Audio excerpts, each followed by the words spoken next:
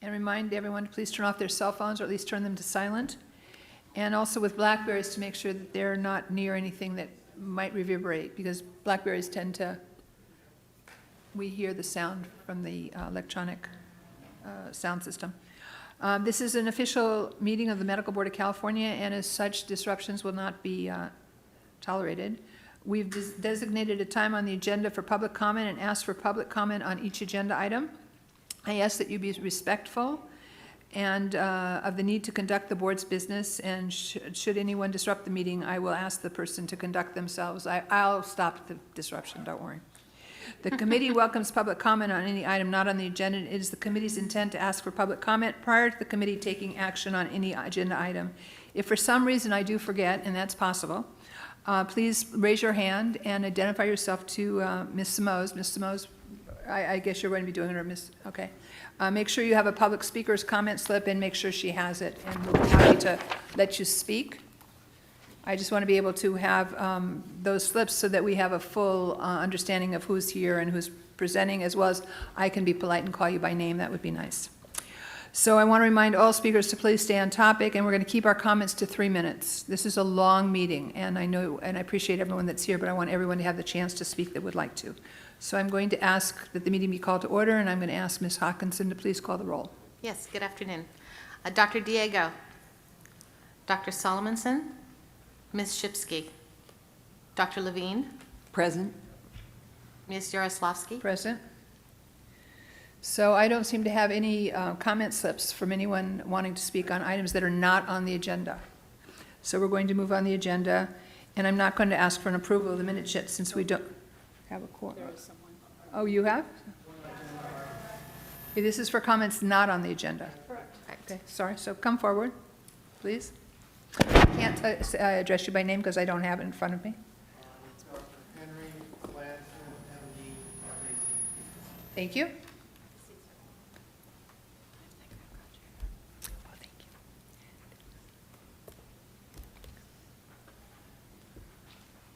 I just wanted to ask the board's help in a problem I have.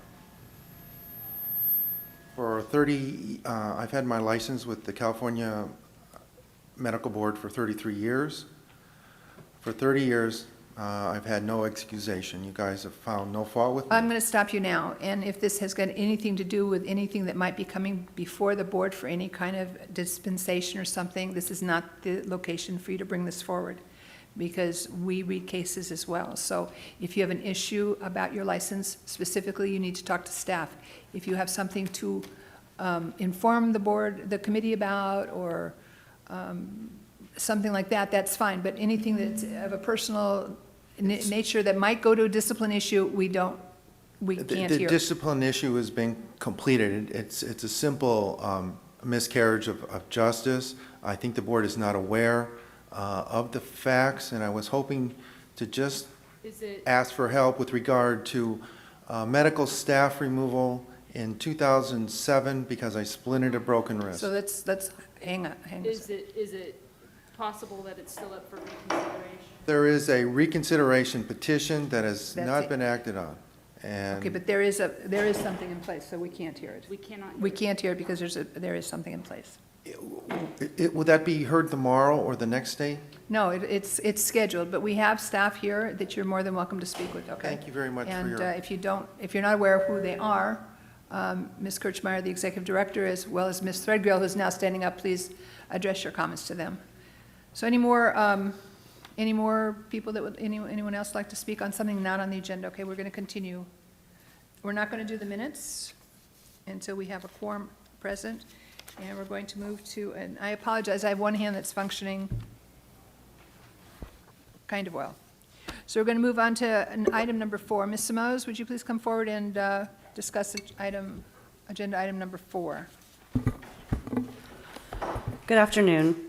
SB 380 was signed into law in 2011 and requires the Medical Board of California to convene a working group of interested parties to discuss nutrition and lifestyle behavior for the prevention and treatment of chronic disease at a quarterly board meeting within 3 years of the effective date of the bill. This bill requires the board to periodically disseminate information and educational material regarding the prevention and treatment of chronic disease by the application of changes in nutrition and lifestyle behavior to each licensed physician and surgeon and to each general acute care hospital in California. Today, we are holding the working group meeting as required by SB 380. Please, can the working group participants please come forward and sit at the table with the members? Just want to remind those coming to the table to please, the BlackBerries in your cell phones, please make sure they're in non-working order.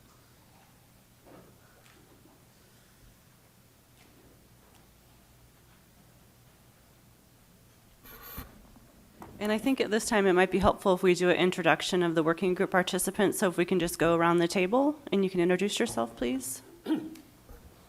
I'm Dr. Donald Lyman, recently retired as Deputy Director with the Department of Public Health for the state, former President of the American Cancer Society, former Secretary of the American Heart Association. Thank you. Wayne Dysinger, I'm Chair of Preventive Medicine at Loma Linda University, and I'm the past president of the American College of Lifestyle Medicine and a current board member of the American College of Preventive Medicine. Jessica Nunez de Ibarra, currently employed as a public health medical officer with the California Department of Public Health. But I'm here to tell you a little bit about that, but mainly in my role as a member of the Board of Directors of the California Academy of Preventive Medicine. As part of full disclosure, I'm also president of the Sacramento Latino Medical Association, a 501c3 here locally. And I also engage in the National Hispanic Medical Association with the California Medical Association and our local medical society here in Sacramento. Don Forrester, family medicine physician. Ron Hattis, on the board of the California Academy of Preventive Medicine, and I was the lead legislative advocate from CAPM, which at the time was the sponsor of Senate Bill 380. I'm also an associate professor of preventive medicine at Loma Linda University, president of Beyond AIDS, and involved with the California Medical Association. My name is John McDougall. I'm a physician and also an author. And I make my living taking care of patients. Okay, thank you. So today we have formatted the working group into 3 portions and have allotted approximately an hour for each portion. The first portion will be to discuss background and science on changes in nutrition and lifestyle behavior and the prevention of chronic disease. We have invited a panel of members that have just been introduced, and they have been working together on a PowerPoint presentation that will be presented by Dr. McDougall, and he'll be presenting first, but then we will be taking additional comments from all the participants, and it looks like another participant has arrived, so I'll let her go ahead and introduce herself. I apologize for being late. I'm Liana Leonoff. I'm the current president of the American College of Lifestyle Medicine. Thank you. So with that, I'll go ahead and turn it over to Dr. McDougall. The only thing that I ask is that we focus the presentations on the background in science, not continuing medical education, because we'll be discussing this in our second portion. So this first portion will just be focused on background in science. Thank you. Thank you. Thank you. Do we have can you hear me all right? All right. Thank you. I'm an internist. I've been in practice for a little over 40 years. And my practice is, just to give you full disclosure, it's based upon changing the way people eat. And so most of the opinions you'll hear here are things that I consider personal and professional. If anybody else wants to claim some credit, that would be fine. If anybody wants to distance themselves from what I have to say, I guess that's okay too. But I want to thank you for the opportunity to present here. Dr. Ron Hattis has been very helpful in terms of helping me clarify some of the things that need to be said. Jennifer Simoes, likewise, has played that role and made sure I kept on track. And Wayne Dysinger, of course, has been there, and Don Forrester. And Stan Diorio, he and I have been chumming around for 2 or 3 years. And I want to thank you, Stan, for bringing things to this point. There are probably many other people I should recognize, but I'd like to get on with what I have to say. I'm a passionate speaker. Please forgive me. I am very much concerned about what's going on. Some of the way I say things may disturb you, but it's my style. I can't change it after 40 years. So I'm just going to go about and tell you what I think, if you don't mind. The mission of the medical board, not that you need to be reminded of this, but it's to protect the healthcare consumers, which are basically all of Californians. And they state in one of the sections that whenever the protection of the public is inconsistent with other interests sought to be promoted, the protection of the public shall be paramount. And that's what I'm going to keep getting back to during this presentation, this afternoon's meeting, is that it's the public that we need to be concerned most about. The SB 380 begins existing law. The Medical Practice Act provides for licensure and regulation of physicians. But under the Act, the board is required to adopt and administer standards of continuing medical education.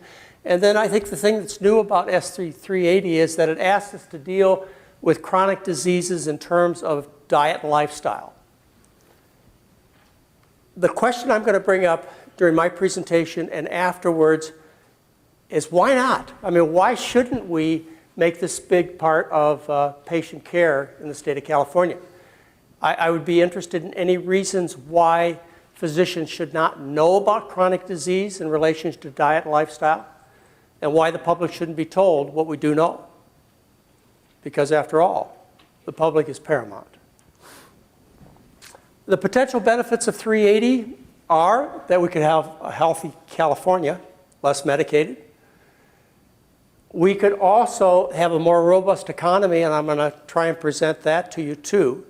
There's a lot of money involved here. And I guess most important to me as a doctor is that myself and fellow physicians could be better healers if we had better tools. And what I'm going to try and explain to you this afternoon is the tools we have are not good. They're expensive, they're ineffective, but they are profitable. And I think it's time to change. And our group under SB 380 has an opportunity, I believe, to make a difference. And I hope that what I have to say and the rest of the members have to say is an impetus for us to do something different, to move forward in a different direction. The cost, well, everybody knows sickness is getting more costly. 1980, we spent $253 billion in the United States. Now we're spending $2.7 trillion, which is about 17% of the gross domestic product. And of course, that's reflected in California too. California spends $230 billion. I know those figures are really hard to relate to, but $230 billion taking care of the medical and health needs of people in California. That's 12% of our gross domestic product. We have a population of sick people in the United States. Almost everybody is sick. The statistics are clear. Over 2/3 of the people in this country, and this is reflected in California, are overweight or obese. Over half the people in this country have risk factors that predict that they'll die earlier and live sicker. And at least half the people over the age of 30 are on medication. People are sick. It is beyond an epidemic. And there are reasons why. And I'm going to present for you my point of view as to why people are sick. Childhood nutrition, I do want to point out the issue of child disease because we're a civilized population. And civilized people take care of those that are least defensible, like our children.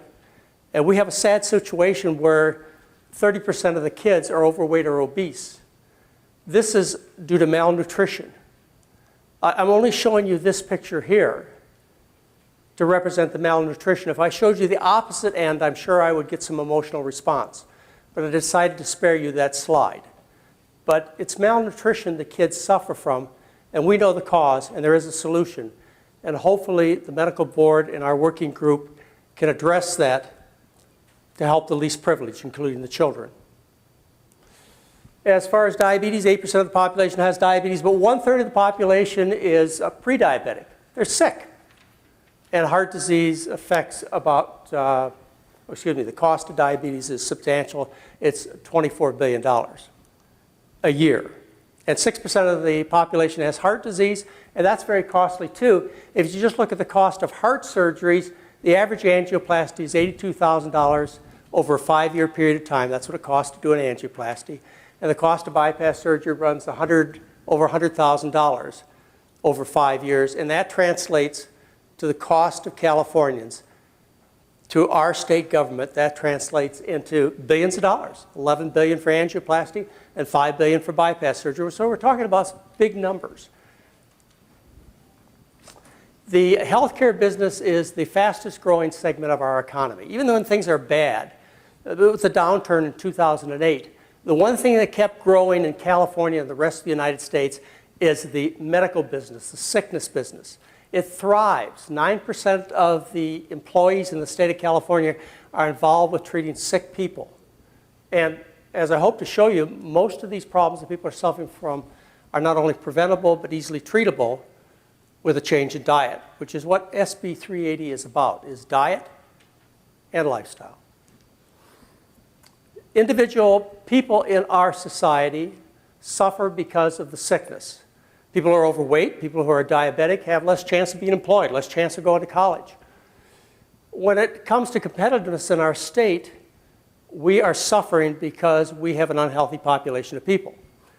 We also suffer because of the health care costs, not just individuals, which results in about $4,000 a year, but also to the companies that employ these individuals. I'm sure you're familiar with these statistics. It costs about $15,000 a year per individual for health care insurance. And this translates into some real serious problems as far as our economy goes. Take, for example, the company General Motors. They spend between $1,500 and $2,000 per car to cover the health care needs of employees, current employees, and retirees. In other words, for every automobile that is produced by an American company, $1,500 to $2,000 has to be added to the sticker price. And our cars, as well as other products that are produced in California and the rest of the country, are, as a result, having trouble competing with other countries that don't have the health care problems that we have. As a result, and as you all know, we are exporting jobs to healthier places in the world. Compare General Motors with Toyota. I mean, how do you compete if you're General Motors if you have to add an extra $1,500 to $2,000 to each and every car to compete with Toyota, made in Japan, that has much healthier employees? But we're trying to level the playing field. In other words, part of our business opportunity in this country is expanding around the rest of the world, and I predict that we'll be competitive again soon as McDonald's and Burger King and Kentucky Fried Chicken. Well, we see it. And we see it all around the world. People are getting fatter and sicker. As far as the illnesses that people suffer from in this country, 5 of the 10 leading causes of disease in this country are due to what we eat. Heart disease, strokes, other forms of atherosclerosis, diabetes. These are dietary diseases. What makes people sick? You know, this is what I feel. This is what I'd like to share with you during the major part of the rest of the presentation, is it's not a mystery as to why people are sick. People are sick because of the food. We suffer from overnutrition in our society. Let me tell you how I learned about this. It was in 1971 when I was a senior medical student. I used to think that disease was a mystery. It was due to genetic problems or wrath of God or bad luck. I'd go to medical conferences and people would tell me about the signs and symptoms of disease. They'd talk about some new gene that they were looking into. This was 40 years ago. But they really never shared with me why people were sick, much less could we make sick people well. Until I went to a noontime conference at Blodgett Hospital in Michigan, and I met this man. His name was Dennis Burkitt. He was also known as the Fiber Man. He was a surgeon trained in Edinburgh, Scotland. After his training, he went to Africa to practice. In Uganda, Africa, he practiced for 17 years, and he quickly became the head of Ministries of Health of Uganda. And there he served for 17 years and took care of 10 million people in Uganda, Africa. And he came to my noontime conference at Blodgett Hospital, and he told me that as the head of Ministries of Health in Uganda, for 17 years taking care of 10 million people, he saw no hemorrhoids, no deep vein thrombosis, no obesity, no colon cancer, no type 2 diabetes. He saw one case of gallbladder disease in 17 years.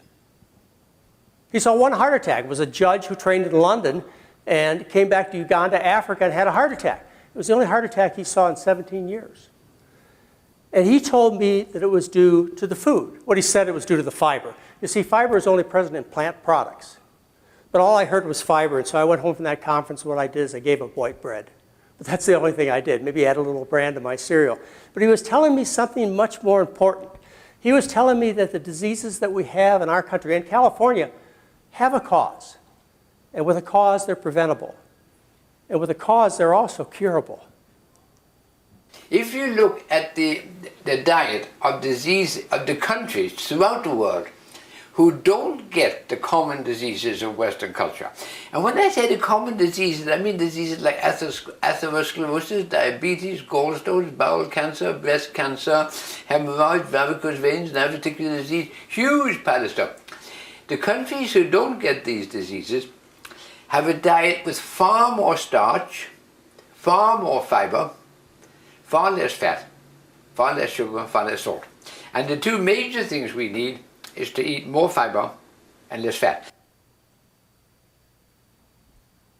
So that was in 1971. In 1972, I moved from Michigan to Hawaii. Served a year there as an intern, and I didn't want to leave Hawaii. I'm sure you can imagine why I didn't want to leave Hawaii. In 1973, faced with no job, I got a job offer on a sugar plantation on the Big Island of Hawaii. And they asked me to come to be a general doctor and take care of 5,000 sugar plantation workers, which I did between 1973 and 1976. And basically everything I know today, I learned from my patients during that short period of time, that short 3 years. The first thing I learned was just how ineffective the medical care that I knew was. You see, I went out into practice with an idea that I was going to be this great healer.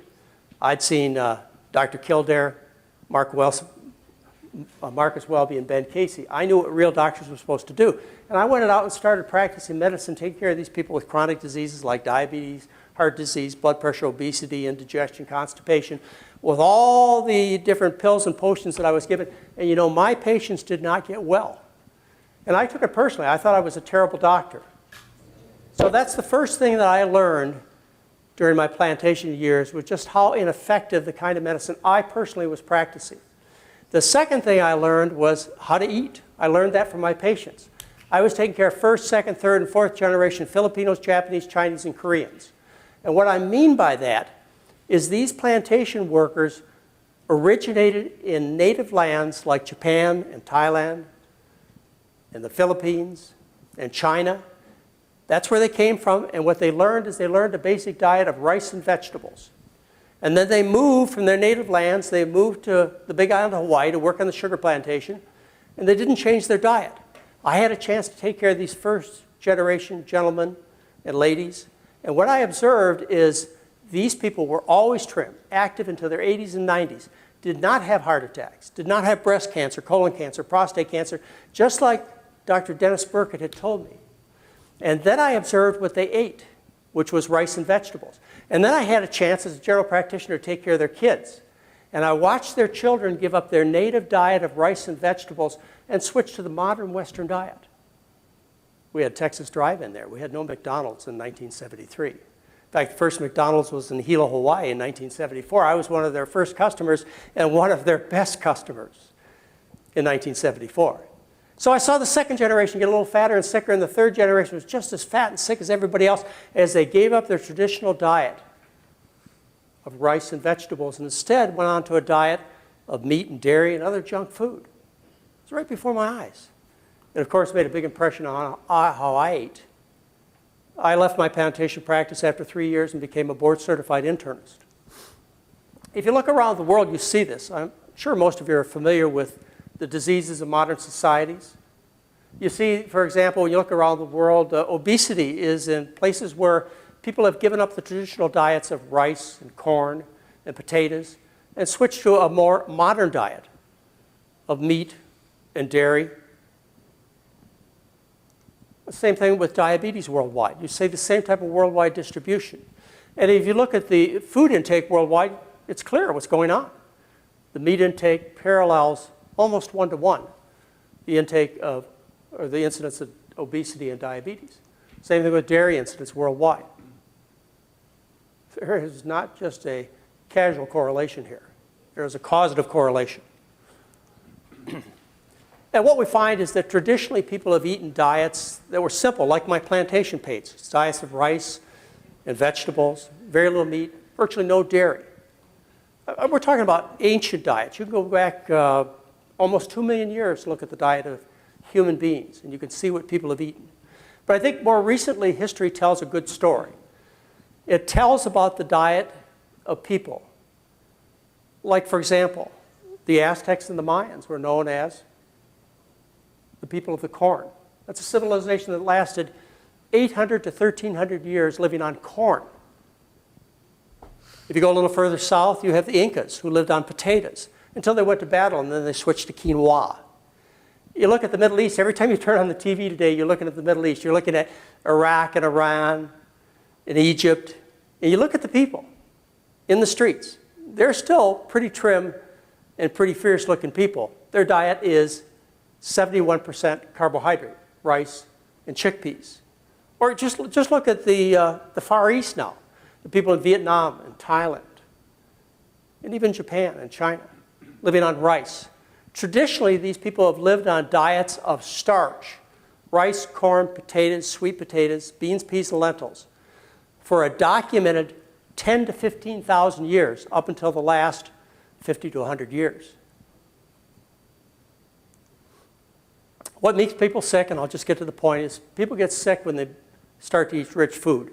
In traditional societies, very few people could eat rich foods. Only the wealthy could eat rich foods. You know, the common person, like, for example, in the Middle East, which is known as the breadbasket of the world, the common person ate wheat and barley.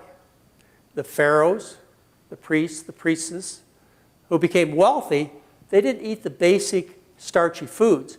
They fed these starchy foods to ducks and cows and pigs, and they ate the rich foods. And you can document obesity and atherosclerosis and gallbladder diseases and other common diseases that we see every day in our neighbors and friends. You can document these diseases in people who lived 3,500 years ago, who were the rich people. Now, like I say, the rich people could afford to eat these special foods. The common person couldn't. As we became more developed, more civilized, better agriculture, more and more people became wealthy, until you get to times like are depicted here. People from, say, 1,500, 1,600 years ago, the rich folks, who abandoned the traditional diets of starches, vegetables, and fruits, instead ate the pheasants and the pigs and the cows and so on. And you know what rich people suffer from? As I say it, traditionally, the common person got to eat rich food once in a while. You know, it was called a feast, a tradition, a special occasion, like a holiday. They got to eat rich food. They'd take a pig and roast it over a fire, or take a chicken and throw it in a pot of vegetable soup. And they would have rich food once in a while. But they couldn't do it every day because they couldn't afford it. But the people who had lots of money, they could afford it, and they went up to the castle on the hill, and they ate rich food every day, all year long. And this is what happened to them. Now, as we became more civilized, as society became more developed, as we progressed in our agriculture and so on, they call this progression. What happened is more and more people could eat rich foods until the point of about 150 years ago, when we tapped into fossil fuels and we had the Industrial Revolution, and we developed a society where everybody can eat rich food. We are so efficient at making food and rich foods that even the most poor person in our society not only can eat at Burger King and Dairy Queen, that's virtually all they have available. And the consequence is they get sick, because we have turned in our society something that was special for the common person into everyday eating. And so every day in California, in the United States, and I'm just telling you why people are sick, every day in our society, we have a holiday 4 times a day. We started it every morning with Easter. And we go on to Thanksgiving and Christmas for lunch and dinner, and every night after dinner we have a birthday party. Excuse me, folks, that's why people are ill, is because we eat like kings and queens, and Americans look and feel like kings and queens. This is not a mystery. We had an experience in Hawaii, Mary and I and our youngest son, who happens to be a medical doctor now. We were at a restaurant in Hawaii, and a lady came up to us with a camera and said, "I'd like to take a picture of your family. It'll be $10. And I said, "No, I don't want a picture of my family taken, but I'd like a picture of this family over here taken." And so I pointed to this family, and I said, "Take that picture." And she did, and she sold it to me for $10. These were first and second generation Japanese people speaking Japanese and ordering mostly rice and vegetables. I said, "That was pretty cool. I wonder if I can do that again." And so she came back, sold me the picture. I said, "You see that family over there?" I said, "Go take a picture of that family. These were Japanese people too." And she took a picture of this other family, third and fourth generation. Same genetics. They were speaking pidgin English. What happened between these generations? Did they catch a virus? Did their genes change? What happened? You can see this. I mean, you can go out to the international airport here in Sacramento. You can see this. You can watch people from around the world travel through, and you'll see trim, healthy, hearty people living on rice and corn and beans and so on. And then you'll see them move to Sacramento and get this new wealth. And what happens? They get fat and sick. All right, so how do you get people well? Well, you put them back on traditional foods. What if you took the family that I showed you, that I took the second picture of, and you sent them to Japan with a one-way ticket, and you had them live in a farming village and eat rice and vegetables and work on the farm? What do you think would happen? Would they lose weight? Would their cholesterol go down? Would their diabetes go away? How often do you think it would happen? If you took the family over here and you changed them from the rich Western California diet to the traditional diet that people have lived on a documented at least 15,000 years, what do you think would happen and how often? Do you think they'd get trimmer and healthier 7% of the time? 32% of the time? 74.6% of the time? How often do you think they'd get healthier? So I believe we know why people are sick, and I also know what people can do to get well. All you have to do is change the source of your calories. You just go back to the traditional foods. You start getting your calories from rice, corn, potatoes, just like the people in your community from Central America. They came over here getting their calories from corns and beans and squash. Or your Vietnamese in your community came over here getting their calories from rice and vegetables. And when they arrived in Sacramento or other parts of California, they got the American dream, and they switched their source of calories from starch to meat and dairy, and they got fat and sick. All right, so this is old knowledge. It's not new knowledge. And the U.S. government has tried to do something about this on several occasions. In 1976, when I finished my plantation experience, I pretty much knew what was going on. And I thought other people would know this too, and something would be done. And in 1977, something was done.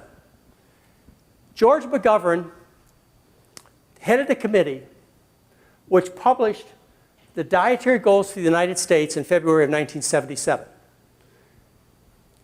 These dietary goals laid out a plan so that people in the U.S. could enjoy better health, better economy.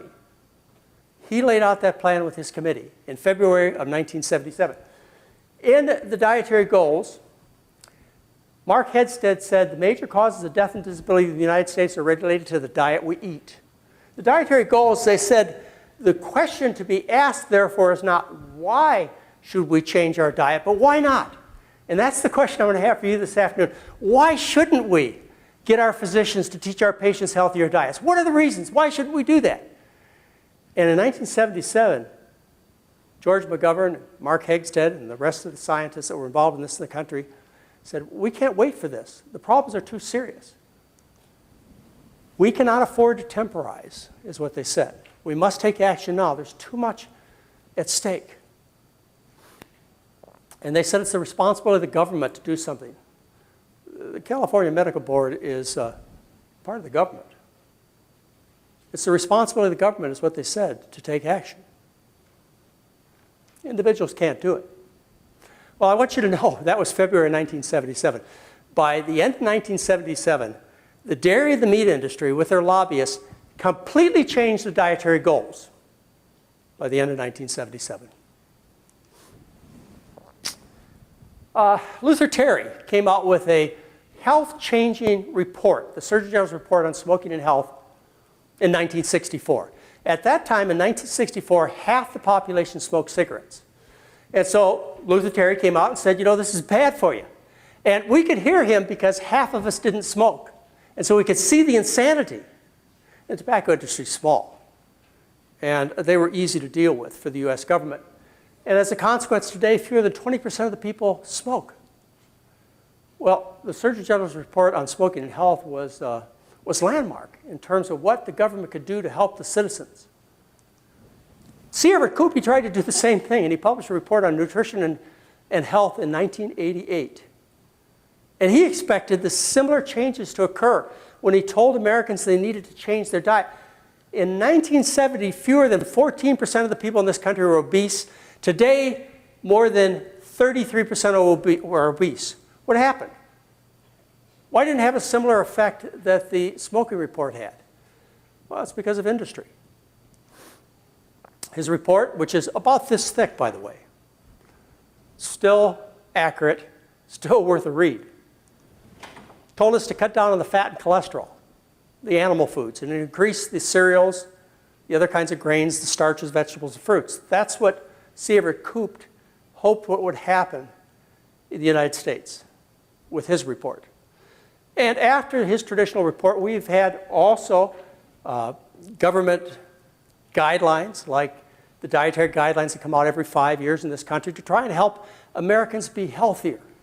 But unfortunately, these guidelines are produced by the USDA, which has mixed messages because the USDA is set up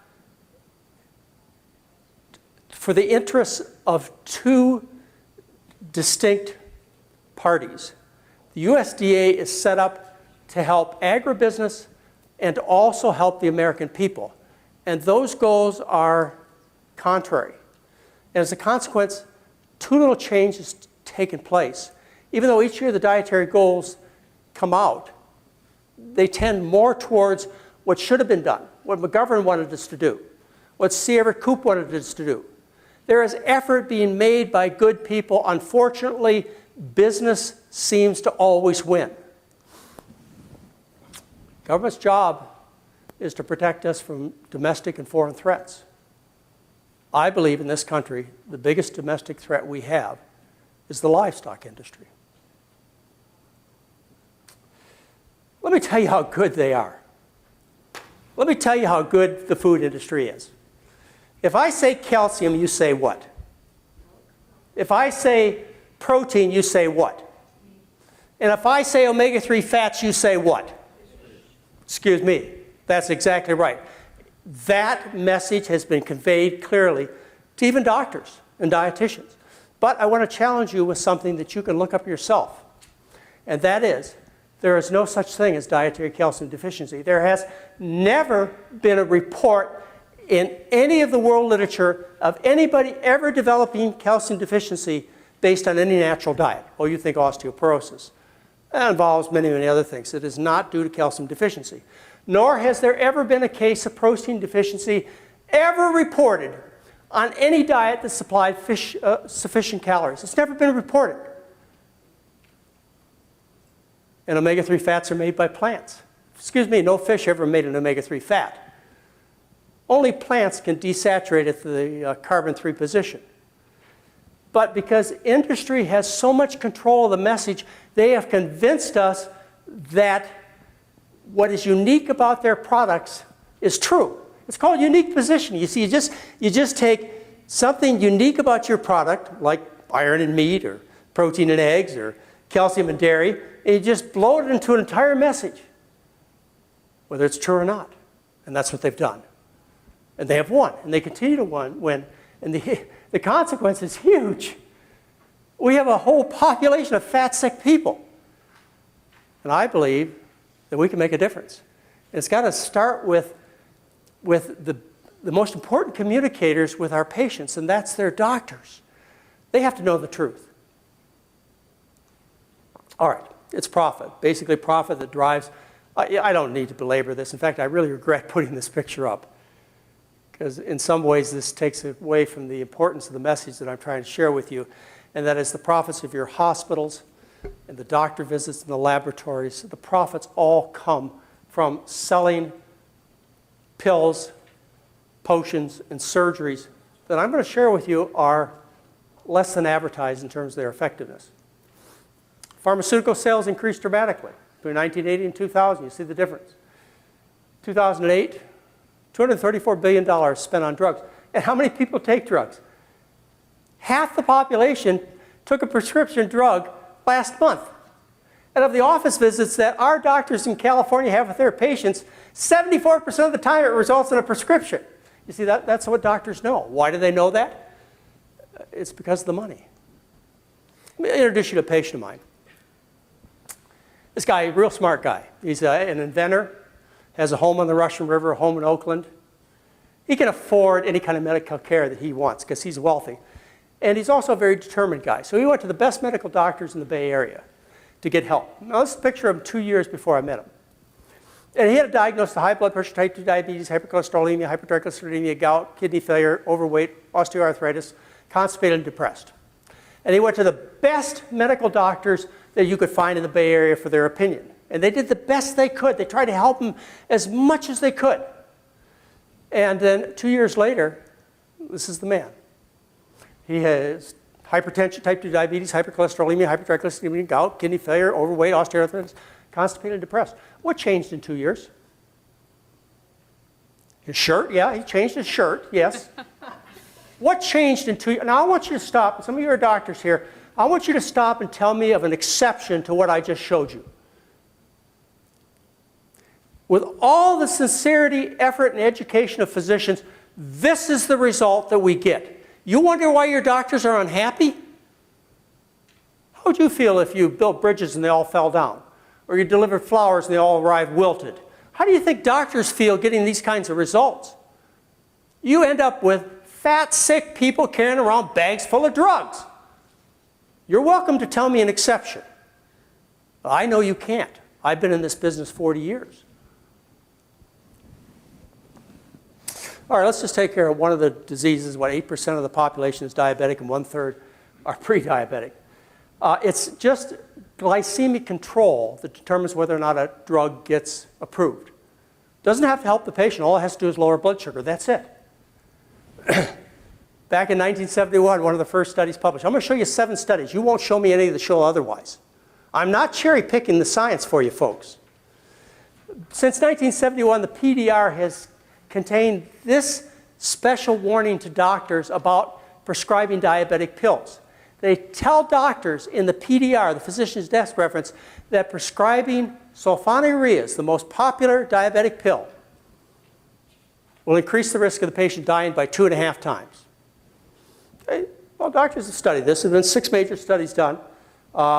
This particular study on the Veterans Administration showed that treating people with diabetic medication worsened the cardiovascular outcomes. And the TRACE study from Europe, it showed that it increased mortality when you treated patients with our diabetic medication. I am not exaggerating the situation. There were 3 studies published in 2008 in the New England Journal of Medicine. The first one was the ACCORD study. The National Heart, Lung, and Blood Institute stopped the study 17 months early because they found an increase in mortality and an increase in cardiovascular disease in those who were aggressively treated with medication. They stopped the study 17 months early because aggressive treatment with insulin and diabetic pills was killing the patients. And that was the ACCORD study. Then the ADVANCE study came out a couple months later. No benefit in cardiovascular disease, doubling the risk of hypoglycemic reactions, weight gain. Then the VETERANS study came out, same year in the New England Journal of Medicine. Triple the risk of sudden death. Increased weight gain compared to the control group, 18 pounds compared to 9 pounds in those less aggressively treated. No benefit, not even any benefit in eyes and kidneys. You won't show me other studies. Excuse me for those of you who don't know the literature. So yeah, we can lower blood sugar with our present treatments, but we get higher mortality, more heart disease, more sudden death, more hypoglycemic reactions. In other words, the patient gets picked up for DUIs, fall down, car accidents, and twice the weight gain by aggressive treatment.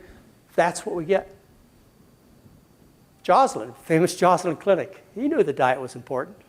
He said back in 1928, he said, I believe the chief cause of premature atherosclerosis and diabetes, save for advancing age, is the excess fat. An excess fat in the body, an excess fat in the diet, an excess fat in the blood. With an excess fat, diet fat. You understand what I mean by fat. I'm talking about dairy and meat and vegetable oil. You all remember the report last week about omega-3 fats dramatically increasing the mortality of prostate cancer. Well, he knew this back in the 1920s. From excess fat, diabetics die, formerly of coma, and recently from atherosclerosis. This is not new information. Let's talk about diet therapy. Diet therapy is old therapy. It's been used for thousands of years. I think the best example of this is a controlled study. This is a study that was reported in Daniel, for those of you who read the Bible. Daniel took his men who were sick, who were living in the king's castle. And Daniel asked the gatekeeper, he says, can we do a controlled study? It was not randomized, double-blind, but it was controlled. He said, can we take my men and feed them a diet of vegetables and water? The gatekeeper agreed. And so they observed what happened to his men compared to the men who continued to eat the royal food. And those who made the change in diet to starches, vegetables, and fruits were much healthier looking. That's a testament that's continued to be published for 2,500 years. All right, let me tell you about, I think, one other really dramatic example of how we can do something for people right now with dietary therapy. This happened during World War I. During World War I, the primary adversaries were between Britain and Germany. And to get between the two countries, you had to go through the North Sea. And the British government, they set up a blockade in the North Sea. As a consequence, Denmark, which lies in the North Sea, suffered from this blockade of food and other supplies. And they were in big trouble. Germans were starving. During that period of time, during World War I, 1914 to 1918, 400,000 Germans starved to death. But not in Denmark. No, they didn't starve to death in Denmark. And it's because of Mikhail Hinhidi. He was a nutritionist and doctor who had a big influence on the Danish government. Just like I hope we can have a big influence on the California government. What Hinhidi said is, he said, look, things are going to be tough for the next 4 years during World War I. So instead of our people starving to death, let's do something. Let's take the food we're feeding to the pigs and cows, and let's eat it ourselves. And so they did that. I mean, if you were a farmer in Denmark in those 4 years during World War I, you might have gotten a piece of pork occasionally. If you were really, really a rich person in Copenhagen, you got a little piece of beef. Otherwise, people switched to a diet of potatoes and soybeans and grains, and nobody was hungry. Nobody was hungry.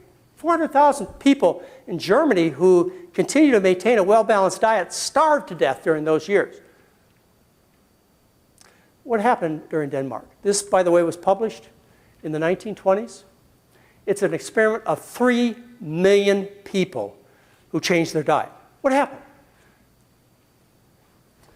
The lowest death rate that Denmark has ever seen occurred during that period of time, pre and post World War I. The death rate in Denmark in age groups from 25 to 65 decreased by 34%, almost overnight, with this dietary change. This is diet therapy of people with heart disease and diabetes, all the common things that California citizens are suffering from. 3 million people. All right, let me introduce you to another man that was a big influence on me. I met him in the very late 70s. His name was Nathan Pritikin. Some of you remember him. And this man has just made a huge influence on the world, and it should have been more, but unfortunately, he didn't live as long as he should have, for the betterment of California and the rest of the world. When I saw what happened after the war, and I began to see that it was only the fat and cholesterol that seemed to have made the difference, I then started to investigate countries around the world that were on a very low fat and cholesterol diet. In fact, I looked at the range of the world's population, and I picked out countries on the very lowest fat and cholesterol intake. And I was amazed to find, and there were 25 populations I was able to study, that heart disease practically didn't exist. There are no heart attacks in the country. No, unheard of. You couldn't find a case to show to a medical student. amazing. And not only heart disease, but diabetes, hypertension, breast cancer, colon cancer, prostate cancer, arthritis, glaucoma. That's all I treat as a doctor. Where are all these diseases? And these were under hundreds of millions of people. And here I thought these were the natural, inevitable consequence of aging, and that everybody has to die of one of these diseases. And now I find that populations don't die of those. They actually die of old age, which is unheard of in this country. Well, you can see that. You can look at Western Europe, for example. You can see the death rate from diabetes in Wales and England. You see pre-World War I, as people were getting to eat richer foods, the death rate increased. During times of rationing in Western Europe, when they couldn't afford to eat all the rich foods, the death rate from diabetes decreased. And after World War I, good times returned. World War II came, the same kind of decrease in intake of these rich foods occurred, and the death rate from heart disease, diabetes, multiple sclerosis, etc., plummeted in Western Europe, a time of tremendous stress, may I add. Obesity is the cause of type 2 diabetes. I don't have time to go into that. There have been multiple studies that show that if you change people's diets, you can prevent diabetes. And these diets that prevent diabetes have in common that they're diets of plant foods and avoid animal foods. The medical business has no trouble believing that diabetes is curable thanks to bariatric surgeons. The bariatric surgeons published 2 studies last year in the New England Journal of Medicine that showed if you did lap band procedures or bypass procedures to treat obesity, that not only did they lose weight, but you cured diabetes.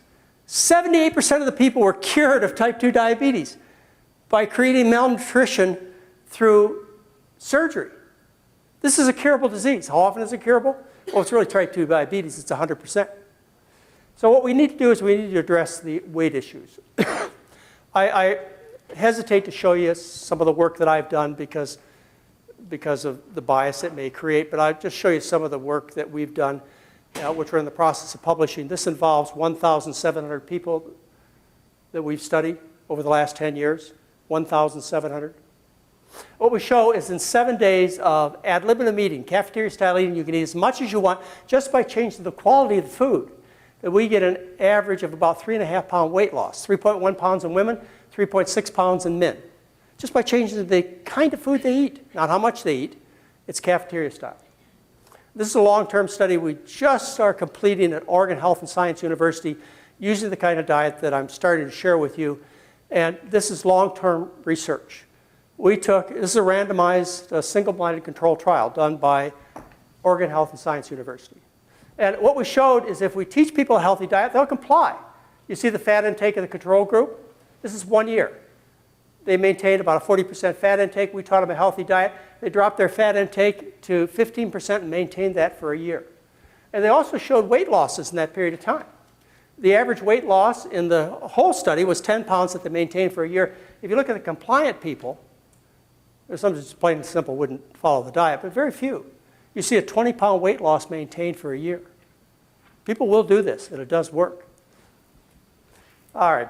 This is old information. I'm sure those of you familiar with the science know that this has been taught for a long time. Rabinovich, he used a high-carbohydrate diet to treat diabetics. He said he treated 500 patients, and he had 16 failures in his experience that he published in the Scientific Journal. 16 failures treating type 2 diabetics with a healthy diet. Just like with bariatric surgery. I'm sure you'd have no trouble believing me if I said bariatric surgery cured 78% of the people. Well, the same thing happens when you feed them a healthy diet.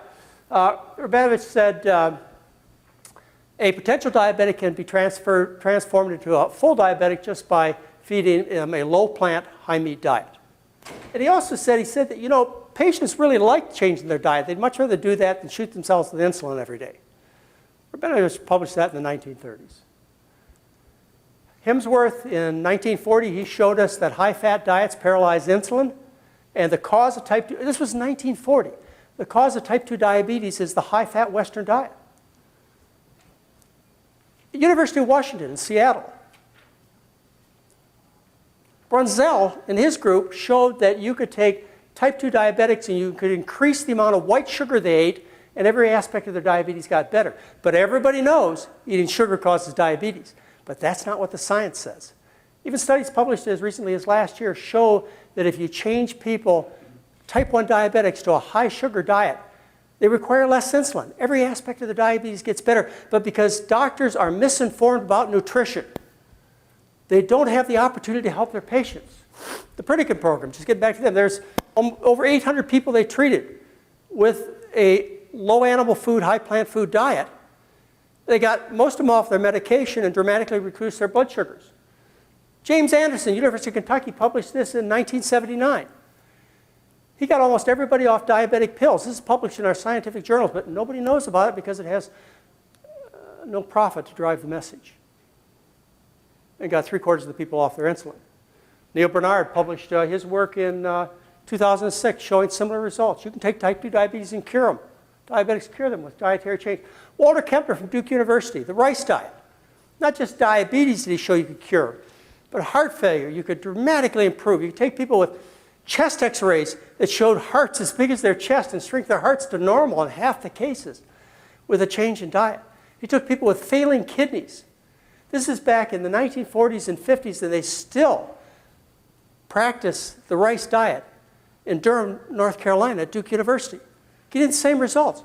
Kempner, he showed you could reverse diabetic retinopathy in over half the patients with simple dietary changes. I think Hockaday said it well in 1987. He said, it's important to remember that diabetic control means a lot more than blood sugar control, and that's all we're doing, is blood sugar control with medications. Cardiovascular disease, heart disease, of course, is the big one. We also have lots of other problems due to cardiovascular closure of the blood vessels like hearing loss, strokes, heart attack, aneurysm, impotence, and so on. We have two major theories on what causes atherosclerosis. One is the traditional cholesterol idea, saying that meat and dairy and eggs are the cause. But the new one that came out just a couple of months ago was about TMA, trimethylamine. It was in all the newspapers about when people eat meat, dairy, and eggs, what happens is the gut bacteria of meat eaters produce trimethylamine, which is converted to trimethylamine oxide. You probably don't even care about this. But what they did is they showed there are other mechanisms that explain how this rich diet, the diet of kings and queens, rot the arteries and give us strokes and heart attacks and impotence and blindness. What happens here is you have the arteries, which are clean and healthy. They get damaged by the high-fat, high-cholesterol diet. They develop festering sores. These sores get big, and what happens is they pop, and when they rupture, you have a thrombosis form, which gives you a sudden heart attack. Here's this explains to you a little bit better.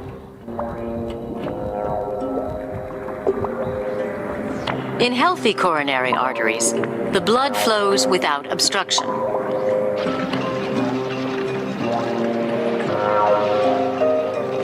In diseased coronary arteries, a fatty substance called plaque forms in the artery walls, and as the disease advances, may bulge out into the path of the onrushing blood, blocking the oxygen and nutrients the heart desperately needs, and from time to time, causing symptoms like chest pains and shortness of breath. But heart attacks result more often from plaque that does not protrude into the artery itself, but remains hidden in the artery wall. One of the scariest things about coronary artery disease is that it can remain silent for so long. You can have plaque buildup in the coronary that isn't causing you any problem, doesn't cause you any symptoms, doesn't even cause a positive stress test, but suddenly ruptures. It ruptures, it causes a blood clot to form, the rest of the coronary artery, the rest of the pipe suddenly gets blocked, and a heart attack occurs. And that's really the most common cause of heart attack. This is what kills people, often in the primes of their lives. Okay, it's important that you understand this, is that that's how people get heart attacks and stroke, is a sudden popping of a tiny little pimple. But that's not what we treat with heart surgery today. What we treat is we treat old scars that are a consequence of multiple ruptures that have occurred months and years before, that you can see on angiograms. These are old scars as a result of little ruptures that occur, and scar tissue forms at the top of these little ruptures. And when you do an angiogram, you can see these scars on an angiogram, and that's what the surgeon operates on. And they do operations like angioplasty, where they stick a catheter in here and open these scars up, and that improves chest pain. And they put stents in to open up the walls open, and that's interesting too. Unfortunately, the results show consistently, again, I think some of you may think I'm cherry picking the science. The results show that this kind of treatment with angioplasty or bypass we could go into does not work. It doesn't save lives. Like, for example, the Oates study looked at people who had chronic coronary artery disease and showed no improvement in survival, no reduction in heart attacks, virtually no benefit at all in patients. That was the Oates study published in 2006. The Courage study, the other classic study that was published in 2007, showed the same thing. And I could go through 28 separate studies for you and show you that heart surgery, including angioplasty and bypass, does not save lives. Not only do I know this, but so does the American Heart Association, the American College of Cardiologists know this too. As a consequence, they set out recommendations, national guidelines, and they told cardiologists in our state, heart surgeons in our state, to stop operating on people with chronic coronary artery disease, which is what most of the surgeries are done for. That's what the Heart Association said. They published the results of the consequence of these guidelines in the Archives of Internal Medicine in 2011. What they found is no change in the incidence of these heart surgeries, even after the Heart Association and the American College of Cardiology came out and told doctors to stop doing this. They wouldn't do it. They wouldn't stop doing the surgeries. And they said in this report, the results of the study are a cause for concern. First, they imply that many stable patients with recent heart attacks and persistent infarctions continue to undergo costly and ineffective surgery. This is what we're paying $11 billion a year for in this state, is treating chronic coronary artery disease. No, there are some that really do need the surgery, those with acute problems. But with chronic disease, they shouldn't be getting it. That's what the American Heart Association, the American College of Cardiology said we should change. And they also said that it doesn't make any difference if we make these kind of guidelines, these solid guidelines, because nobody will respond, and they were concerned. And an editorial accompanied it told us why. This is because of money. This is just plain and simple business, folks. This is not like say, a conspiracy. Nobody's trying to hurt you. This is just money. All right. Let me just go on, because I know I've used most of my time. I just want you to show this is a reversible disease. Nathan Pritikin had it. At his autopsy, he had complete reversal of his atherosclerosis. He was suffering from major heart disease at 42. Caldwell-Esselstyn has published 200 cases of people with blocked heart arteries that show clearing of their arteries. One of my patients, a guy by the name of Robert Cross, who actually, I believe, worked for the medical board, he had serious coronary artery disease, diabetes, overweight, high blood pressure, cholesterol 294. He changed the kind of diet I recommend. He had a perfusion scan that showed blockages, and took him about 18 months. He dropped his cholesterol 150 points. Cardiologist went on another perfusion scan, showed this was reversed. You know this guy, Dean Ornish, he's published multiple studies in our major journals showing that this is what you can expect in 82% of the cases, a reversal of artery disease. When I was invited, or I was allowed to, I think that may be part of it, to present my point of view, I was also asked to include the other issues of lifestyle, which is how I'm going to end this presentation. Exercise is important, no doubt about it. But even with all the exercise that we do in this country, you see the increase in physical activity in the United States over 10 years? This plots people are exercising more, yet we're having more obesity among men and women. Exercise is important. Smoking is important. Sunshine, you can't live without adequate sunshine. But I just want to end this part by saying this, is the problem's the food. And I'd like to tell you about a cat I have. Cat's named Einstein. Einstein's my cat. And I like my cat, but let's just say I did an experiment with my cat. Let's just say I took my cat and I decided I was going to feed my cat baked potatoes. So I throw a baked potato in front of my cat. What do you think he's going to do with it? Treat it like a ball of yarn, right? He's not going to eat it because that's not his food. But I'm a scientist. I'm interested in seeing what the effects of food are on various animals. So what I'm going to do is grind up the potato, and I'm going to put a nasogastric tube down his throat, and I'm going to force feed him mashed potatoes for 2 weeks. What do you think will happen to Einstein? He'd be pretty sick. Okay, so as a traditional doctor, I'm going to take the approaches I learned to how to fix Einstein. First thing I'm going to do is I'm going to strap Einstein to a collar and leash, and I'm going to walk him around the block for 15 minutes twice a day. What do you think will happen to Einstein? Okay, that didn't work, so I'm going to try psychological comfort. I'm going to take down, I'm going to scratch his ears and pet his fur every day, 3 times a day. What do you think is going to happen to Einstein? Yeah, Right. These things are important, but Einstein's sick because of the food. It's the same thing with the people in California. They're sick because of the food, and that's what we have to address. We have to address the problems of the food. We can't because doctors have virtually no education on nutrition. The statistics are less than 3% of the education of a doctor in 4 years of medical school has anything to do with nutrition. And the nutrition we get is about cellular metabolism. It's about biochemical reaction. It has nothing to do with dietary therapy, nothing to do with what I just showed you. And the students know this, and so does the American Medical Association. Industry knows that you can educate people with CMEs. In 2006, $2.4 billion were spent on trying to educate doctors about their methods. 60% of that CME came from industry. Education, whether it's CME or any kind of other kind of education, is important.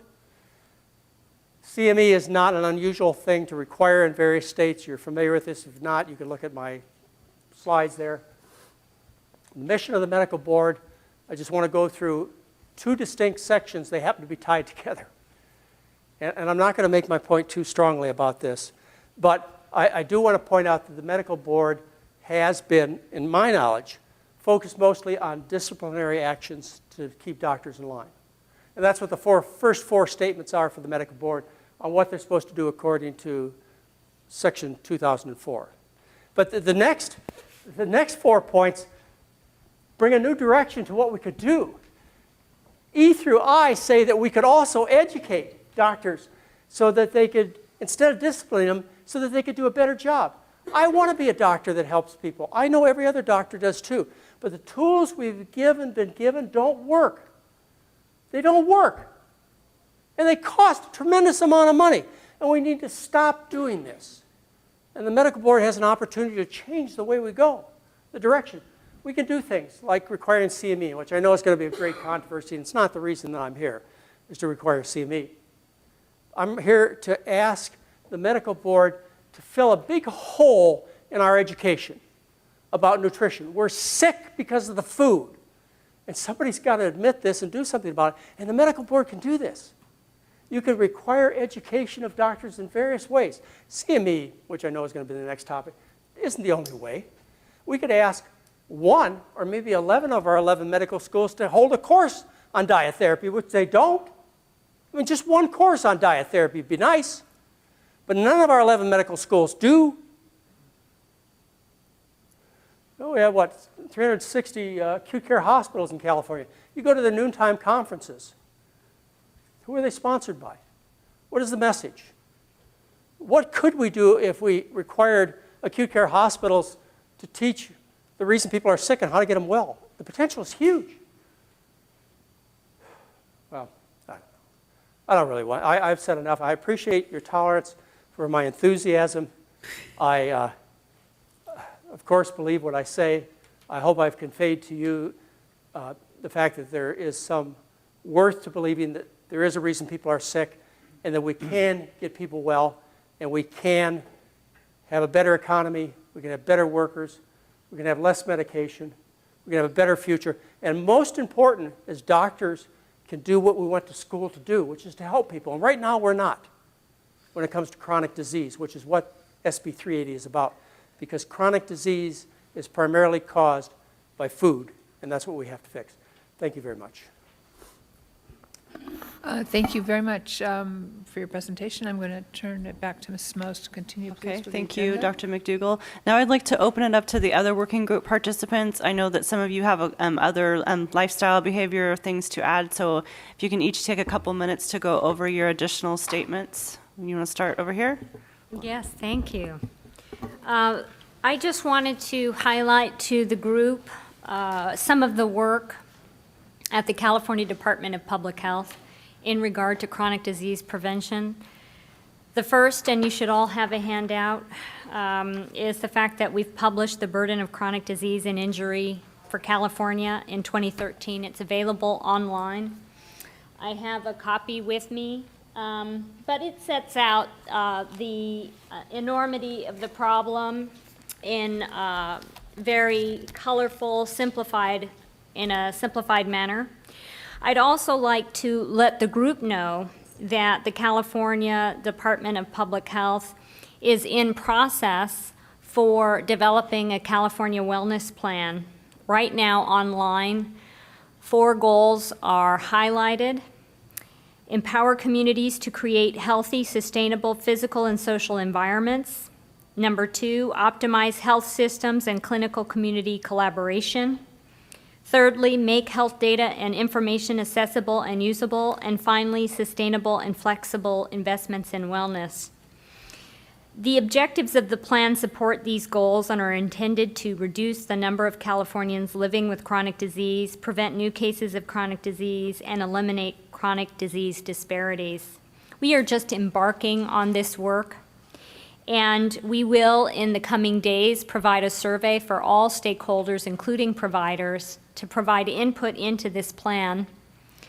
The ultimate effort will be that we will finalize the plan and have a coming together of stakeholders in January 2014 to decide what the key priorities working together to do something impactful about chronic disease in California.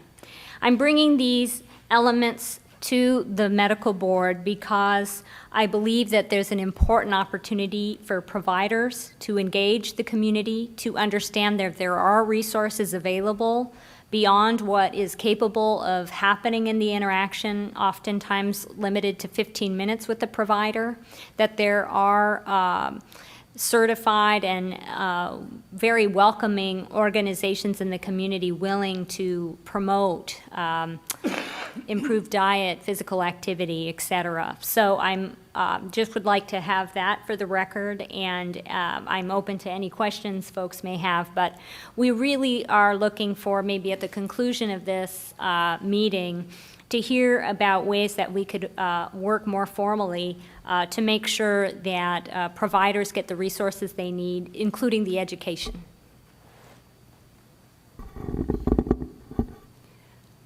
So my name is Liana Leonov, and the current president of the American College of Lifestyle Medicine. And a few years ago had the pleasure of being the director of the Healthy Lifestyles Division for the American Medical Association. And my job was to work with physicians throughout the country to help them implement some of the changes that Dr. McDougall is advocating for, and he did a great job. We did focus groups with family practitioners, physicians all around the country, and physicians were saying, yeah, I kind of know this, but I need help.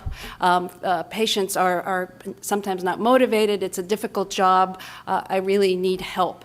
And so we developed materials there at the AMA and now the American College of Lifestyle Medicine, as well as in partnership with the American College of Preventive Medicine, is working to develop programs, training, and tools to help physicians not only know what they should be recommending, but really how to change their practices. Because what we're really asking for here is for physicians to revolutionize the way they're practicing medicine.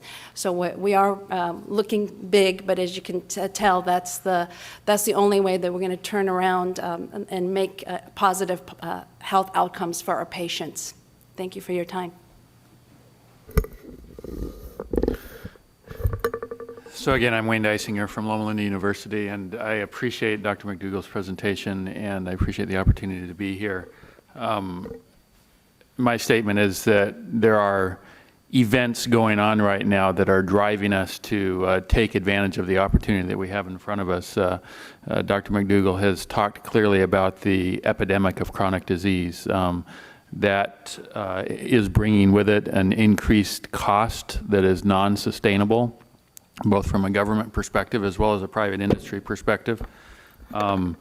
There's also patient dissatisfaction with the current healthcare system. Patients do not like walking into a doctor's office, only getting a pill and walking out. They want to have the root causes of their diseases actually treated, and we are not facilitating that as a healthcare system and as a government that oversees that healthcare system in regulatory ways. And finally, there's an increase in the science that document that, in fact, lifestyle is the major cause of our chronic diseases, and that lifestyle is, in fact, the best treatment for our chronic diseases. So we have an increase in the chronic diseases because of our lifestyle. The way to treat them is because of our lifestyle. There is a growing movement in lifestyle medicine. The American College of Lifestyle Medicine is growing rapidly. We have been doubling our size every year for the last several years. And I believe that there's an opportunity by this committee and by the California Medical Board to be progressive, to take a step forward in a way that other states have not done. 3 weeks ago, I was giving a presentation on lifestyle medicine at Harvard, and there was discussion there about the Massachusetts legislature and what was going on as far as lifestyle medicine there. And we talked about SB 380 there, and the Massachusetts people were saying, oh, well, California may beat us again. So this is an opportunity for California to step out and say, we want to facilitate our physicians to practice medicine differently. Exactly what that looks like is up to this committee, is up to the board. But I hope that it's not just a newsletter. I hope it's not just a short statement. Those will tend to get lost. I think there's an opportunity to look at continuing medical education in a different way. Thank you. Thank you. I'm Dr. Donald Lyman. Neglected to mention at the front end that I'm the current president of the Academy of Preventive Medicine, California Academy of Preventive Medicine. Remind Dr. Deisinger that Massachusetts and California have been in competition for a long time. The very first state health department was established in Massachusetts in 1869. The second state health department was established in California the next year. So we're pretty progressive, see? But we were right behind them. That was a problem. Should comment as well. I was pleased to see Dr. Burkett up there talking to us. I too knew Dr. Burkett. I knew him in London. And when he presented his nutritional stuff, what he presented, and you have not seen today, is a series of slides of human stool by the roadside in different countries. And he would go through this and show that in places where they had a lot of gastrointestinal disease, they had stools that looked like this. And in countries that had less, they had stools that looked like that. And it was all related to diet. And I'll tell you, that got my attention. When were you last to a lecture where they showed you human stool by the roadside? This was pretty good stuff. My background to approach this, I've been the preventive medicine officer for both New York State and California during my career before I retired last year. So I think I have some good experience in making things happen. Remind you that 2/3 of all illnesses, deaths, disabilities today are due to just 3 things: heart disease, cancer, stroke. They share the same risk factors, which are lifestyle: tobacco, nutrition, lack of exercise, lack of physical activity. And in the Cancer Society and in the Heart Association, we know that we could reduce the illness death rate in these 3 things if we could just get our arms around those risk factors: tobacco, nutrition, physical inactivity. So this is a big ticket item. This is very important. And it transcends nutrition, though the nutrition is a very important part of this. Remind us that lifestyle transcends those 3 things. Seat belts, putting them on, is a lifestyle thing. Sexual activity, safe sex, is a lifestyle type thing. Substance abuse is a lifestyle type thing. A lot of things fold into this that we have to pay attention to. Now, there's a question of how this board should think about education of physicians. And as Dr. Leonoff just reminded us, the physician sits in his office and he's got, 7 minutes to talk to the patient, something like that. You know, how much is he going to get done? It's not quite that bad. Not quite that bad, but it's not a whole lot of time to talk about all the things I just listed. One of my jobs in California was to start the tobacco control program, which has been a spectacularly successful thing in this state. We started with about 20% of our population smoking. We're now down almost to the single digits. We're the second state in the nation in terms of adult prevalence for smoking. Only Utah is lower, and they don't count. We just write them off. It's a different place. But we're down to about 11-point-something% and still dropping. Now, when we started the tobacco control program, the question came up as to physician participation in this. Exactly the question you're addressing today. Does it work? If a physician turns to the patient and says, you should stop smoking, what effect does that have? And our finding at that time, this was back in the early 90s, was that it had almost no effect at all. This is a pretty useless adventure. And we ignored that for about 3 or 4 years.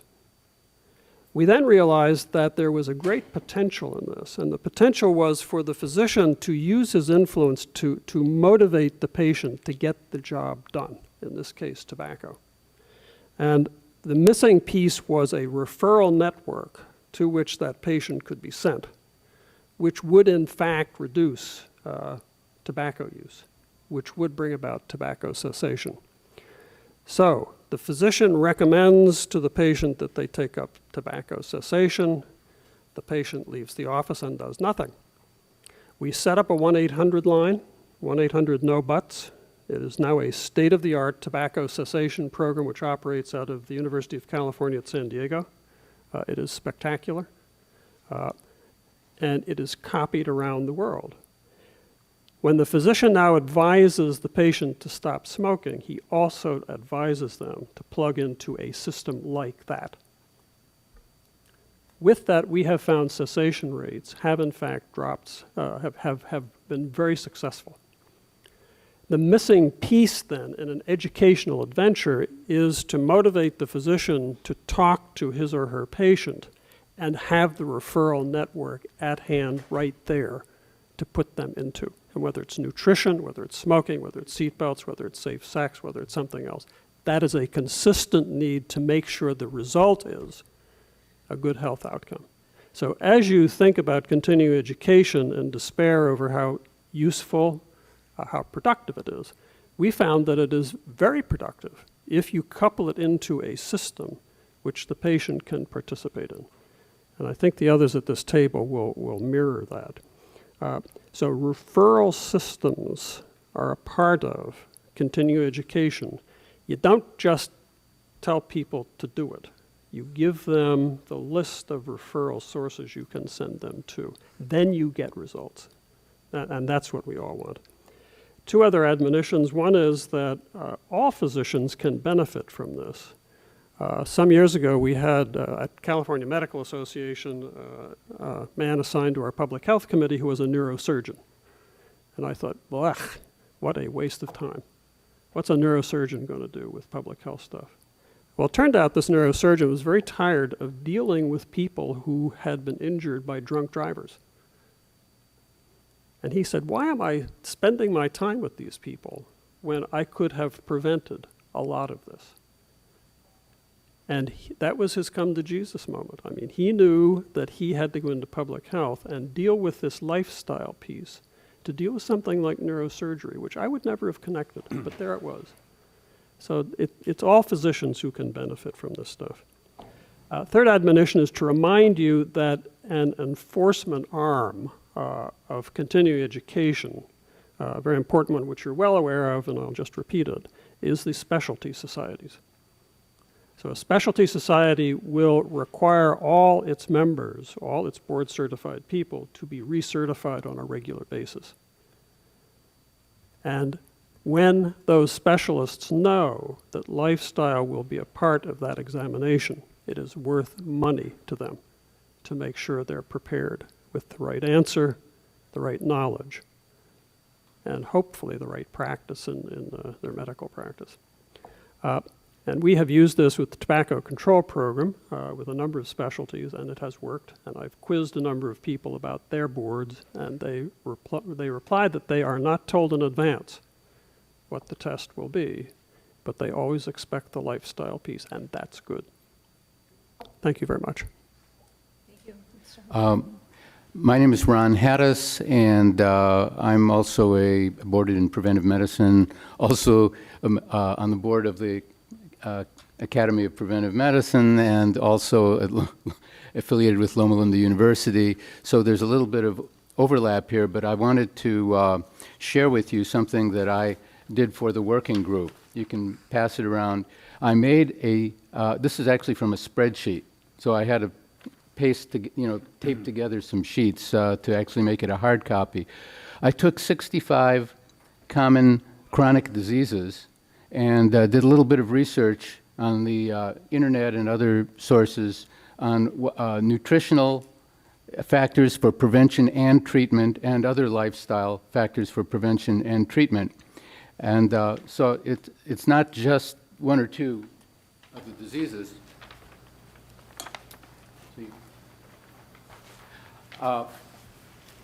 However, in our conference call, the working group selected for the board to consider implementing, to start with, SB 380, the most high impact diseases that are primarily nutritional, namely heart disease and other cardiovascular diseases involving the artery. So that gets your heart failure, your heart attacks, your strokes, and peripheral artery disease and so forth.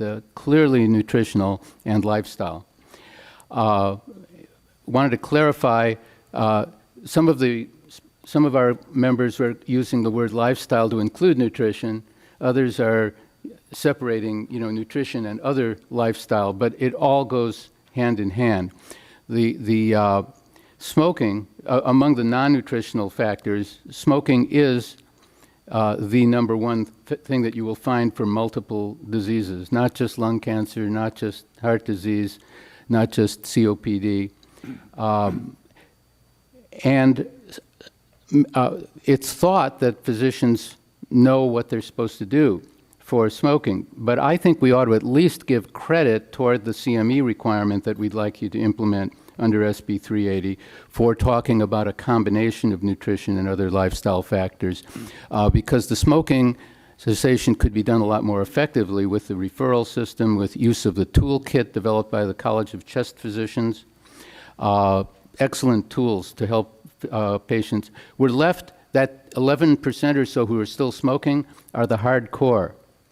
The people who had an easy time quitting have already quit. And so these folks are going to need a little more help than many physicians know how to do right now. So we ought to include that. The exercise goes along with it. Exercise alone, I agree with Dr. McDougall, doesn't do it. But if you change your diet and you don't also get more physically active, you can't maintain it. If you quit smoking, you may gain weight unless you exercise. Everything is tied together in a whole package of nutrition and other lifestyle factors. This is not just for prevention, this is for treatment. I have come to the conclusion that the only real way to treat diabetes and coronary artery disease is to reverse them. And that requires nutrition and lifestyle. And they are reversible, and most physicians do not know that yet. This is a message that we have to give them in a different way of thinking. Otherwise, diabetes is a progressive disease over the years. But if you go send it into remission or actually reverse it and by losing weight and changing your diet, you get off your meds, you live longer, you don't develop the complications, your blood sugars can be normalized, or at least you get you off insulin and on much simpler treatment with a much better prognosis. And coronary artery disease plaques can be reversed, and most doctors don't yet know that either. So I wanted to just emphasize that this is all an integrated field of nutrition and other lifestyle factors. I also spent the 70s in Hawaii on a different island from Dr. McDougall, and one of the interesting things that I learned about was the Hawaii Heart Study, which confirms what Dr. McDougall was finding in his own patient clientele. They took a group of people from Hiroshima, the city that we bombed at the end of World War II. Many of them had immigrated to Hawaii. So they looked at the lifestyle and the rates of heart disease of people who remained in Hiroshima. and they hardly had any heart disease whatsoever. The ones who came to Hawaii, their diet changed partly to an American diet and partly to a traditional diet. They had intermediate rates of all these chronic diseases. And the ones who came to California, unfortunately, really got Americanized, and they had the highest rates that approached that of the, the regular population that had lived here for generations. And this is the same genetics. So this really works, and this is not just anecdotal from Dr. McDougall's experience. There are numerous studies that show it. So now, when we get to the CME, and we have some practical suggestions, and also on the dissemination of information, we're going to have some practical suggestions. But I did want to give a personal input on this high carbohydrate diet. Not all carbohydrates are created equal. The epidemic of obesity and diabetes has paralleled certain changes in the American diet. Fat consumption actually went down a little bit, but processed foods and sugars, high volume sodas, high fructose corn syrup, that's what's gone up, and that has added the extra calories to account for most of the obesity that's then led to the diabetes and the heart disease and so forth. So the complex carbohydrates in plants as grown are the healthy ones, and the processed sugars and concentrated carbohydrates are not healthy. Thank you. Thank you. Don Forrester. I'd like to just supplement Dr. McDougall's presentation by emphasizing 3 points. Over the last 6 years, I've given 32 CME presentations to physicians emphasizing the scientific studies that support avoiding and curing chronic conditions. My first point is that physicians need to be aware of the best studies supporting the reversal and cure of chronic conditions and complications. For instance, type 2 diabetes is a sugar processing problem caused by fats in the diet. In 2006, using a low-fat plant-based diet, Dr. Barnard and his colleagues demonstrated superior results to the American Diabetic Association diet. Using a similar approach, Dr. Crane demonstrated reversal of diabetic neuropathy in less than 3 weeks in 1994. Beginning in the 1980s and continuing to date, Dr. Brent James and his colleagues at Intermountain Healthcare have demonstrated improved patient care and cost reduction with the use of quality improvement techniques. In 2003, the Institute of Medicine published 2 studies on quality improvement, To Err is Human and Crossing the Quality Chasm. These reports estimated the number of preventable deaths due to medical care. Their estimate ranked medicine as the 3rd leading cause of death in the country, behind cardiovascular disease and cancer. The 2012 report by the Institute of Medicine, Best Care at Lower Costs, failed to mention secondary prevention and focused on treatment alone. Chronic conditions account for over 75% of our care. My second point, then, is that errors associated with the treatment of chronic conditions are avoided with the prevention and cure of those conditions. Lastly, knowledge of the best nutritional science can lead physicians to improve their own health and the health of their families, as well as that of their patients. In fact, the literature supports that physicians who practice healthier lifestyles are more apt to recommend those behaviors and have more success and credibility with their patients. Specialties not directly involved with the care of chronic conditions are in a position to reinforce the recommendations of their colleagues who are. So my last point is that all physicians can benefit both professionally and personally by keeping current with the best nutritional science. Thank you for your time. I yield back the balance of my 3 minutes to the chair. Thank you so much. Ms. Simoes, want to continue, please? Yeah, and that concludes our first portion of the working group. So, Ms. Yaroslavsky, I don't know if you want to open it up to public comment at this point? Comment from members? First, let's have some comments from the members of the committee. Dr. Levine? Yeah, I just want to commend Dr. Lyman. His work in tobacco control, I think, is internationally recognized, and I think it is a reflection of a truth that is potentially even more true in terms of nutrition, which is the solution to tobacco control was essentially a surround sound approach. It was a combination, it was probably one of the most effective collaborations between allopathic medicine, if you will, and osteopathic medicine and the public health community, which unfortunately had been diverging for 75 years or so. Don't forget the legal community, the too. legal community, public policy. I mean, literally the surround sound created in California. I forget the researcher at UCSF, Stan Glantz. I mean, many of the notable and heroic efforts in tobacco control really came from California. We've never met, but I know your name very well. And I think there's a message there in terms of what it's going to take to change the way people eat and think about food. And I think I tend to think of things as sort of, is there a knowledge gap? Is there a knowing gap? Or is there a knowing-doing gap?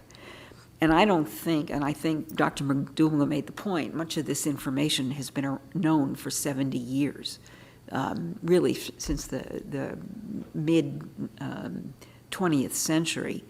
And I also think that the vast majority of physicians know about the link between diet, cancer, heart disease, stroke.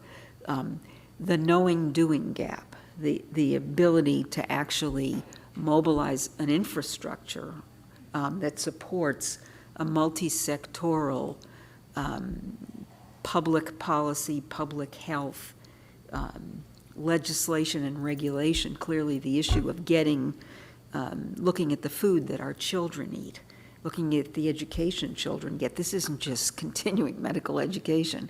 The work that's being done in the schools around nutrition, and children now I'm a pediatrician, and I actually also spent 2 years at NIH in a fellowship in infant nutrition.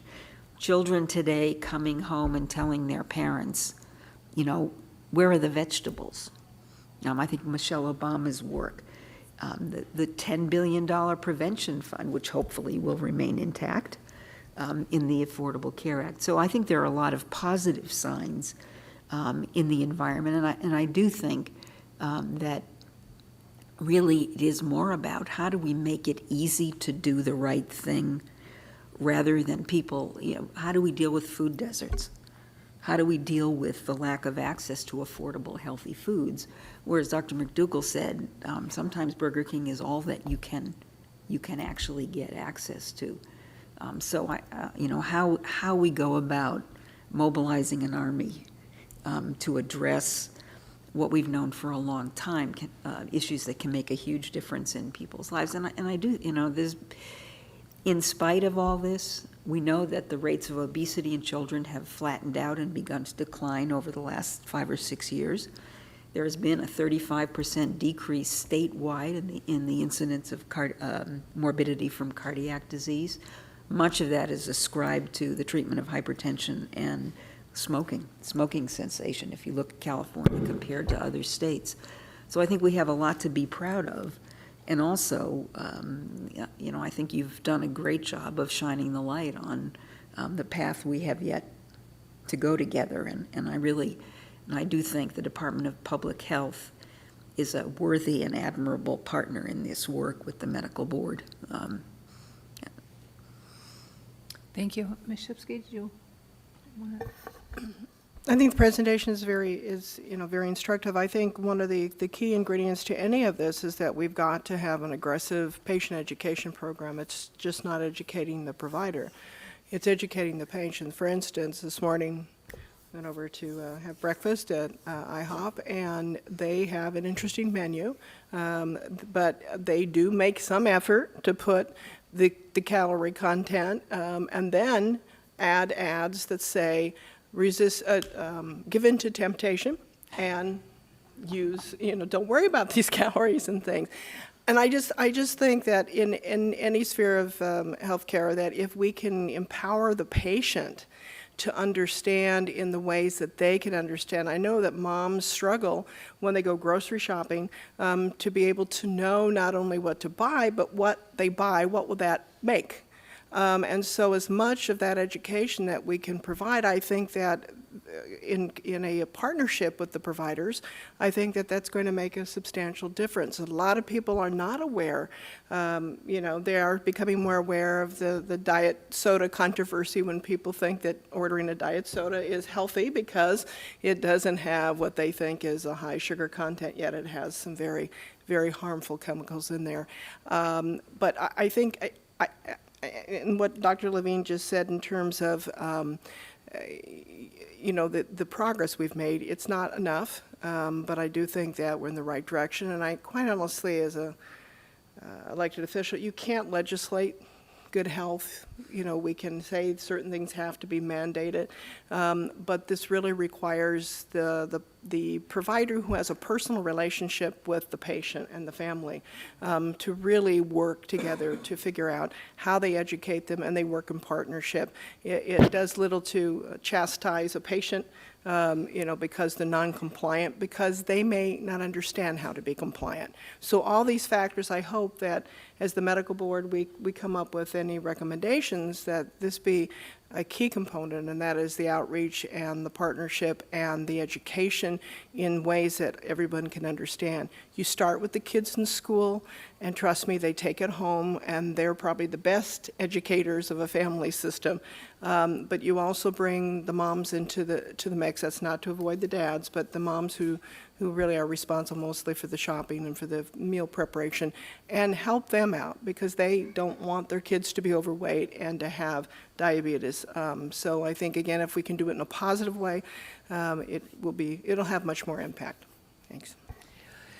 So, not wanting to give up my minute or two, thank you, on this, I wanted to thank everyone that's presented and for the time and effort you've put into this. It's something that it needs to have a broad voice, and it cannot be fixed piecemeal.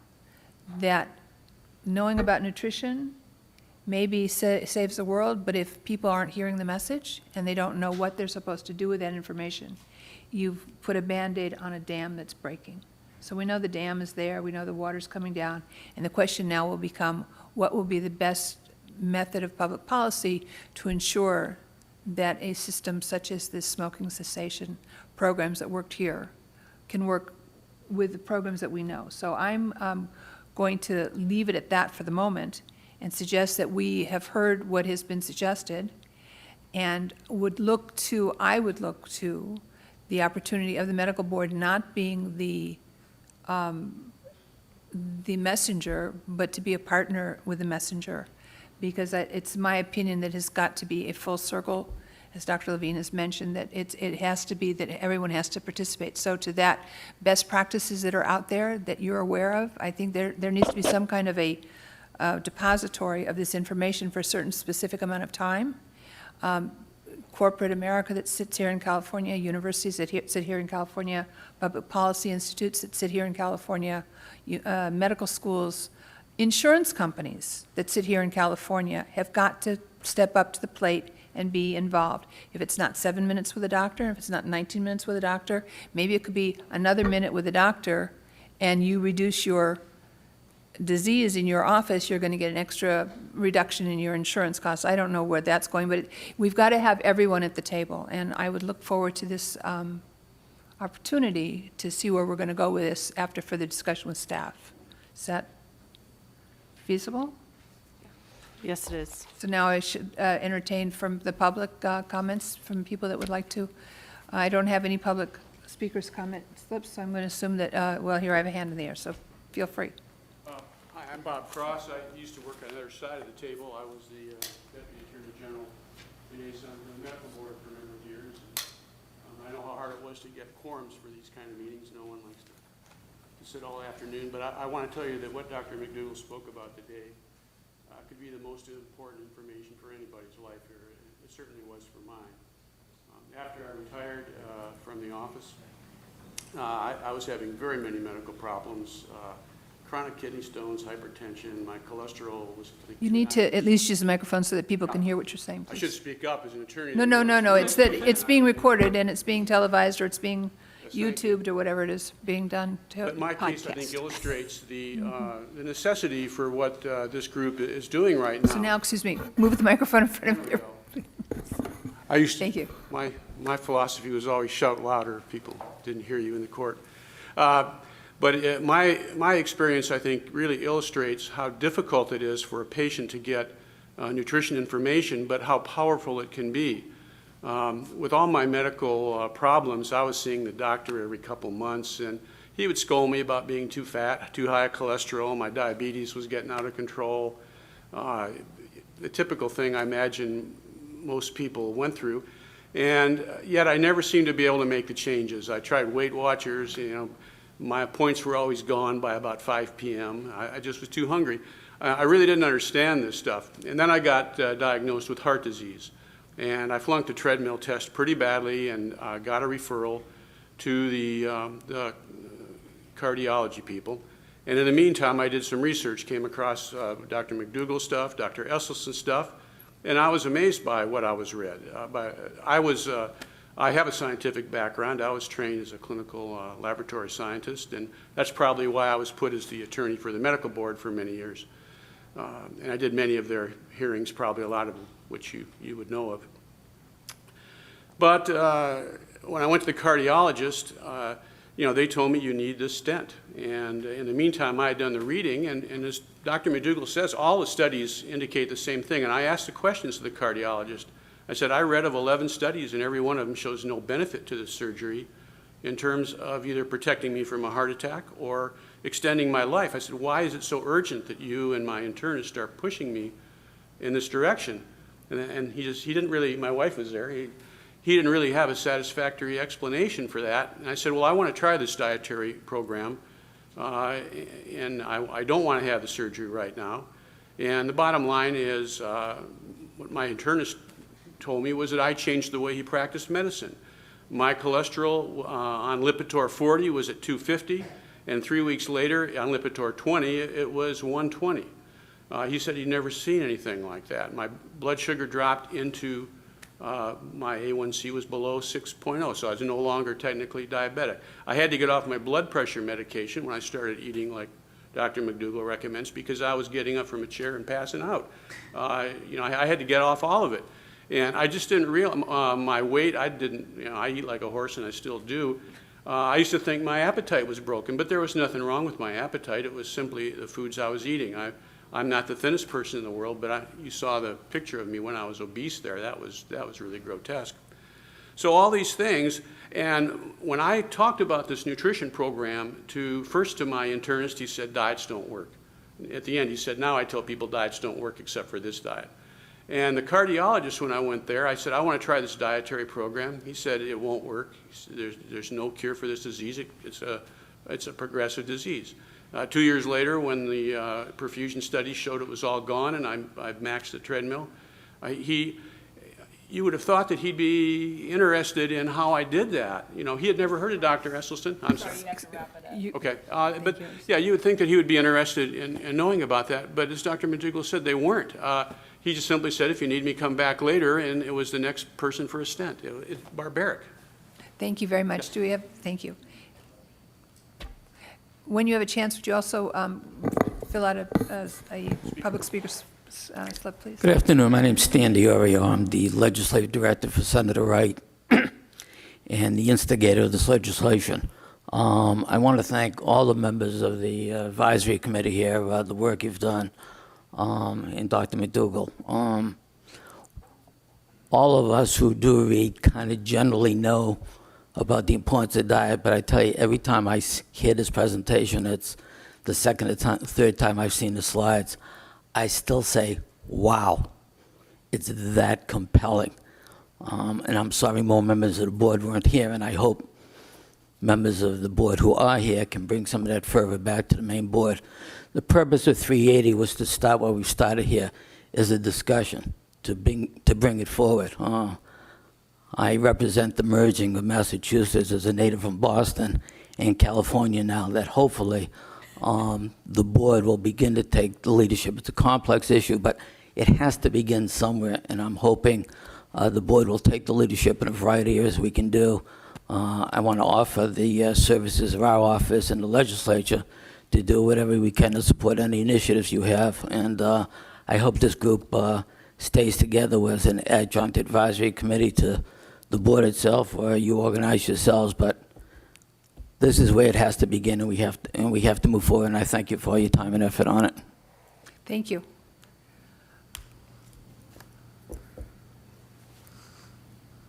All right, so the second portion of this working group is regarding integrating prevention of chronic disease by nutrition and lifestyle behavior changes into CME, or continuing medical education.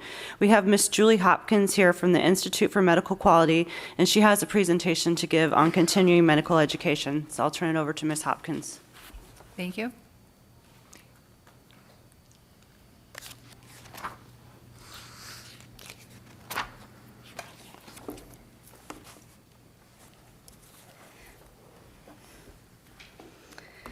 Thank you very much for inviting the Institute for Medical Quality. We're a subsidiary of the California Medical Association, and we are also with the California Medical Association, the accreditor for CME for many of the institutions in California that provide education.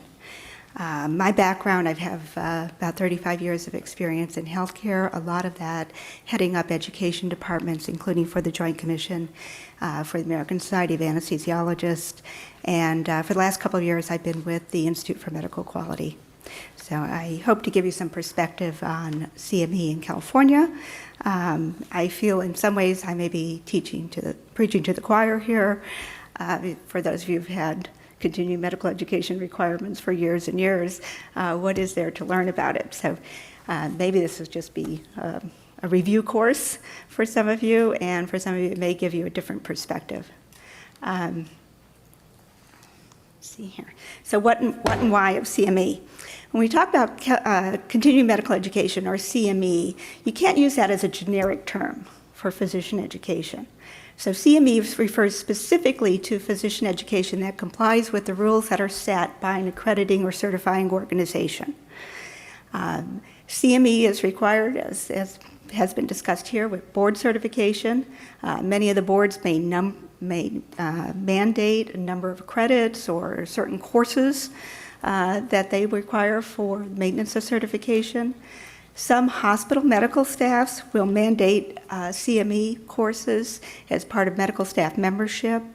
And then, of course, we have licensure requirements. And the licensure requirements for CME vary across the country, state by state. So if we look at California specifically, as you well know here, the minimum of 50 CME credits every 2 years.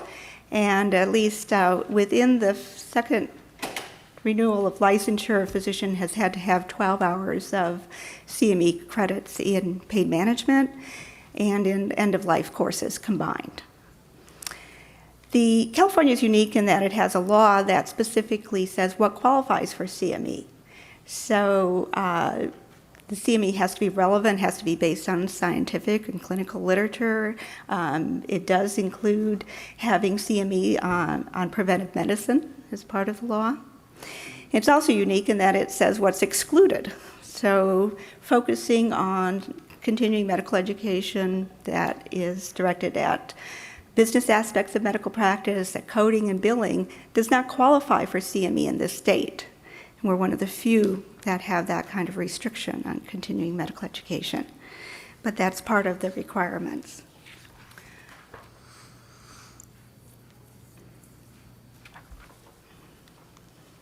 So who accredits CME?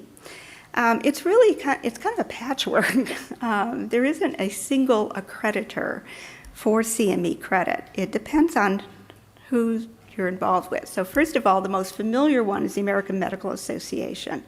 And they have the American Medical Association Physician Recognition Award, Category 1 credits. So that's what when we talk about Category 1, oftentimes it's referring to this specific requirements.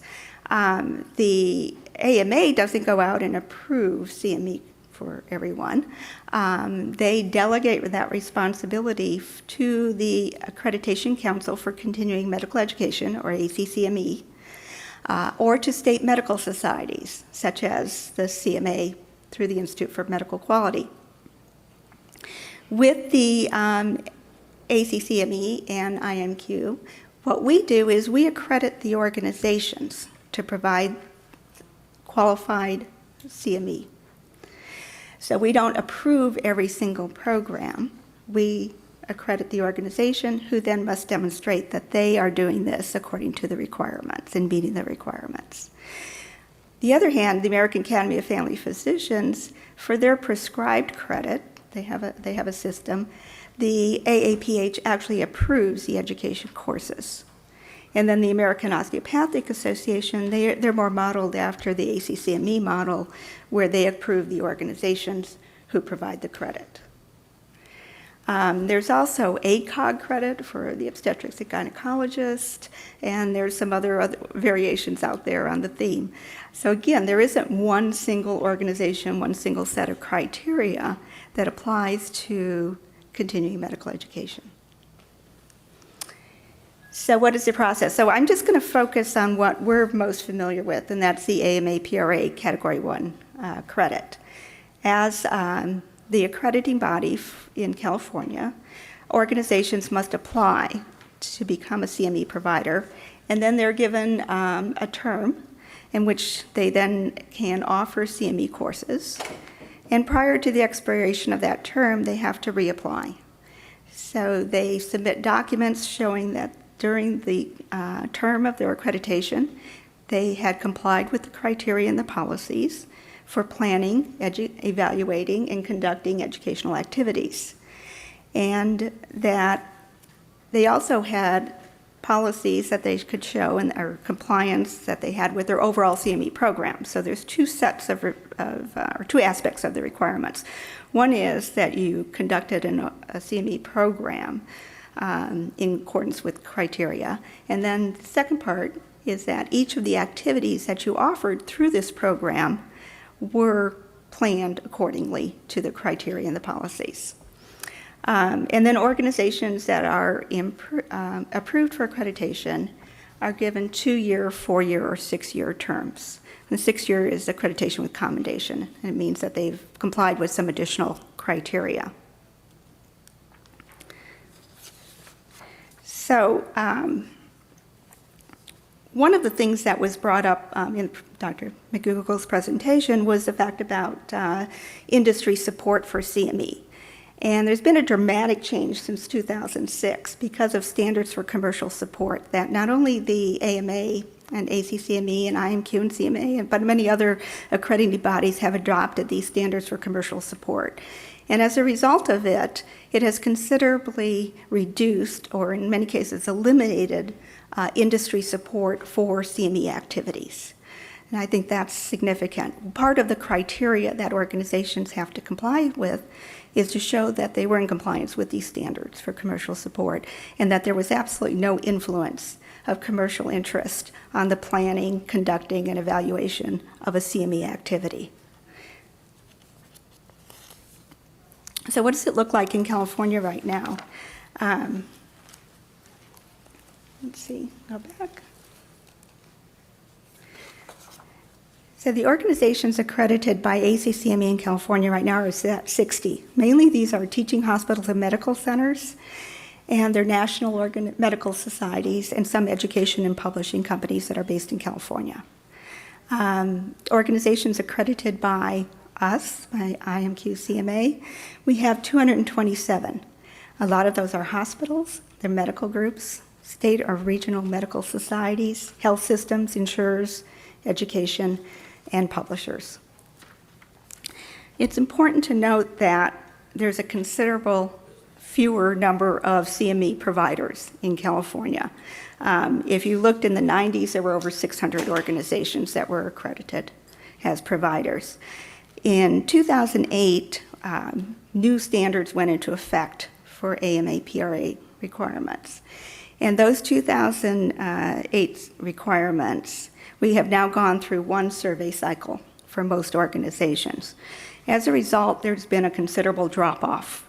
So we went from over 450 organizations that were accredited to today where we're at 227, and we haven't bottomed. Part of this has to do with the change in medicine.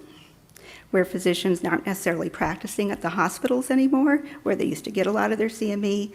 Now they're getting the CME online. A lot of that is from national organizations, not specifically from California providers. So the hospital is looking at it and say, why am I spending all these resources to be in compliance with the CME requirements when physicians aren't coming here for their CME? Another thing is that there's been complaints about the requirements themselves. And so the the Accreditation Council and IMQ we've been looking to simplify the requirements and encourage organizations to come back in and to be accredited providers. This is a process that was started last year and will probably take at least another year for all the criteria to be vetted and to be put into effect, but we are looking at a more simplified process.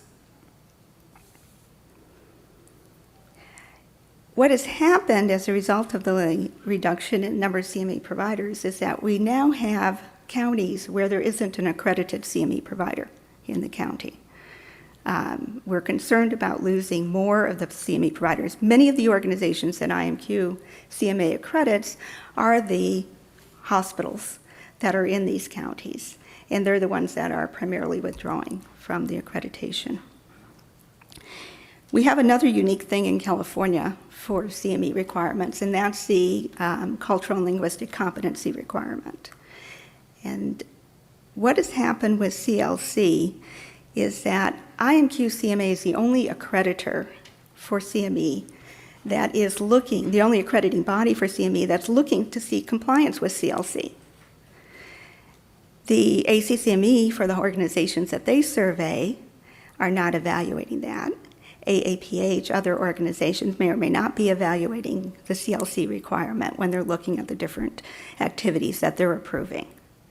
As a result of that, organizations have complained to IMQ and CMA that we're stricter, that our rules are much harsher, and they're not going to continue with CME accreditation.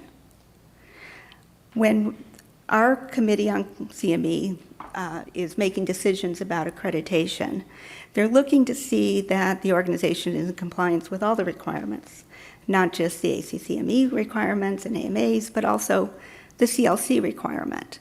And so the organizations have a penalty imposed on them if they're not in compliance. That can be that they have to submit another progress report, that they have to, it may be part of the consideration of whether they're put on probation. So there are penalties for noncompliance with that requirement. We don't feel that mandating CME has resulted in the positive effect that we would like to have seen from CLC. And in fact, it may have be part of a negative effect of organizations reacting to yet another burden that they have to deal with in order to offer CME credit. And many of them have said, it's just not worth it, we're voting with our feet. So we'd like to really see how we can work together to make sure that CME is positive, CME is viewed as positive, it's something that has impact, and that we don't discourage people from being CME providers. We did a quick sample in looking at what kind of information is available on preventive health topics. And if you just look at, there's a number of organizations, and obviously from the testimony you've heard earlier, there are lots of resources that are out there to help in planning CME activities and conducting CME activities for physicians on these topics. We then started looking at our own providers and said, okay, if we took just last quarter and we had 23 organizations in that quarter who we reaccredited for CME activities, and we looked at 4 years of CME courses and workshops and stuff that they had offered, how many of them had courses, had content related to healthy lifestyles, disease prevention, and management. And there were 17 that we could clearly identify of the hundreds of courses that they reported to us during this period. There were 17 organizations that did that. We counted 110 courses that were offered for a total of 298 credits, and attendance of 2,397 physicians at those courses, and then many non-physician learners who were also part of those courses. So this shows that there's a lot of CME out there. This is just the tip of the iceberg of what's being offered by accredited organizations. We think physicians' education is very important, and we see that a lot of it is being done by accredited organizations, non-accredited, online, in-person, medical meetings, hospitals. There's a lot of variety out there that is going on there. We don't feel that the CME is influenced any longer by industry, but we also feel that the mandates haven't worked. And so we hope that we can look at the wide variety of CME that's available. We can look at how to support that education through resources that provide evidence-based medicine, resources that they can use in planning the CME activities, and that we know many of the physicians are attending these courses already. So that's kind of a snapshot view of CME in California, and I'd be glad to answer any questions. I have a question to start off with. I want to thank you for your presentation. I know with the cultural and linguistic competency, I've been on that committee before, and I feel that it was like very narrowly defined, and maybe that's the way it's intended to be, but I think that maybe what I tried to do is to broaden the subject so that the cultural and linguistic competency isn't only about for dealing with people as providers that speak a different language, but either come from either a different lifestyle or a different age bracket or a different economic, socioeconomic background. And it seemed to, once that started to take hold and gel, people seemed to be a little bit more interested in how to effectively be effective in communication skills. Now, I don't do classes, okay? I'm just telling you that with the committee, we tried to expand the scope. So I'm wondering, given what we've heard today and the importance and the need to do it, how best the CME that you guys are approving and discussing and describing already could be broadened in such a way, or could it be broadened in such a way that maybe instead of the 110 that you had up there, courses for 298, that maybe there is a missing piece of the opportunity that with other topics, and I assume that CME is enough broad-based for education for providers, practitioners to use in their knowledge base, that would make it so that they would get a piece of the conversation at the same time. Is there any opportunity for that? I'm not sure I'm understanding the question completely.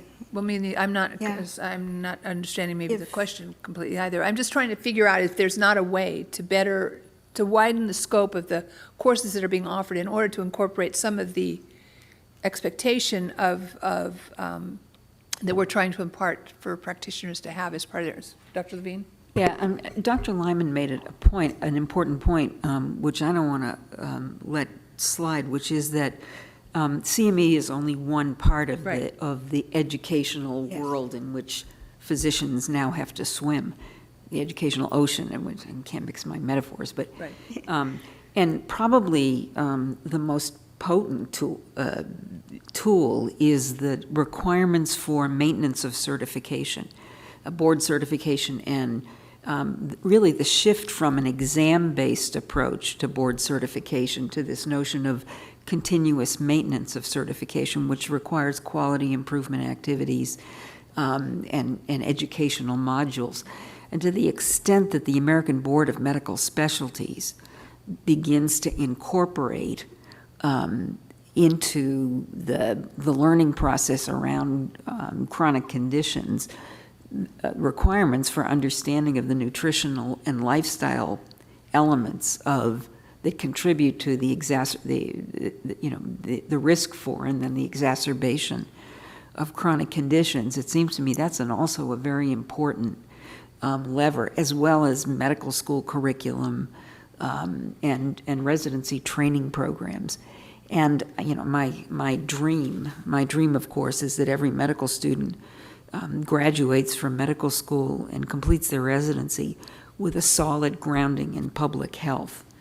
And a critical part of that is, healthy food, safe water, the role of physical activity. And I think we're beginning to actually see movement toward that. I mean, there's a fair amount of innovation that's going on now in medical school curriculum. So I think basically where I was going with this is that maybe you need to, within the CME process specifically, which is a very narrow part of the education, I understand that there needs to maybe be an expectation opportunity to broaden the subject matter to include more of what we're trying to push as far as the need for practitioners I mean, there is a correlation between pain medication and public policy of nutritional opportunities as well as other things. I'm not suggesting that I'm a pain doctor. I don't have any medical degree training, just a lot of experience. But it seems that there's got to be a way that we're broadening the topics to try and help bring these pieces together is all I'm recommending. Thank you. I think in terms of your example on CLC that you were talking about, we have made a very concentrated effort to have a very broad definition of CLC. And in fact, in our teaching materials and the resources that we make available to accredited organizations, our points or components of CLC, there must be about 25 or 30 of them on this chart of things that you can look at when you're looking for disparities. So it isn't just limited to linguistics or a cultural thing. Also with the ABMS, and I agree about the maintenance of certification as having a large impact. They have a precedence in this, in that they do require patient safety CME credits as part of maintenance of certification. And most of the boards have adopted that in their CME Part 2 MOC requirements. So that is a precedence that's there. Thank you. There's another question from Thank the you. room. I'm Dr. Haddis. Julie, thank you for your discussions with me privately on the telephone for the background on this. And I had a question and then some practical suggestions to the board for implementation, which I think we're in dire need of at the moment. Julie, did you happen to look into what percentage of CME that the Institute for Medical Quality oversees has to do with cardiovascular diseases, diabetes, and obesity? Or do you have any guess what percentage of it? Not specifically. What we did was that snapshot, and included in that were those topics. Well, not necessarily. A cardiology course might not have been labeled as, prevention. This bill actually is not going to add additional requirements to general courses on preventive medicine or public health.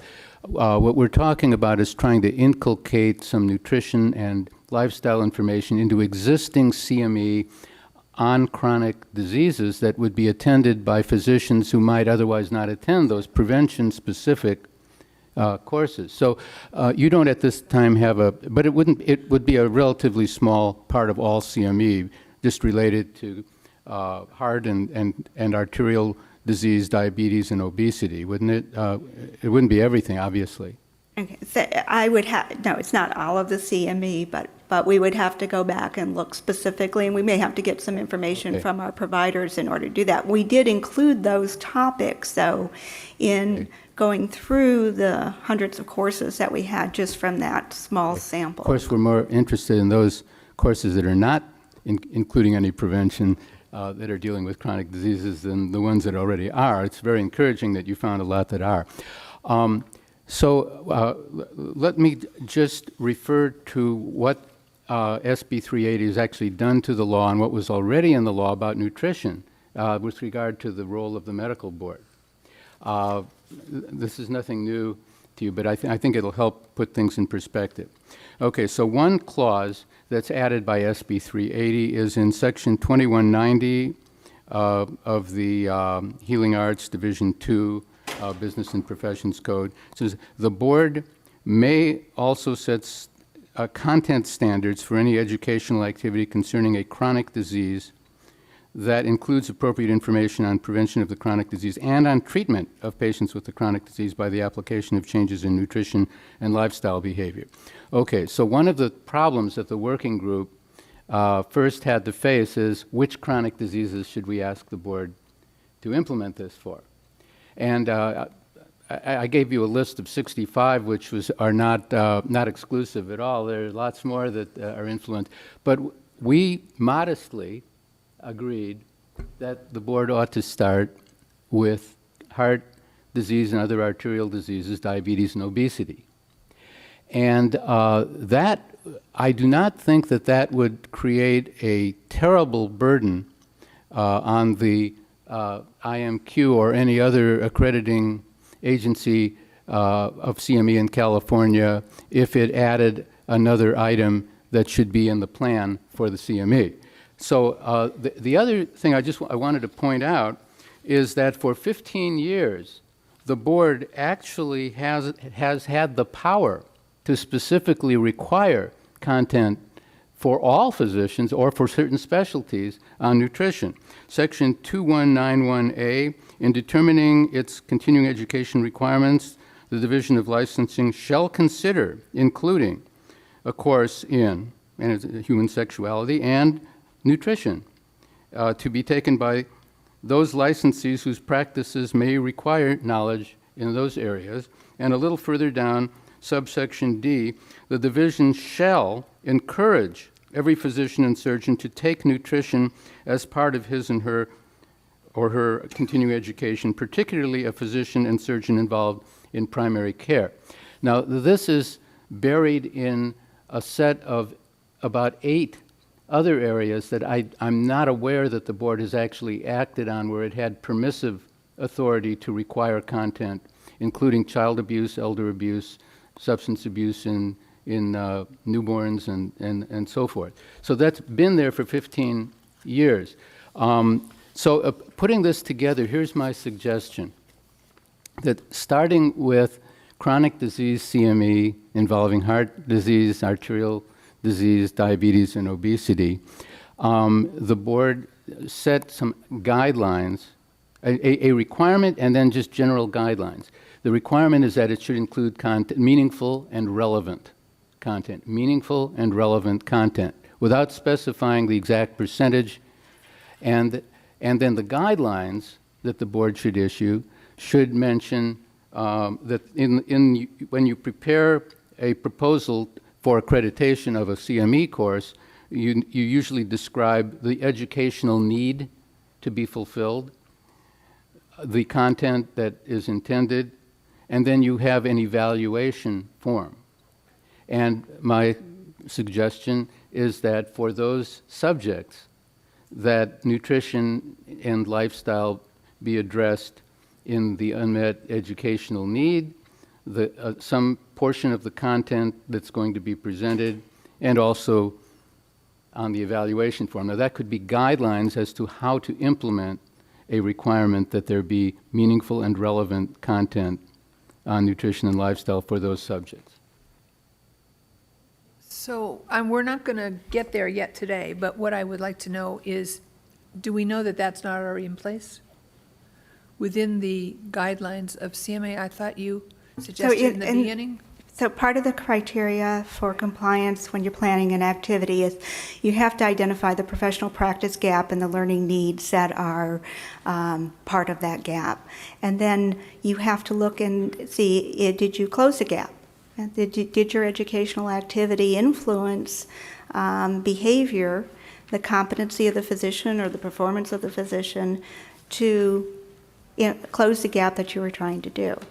That's part of the activity. That's part of what we look at. So I think the point being made is that they have to identify, they would have to say that one of the learning needs relates to prevention, or one of the gaps that they're trying to address relates to nutrition and lifestyle. Healthy so within number lifestyles and that. So within number 4, for example, where you have designed to improve the physician/patient relationship, in addition to, that would be somewhere you could put in it, you're looking to have some enumeration specific, And you're looking to keep it as broad as possible. Is that what I'm- Well, we're, I think we're actually in agreement here. Oh, okay. That this is I'm referring to standard portions of the paperwork that you would prepare in order to get approval for a CME course to have Category 1 credit already. And I'm suggesting that for these topics of heart and arterial disease, diabetes, and obesity, that the working group has selected as a starting point for implementing SB 380, that part of that specifically address some content that is meaningful and relevant to that chronic disease presentation. Right, I've written down Yeah. meaningful, I've written down Right. what you've suggested. I'm And then just with not general sure. guidelines that wouldn't be, That prepare the proposal education needed to be suggested ways to fulfilled. do it would be Right. through these standard ways, things that you already document when you get approval for a CME course.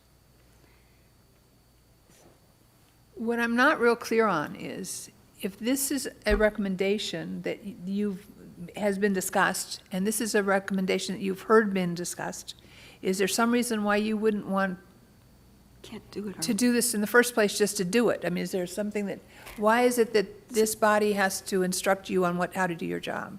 Kind of, is that what I don't mean to sound negative. I mean, I'm not trying to get you to do, I don't understand where the missing piece is. Nutrition and lifestyle are not currently things that you have to include. So the crediting agency, as Julie said, doesn't accredit the content of Right, the exactly. program. It just has to have the broad parameters. And the criteria that are used, there are the national criteria of the ACCME, which have essentially been accepted. California has accepted ACCME-approved Physician Recognition Award Category 1. Right.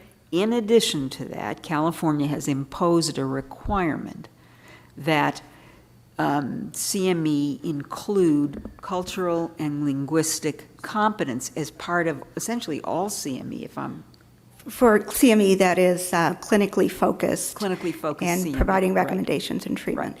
So Julie or IMQ cannot They cannot change it. unilaterally tell all CME providers in California, if you want IMQ accreditation, you have to do X. It generally resides in a statute or regulation that's issued.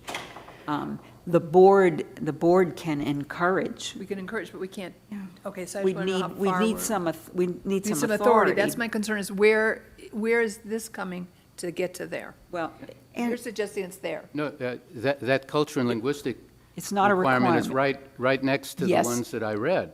The cultural and And- linguistic is a and how specific it's implemented mandate. is not directly by the board having to have a bureaucracy to do this, but it's delegated to those agencies that are allowed to accredit CME.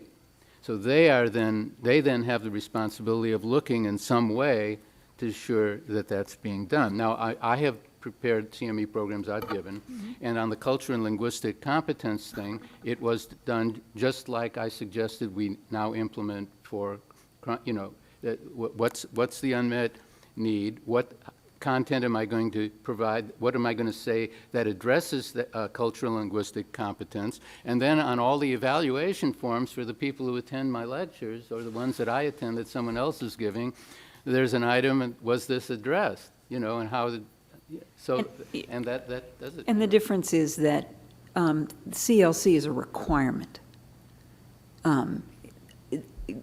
There is no current requirement that says every course that deals with the clinical care of patients with heart disease, diabetes, stroke, or cancer must have a nutritional component to It it. empowers your board, I assume To by encourage. regulation, to supplement these, yeah. Right. So To there have encourage. been, and I pointed out that there have been other permissive things Yes, there are- that the there are. board has not implemented, and we're urging that this one be implemented. And he's correct, by law, we would have to do regulations to do so, though. That's what. And I just want to say that I don't think the CLC requirement has been effective in terms of achieving what was originally intended, because the organizations have just said this is an additional burden, and when we have to survey for them. If it's a requirement, then we have to look at that as part of the evaluation process, and if they're non-compliant, we have to cite them for that in the process of granting accreditation. So it becomes more of a penalty as opposed to something that we really want to encourage as being a good thing to have happen. Which is why I suggest that when you issue this as a requirement in regulations, that it be meaningful and relevant, and have a document posted on the web or in some other way that has guidelines on how to do that, suggested ways to do that. I think that my concern is, again, that this isn't the only solution to the issue. And then I'm kind of feeling that this is a public policy directional change. It's a part of the puzzle. It's a part of the puzzle, so we only want one piece of the puzzle in We all agree. regulation. It would be nice if we could change TV advertising for food. There's a whole lot of things that we That's could why we do. have TiVo, I thought. And there's the dissemination of information, which we haven't gotten to yet, also is another piece of Okay, the so I'm going to look to Ms. Simoes as to what is the options here, because it seems to me that this is not going to, we're not going to decide on regulation today.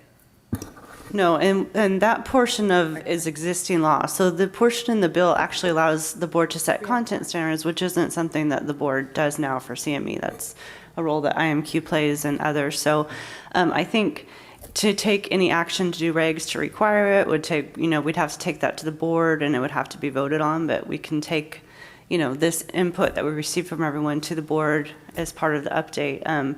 But we do have one final portion that we need to get through, which is an important portion because it's a requirement that we have on us to disseminate information, like Dr. Haddis was saying. So I know if we kind of want to open it up to public comment and move on to the third portion, but I'll leave that to the chair. Okay, so that's a good idea. So let's put on hold, because I understand meaningful and relevant. I like that. I mean, I understand that real well. I just want to make sure that we're getting to where we need to get to, and it's not just the finger in the dam. That's my concern. This is a finger in the dam. So yes. I just want to make a quick comment of clarification that I think is important for purposes of the work that lay ahead in the next few minutes.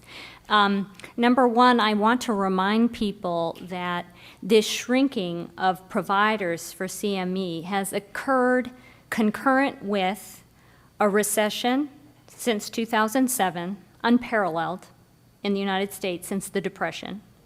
It has been concurrent with the fact that the business of medicine has changed such that the profit margin for most struggling physicians in this state is dwindling substantially. And as somebody who used to work to provide CME to all of California physicians at the California Department of Public Health, it was about this time in 2005 that we dropped being a provider, not because the mandates were so burdensome, because we welcomed the new change, but we were just out of resource. You also described it was concurrent with no more commercial sponsorship from drug companies who are doing just fine in terms of their profit margin. So I want to remind people that as we move forward, the burden that we've described today is real, and it's killing ourselves, our families, our loved ones. This is a legitimate threat to health on every level. We need a full court press, and we have to, I think what I've heard is that they're being squeezed, and that maybe as we work together moving forward, figuring out a way to cover, because CME at our level isn't the only thing under threat. Right now, leadership in academia is really struggling to cover the cost of the training of medical residents. There's a threat. I mean, I guess what I'm just trying to say, this is just a harder and harder thing for the health system to cover. And I don't think it is as a result of any given mandate. So I also want to put that, because you're making it sound like, this mandate is driving people out of the practice, but that's not really it. And so, I think we need to be mindful. It's kind of a resource issue. So when I talk about lifestyle medicine and really this vision that we will change how we approach healthcare, I think there are four things that need to be done. One is physicians need to be educated.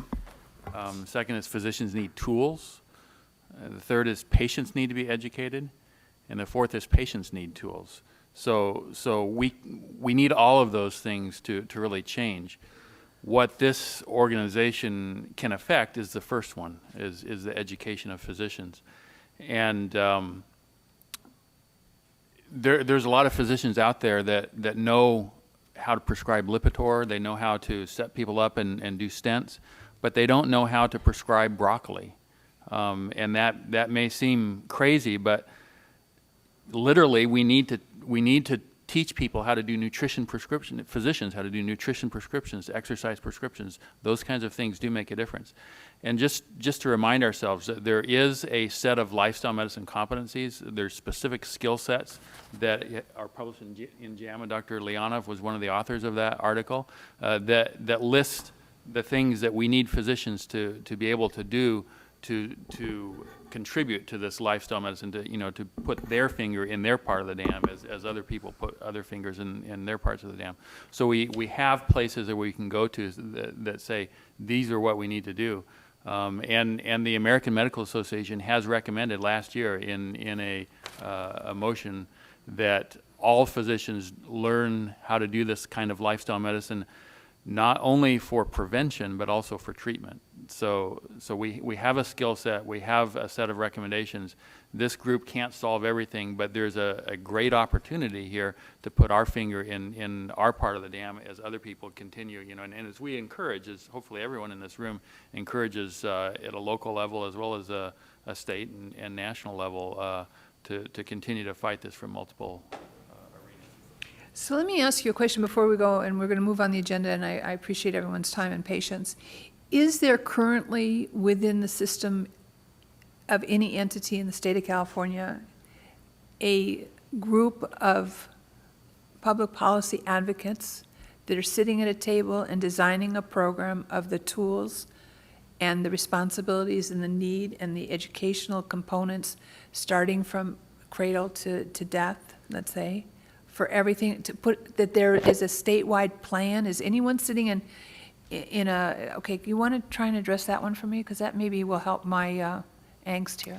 The federal government, under the Affordable Care Act, wants all of us to do exactly what you've described. And we were recently funded. The funding has dwindled, but we're doing things in other ways at the California Department of Public Health to bring stakeholders together to basically follow through with what you've described.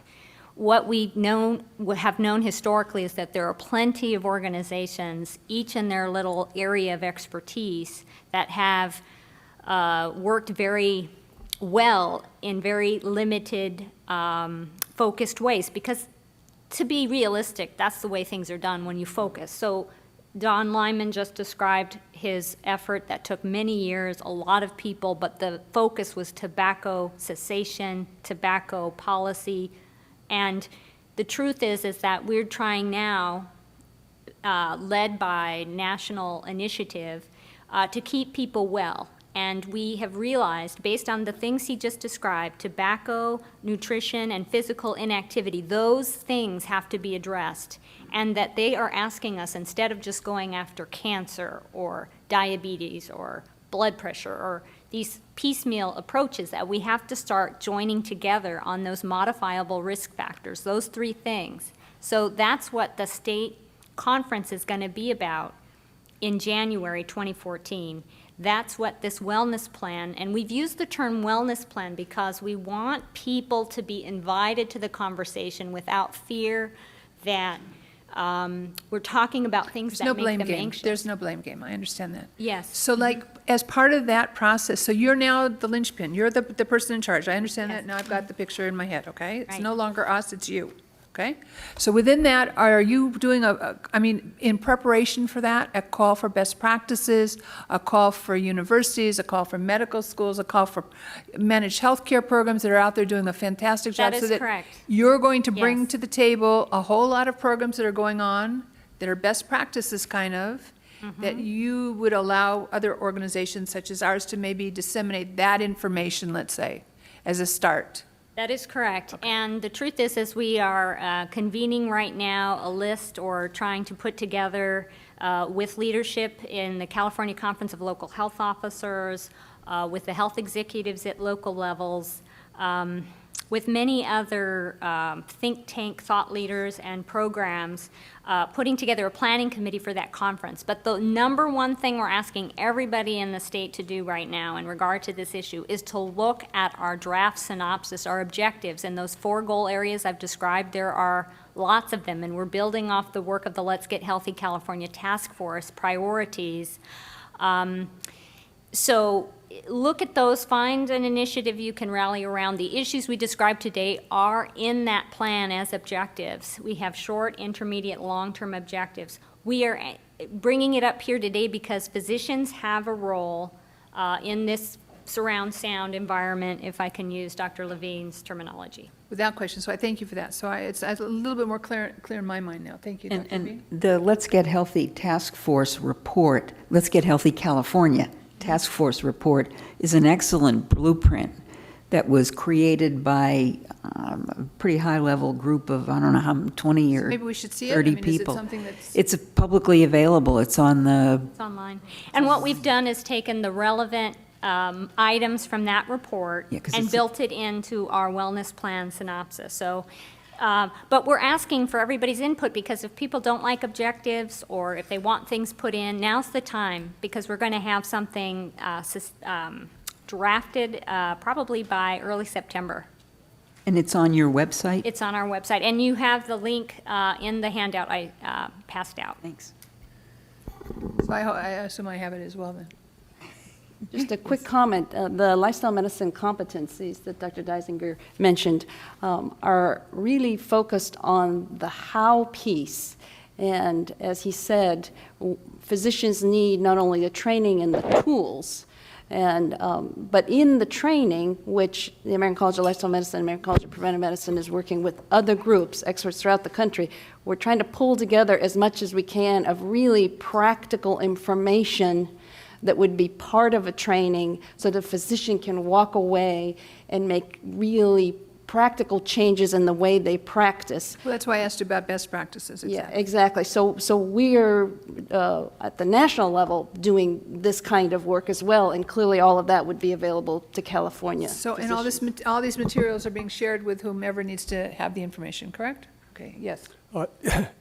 I just, all of the things that have been discussed I think are really important, but I would like to focus that SB 380, at least as my intention has always been, has been to correct one of the biggest gaps. That is that, people are sick and the problem's the food. SB 380 mentions nutrition 9 times. It mentions diet 3 times. And not that we shouldn't address smoking and exercise. SB 380 is about fixing this huge hole of understanding nutrition.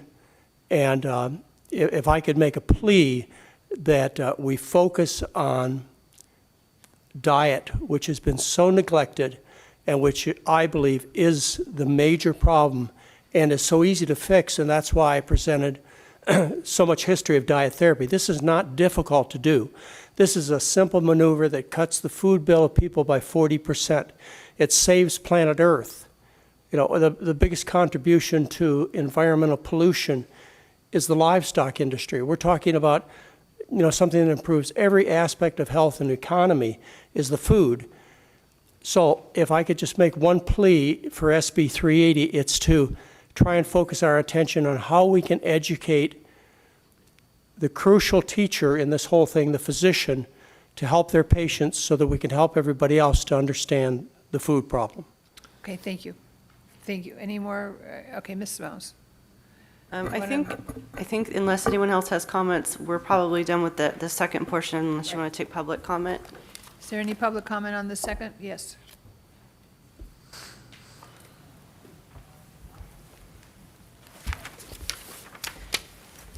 Good afternoon, Scott Clark with the California Medical Association. And one of the issue areas I work on at the CMA is public health. And this is also an issue that's very, personally very important to me. And You know, I want to start with just a story that sort of echoes some of the things we've heard here, where there was a young physician named Charlene Hauser, who was very much aware, had gone out of her way to make sure she knew a lot about nutrition, lifestyle, physical activity was another big piece of important aspect to her. And when she went out to start practice, she was really she was wondering why her patients weren't changing after talking to them about nutrition and whatnot. And she learned a lot more about the environment they were living in, and learned about what a huge how the lack of access to fresh fruits and vegetables and places to exercise is, and how big of a factor that was to her. In her case, it wasn't education. In her case, she was extremely motivated to help these people, like many physicians are. And what it took, though, is she, on top of working probably 80 hours already, put in another 20 hours a week to actually go out into the community and educate her patients, the community around her patients, go to planning commission meetings to testify on how certain developments would impact the health of people in the neighborhood. And the point is, and it's been said here before, is it shouldn't be that hard. That's kind of ridiculous that's what it takes to sort of help your patients achieve healthier lives. So as we've mentioned, it's a broad issue. There's a lot of factors involved here that need to be addressed, and I think some physicians feel overwhelmed by all the other factors that are involved.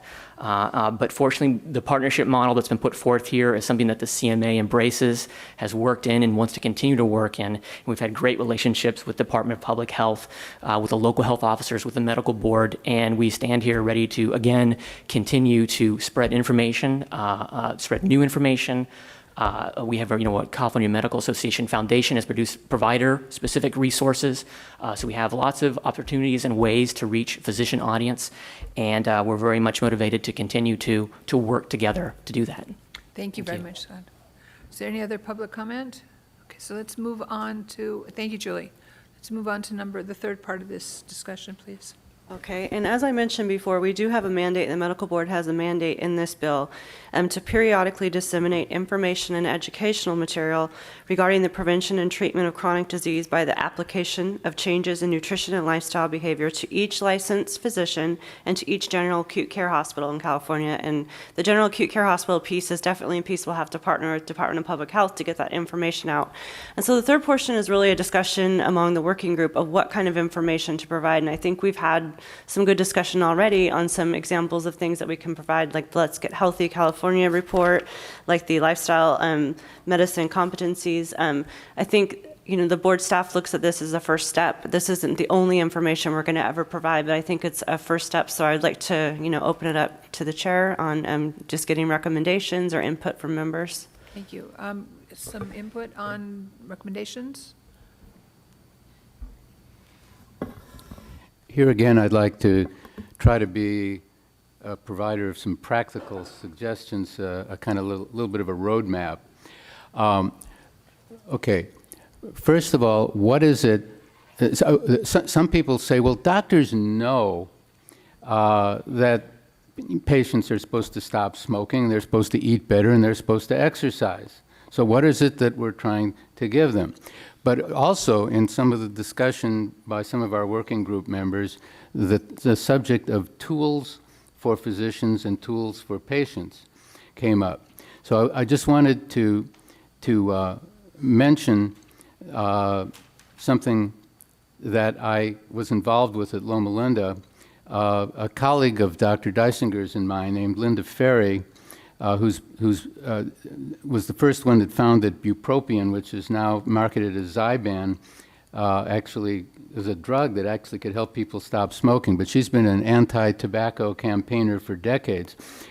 And she convinced the medical school to give her an entire afternoon every year to educate all 128 members of the third-year medical class. And she asked me to help on how to talk to your patients about smoking cessation. I've been talking to my patients about smoking cessation for decades, but I learned a whole heck of a lot by helping prepare this, because she had a Dr. Sachs from Stanford who is active in the College of Chest Physicians, and there's a whole toolkit of stuff to help patients increase their awareness of when they smoke, why they smoke, how, what it is that they would need to do to stop smoking.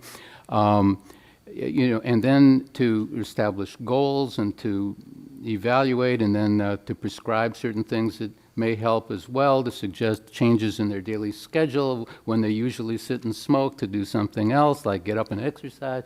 And there were checklists of, for the patients and checklists for the doctors to use. It was a toolkit, and it opened my eyes. And I know that patients are supposed to stop smoking. I know I'm supposed to tell them, but it was very useful information for the medical students and even for the faculty who were helping. Now, that's the kind of resources that we need to direct patients, physicians to. Now, you've got the action report. That only comes out quarterly. It's got a lot of pages filled with lists of disciplined physicians, but there's room for a few articles every quarter. And one starting point that we could do is have a series for 3 quarters in a row, followed by a little blurb of some sort of an update or refresher once a year. That's periodically. The first article would be to inform the physicians about SB 380 and some of the facts about how important this is. And then there's a couple more articles about the reversibility of chronic disease, as well as the prevention that they may not know about because they weren't taught about it, and what types of diet and so forth are most effective, and then start guiding them to web resources, and to let them know that the board would have on its website, the California Department of Public Health will have on its website, the CMA Foundation will have on its website. Like a coordinated campaign. Exactly. Yeah, I know. Exactly. Yeah, I know from those. Okay. One other thing, there's a fellow named Prochaska who described for smoking, it started out, now it's adopted everywhere, the stages of change. That you start out being in pre-contemplation where the patient hasn't even thought of changing their diet or their lifestyle. You get the physician can be very influential in getting them to think about it. You got to think about this. Then they are in the contemplation phase, but they haven't taken any action yet. Then they have to plan, a change, and then they have to set a date, and they got to implement it, and then you have to work on preventing relapse. And how to deal with it. So there's a whole science to this, but most physicians have never been taught it or given tools to implement it. So I'm suggesting that we start out, with using the action report, that we put stuff on the websites, that we have a network that includes collaborating organizations like the Department of Public Health with its upcoming chronic disease plan, CMA and its foundation and so forth, and so that if I want to give a lecture on heart failure or on coronary artery disease, I've got some resources to go to get some of that content, to add some slides on these topics, which would fit into the second part that we discussed already. Makes sense, definitely makes sense. And some other comments? we'd have to think about how to do that, but whether we could get IMQ to give us CME credit so people would actually watch it, because that's what it takes, pretty much, is CME Bribery, credit. I believe in bribery. So Well, if right. if you want to do it, it's fine. As a CME provider, it's giving CME credit and providing lunch. That's what gets people to show up. So bribery. But I think we need to think about the channels. I think we need to think about the content, and I agree that it isn't a one-shot deal. It's a series of we ought to think of it in terms of a series over a number of years, even potentially, around bringing the best thinking around, and I'll again reveal my bias, the public health and medical care aspects of that, bringing them together in terms of optimizing health for the people of California, incorporating materials from the Department of Public Health, as well as from the science of There's definitely an healthcare. opportunity for collaboration. That's why I keep pushing this bigger picture kind of a thing, because I think that from this we can get, the silos are there anyway. It's just bringing them to the top and catching Madam them. Chair, it seems It seems to me that, I mean, the issue is content and who's determining what the content is. The dissemination process, I think, is the easy part because with social media and all the tools that we have available. So what I'm wondering is, because it can't be a one-shot process, I'm wondering if perhaps you need to put together some kind of task force with stakeholders and others simply to identify the content portion. Because as you know, in previous times, the medical board has mandated dissemination of things, breast cancer and some other things, and instead of it just dictating, with a brochure, it seems to me that what we want in this age of access to a lot of information, like you indicated, being able to have slide presentations available, things that can be resources, that takes quite a bit of an effort, but it lends itself for the dissemination that we can do online. So I would hope maybe that's kind of the track we could go and get the experts in the room to talk about what's out there, and instead of reinventing, how we can then link to physicians. Okay, thank you. Let me just. And just one other comment. I think from the perspective of the practicing physician, and I'll repeat this again, making it easy to do the right thing is the critical step in terms of making something happen. And so busy physicians who are trying to do the right thing and caring for patients with complex chronic illness don't have time to give a 20-minute lecture. So digestible bites of information that are actually easy to implement in the course of a clinical practice is, I think, the best way to ensure uptake and utilization of the content, and thinking about it from that perspective. Okay. And I know some of the insurance companies are actually working on extensive wellness programs from the standpoint because they want to lower the claims.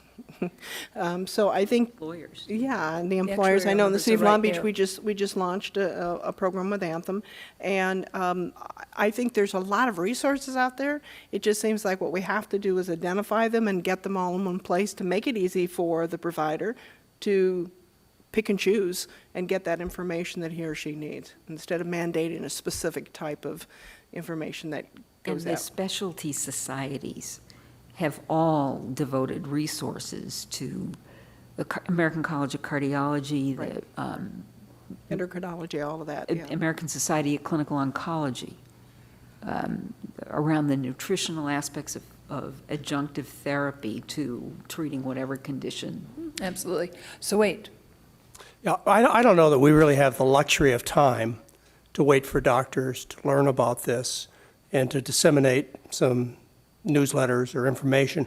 I'd like to know what you think the influence would be of the medical board if you wrote the 11 medical schools and told them that you're concerned that dietary therapy is not taught in any of the medical schools. I mean, to me, I would think that would have a huge impact to identify to our educational institutes that train our young doctors and residents that the medical board is concerned that they know nothing about the primary cause of death and disability and are doing nothing about it in terms of therapy.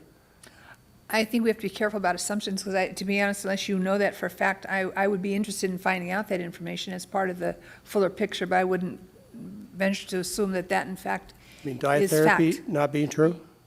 I'm not sure. It may be, I don't know. Okay. I don't know, Well, but I'm I not going to tried- sit here and I would rather Let's just suggest assume that I maybe was- it'd be an interesting, it would be an Inquiry. interesting inquiry to be made, and I have no objections to making that, without question, but asking the question of what are the, Well, just assume that I'm correct and well, Dr. Deisinger and it may Dr. be, Hess- Well, it may be, I don't know. Just I don't know. assume that this was right and everything we said was But true. I still agree that we should ask the question, yes. My question is, what influence would it have on the state of California if the Medical Board of California asked why 11 out of 11 medical schools, I would rather. since we've known... Okay, what I've Okay. suggested is I would rather ask the question to start with, what is the trend?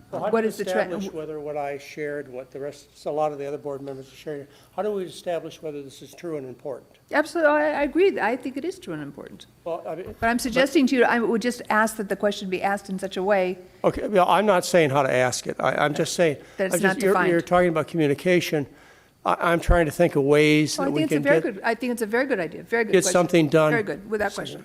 get something done quickly, and sending a newsletter note from the medical board to doctors periodically, to me, is not going to be quickly effective. So I'm just trying to think of some other ways that it might work out. There's no doubt about the glaring defect in nutritional education among training and practicing doctors. I don't think there's any doubt as to why people are sick in this country, and I tried to share that with you. I don't think there's any doubt that the medical board has huge influence on what goes on in the practice of medicine. So, you know, as a way of communicating, I'm just suggesting, why not go for the throat? Like I suggested 3 minutes ago, I think it's a very good question to be asked, okay? So I'm no problem with asking the question, okay? But in such a way that it's asked, not assumed. I agree. Okay. I understand, but I just want you to be clear on that I'm not going to go for the throat. I'm going to ask the question, okay? I'm happy to make sure the question is asked. How's that, okay? Sir? I'm pretty good at coming up with practical solutions within budget. So I wanted No to money suggest, here, so let's hear the solution. So I wanted to suggest that, just as you said, the medical schools be surveyed in detail, asked what they are doing and what they plan to do about this problem, that the medical board is concerned.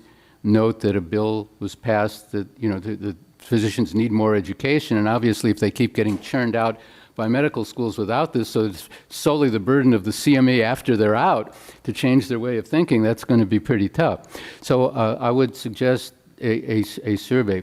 I hadn't mentioned yet the part of the mandate for the board about communicating not only with physicians but with hospitals. Now, I've given a little thought on this, and actually Julie Hopkins gave me an idea by pointing out how many hospitals are providers of CME. So many, but not all hospitals, have an education office. Often it's the same as the medical staff office. So the board could communicate in only a few hundred letters to all the medical staff offices of the acute care hospitals about this philosophy we're trying to impart, encouraging them to implement that in the CME that they do provide, and in their, what they try to inspire their medical staff members, to learn and to provide to their patients.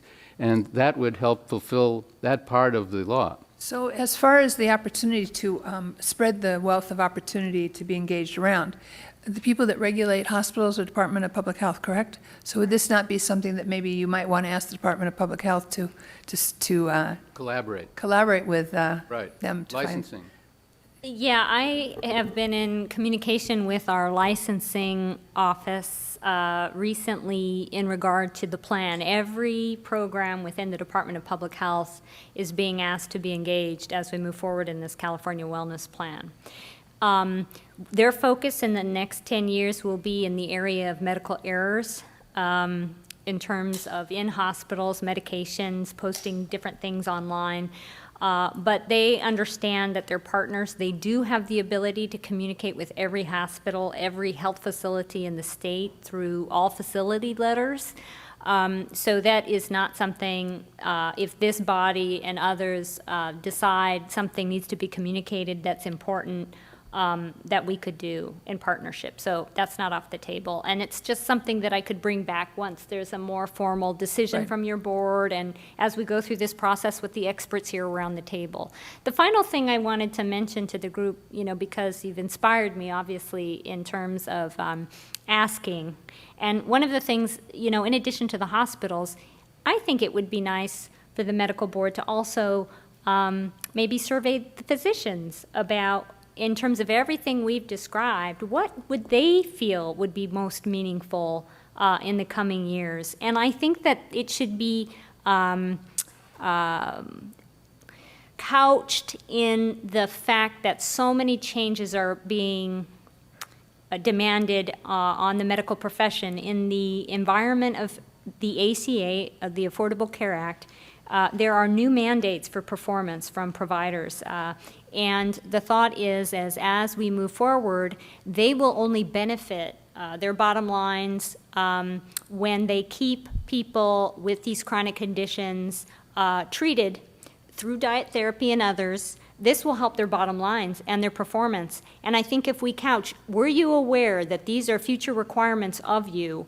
If you need some support to get these patients engaged, get them under control, please go to this website, or please go here for tools to be able to share, that kind of thing. So I think, because the concern from Dr. Levine, and I think it's warranted, is everybody's really busy, but when it comes to their bottom line and, and you guys reminding people what the law is, I think that is going to be helpful. See, I want to really, that's a great idea, because for me, the idea of identifying the issue, asking for people, what is it you're doing that's making this issue defined as well as treatable, and then sharing it with others, it just seems that it becomes full circle. It's not just going out there and pointing fingers. It's not just out there giving information, but it's giving you the beginning, the middle, and the end, and it feels like we have a better purpose that way. So I want to thank you for that specifically, and not that I don't thank everybody for their input, but I think that gels exactly where we need to be, that there's a whole lot of people that are going to fix this problem. I serve broccoli in my house all the time. You should know, several times a week, and it's very good, but you know what? I saw the number of doctors that were taking health courses. I think it was 1,100 out of 127,000? 2,300. 2,300 out of 127,000? So I want to, wait, I would like to, though, move, we have another part of this, or we're? This is the last. Okay, so yeah. where we are now, where are we now? What we're taking a look at is, can we put out a call somehow through interested parties of what is going on out there now? Is that something that's feasible through either an email blast or through the Department of Public Health, or is there any way to find, I mean, should we know But what? I do think we need to join it with that idea, as well as to reach out to physicians to ask them, first of all, give them some information, but also then to ask them what it is, what kind of format, what kind of information, what would best serve their needs, because we want them to, it may be the law, but they've still got to buy into it. So if, instead of being mandated and pushed, if we ask them for information, we probably have a better product. We've tried with our medical board meetings, actually, of having people from Affordable Care Act engaged people to come and define issues and define solutions, and then tried to share that with our physician community through the newsletter.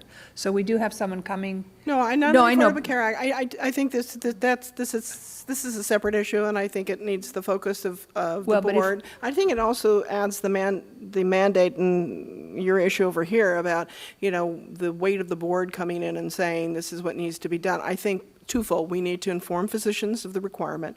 Number two, we need to ask their help about what do we design that will work for them. Right. And I would add a third component, asking them what kind of patient information materials they feel that they need, so that it's not just them learning about the subject matter, but what kind of materials do they need, Would be, so would that be we more can, helpful for them. right. Okay. Well, not just for them, but for their patients. For their patient, for And their so that community, right. we then can pull these resources together and put a product together that works, and then get it evaluated. I would add, a lot of this stuff gets thrown out legislatively, and there's no evaluation.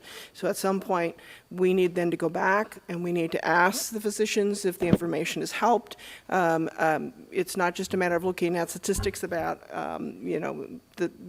on diabetes and cardio deaths and things. It's even more specific in their practice. Did this information help you? What else could we do? How can we change it to make it more effective? But could we also put in a piece that there are certain provisions coming down the pipeline through the Affordable Care Act that are going to require your practice to deliver these kind of deliverables? And these are websites maybe that you might want to look at, and is this of any, can we put anything more informational into that kind of a discussion? I wouldn't link it to the Affordable Care Act, Yeah, to be do honest with you. not but mix if the it's two. It's a bit too remote. Unless it's money in your pocket. But But I don't think this is not why Okay, this was fine. mandated. This was mandated because it's a public health epidemic, and that we need to get that across. I think there are key pieces that may lend themselves to making the work that we're all here to convey to doctors more desirable and more palatable, because it's something that resonates kind of across the board. And it doesn't have to be the whole of the Affordable Care Act, but just some key pieces that deal with chronic disease. I think several things. First is there is data on how well medical schools teach nutrition, and it's not very good. It's national data, it's not state data, but it's that's available. Second thing is the idea of having the California Medical Board provide a gift to physicians rather than a requirement for physicians is a great idea. And in fact, this is a gift to physicians because it does help them to improve patient satisfaction. It does help them to improve outcomes, and it does help them to increase value-driven healthcare. And value-driven healthcare is the thing that's sort of the buzzword right now. So the California Medical Board can use this mandate as a way of gifting physicians with tools that they'll be excited to have. And I think if we do that, if we look at the actual mandate, it says periodically disseminate. It would be nice if we decided what periodically means. And it says disseminate information and educational materials. It'd be nice if we decided what that meant around the prevention and treatment of chronic disease to every physician. And I would like to suggest that the working group has a knowledge and a set of resources that are fairly easily accessible that could be readily added. And I'm not a huge fan. I mean, I get just to be honest, I get the medical newsletter, you know, like I'm sure every other physician gets here. And it is primarily where people are being penalized or licenses being yanked. That's why doctors read it. That's why lawyers read ours to see who's in there. Well, and you know, I may spend a little time on it, but that's not where I go It's to not the for, primary source. for my I understand CME that. I for understand sure. And I don't spend a lot of time trying to gather information around it.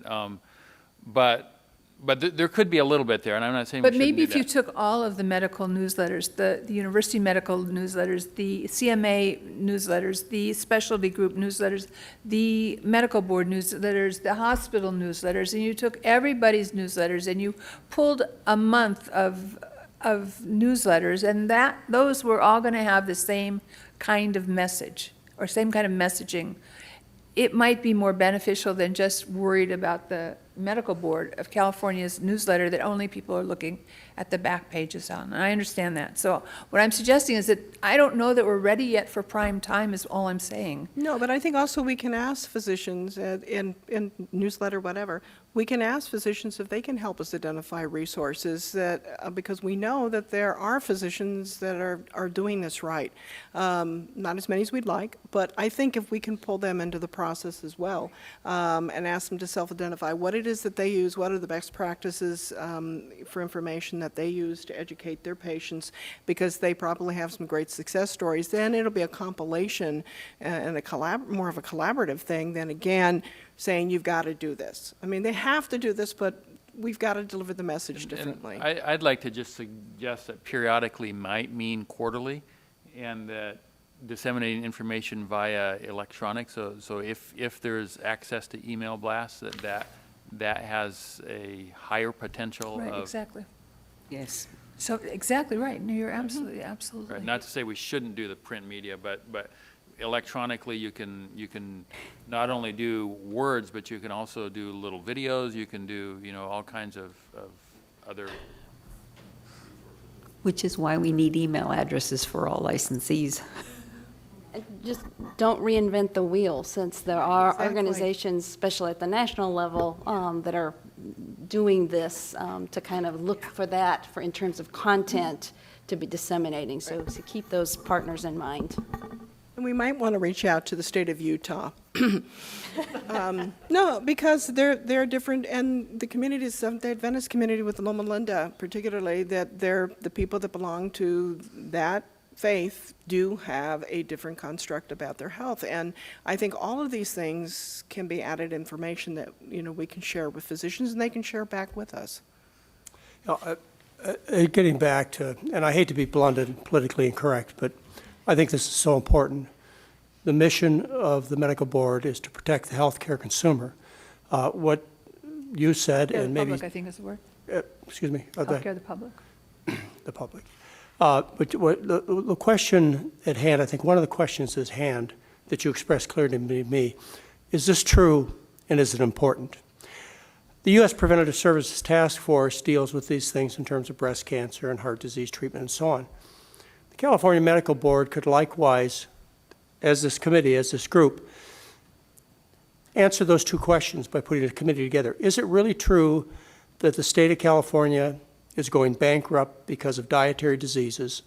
Is it really true that heart surgery does not save lives, that aggressive diabetic therapy is hurting our patients? I mean, these are some of the things that I brought up. And if there's any question about whether or not the things that I brought up are true, and if our job is to protect the healthcare consumer, then possibly a committee that could bring back to you whether this is factual and important would be an initial step. If it is factual and it is important, and the medical board, at least a majority, believes that, then you'd have the information that needs to be disseminated. Right now, telling people that in a newsletter that they ought to pay attention to their diet is not going to accomplish anything, in my opinion. You know, I provided some very challenging, hardcore statements about what's being done for diabetics and heart disease patients. This really should cause all of you to be up in arms. You should be angry about the way patients are being cared for. If there is any doubt about this, anyway, I've expressed myself. I can appreciate your passion, I appreciate your concern, but I really have to tell you that the responsibility of the medical board is not the provider of the end-all and be-all of everything. That what you've explained to us today is extremely important, is extremely opens a whole new avenue of information for us. But I think that the expectation that we're going to be able to address everything and fix everything is you have a whole lot more faith in us. If not us, then who? Well, and if not now, when? I mean, I know, okay, I can appreciate this. All right, we can, not with the word games here, but I think the issue is what can we do to affect, and what is our responsibility to affect? So I'm not quite sure. And what is our mission? And what can we do to, I mean, there's no point in trying to do something if we can't do it well. Who knows we can't do it? But I'm assuming we can, but I'm not so sure that it's the role of the medical board. I'm looking at the people sitting around the table, and I understand this is a task force, a working group task force.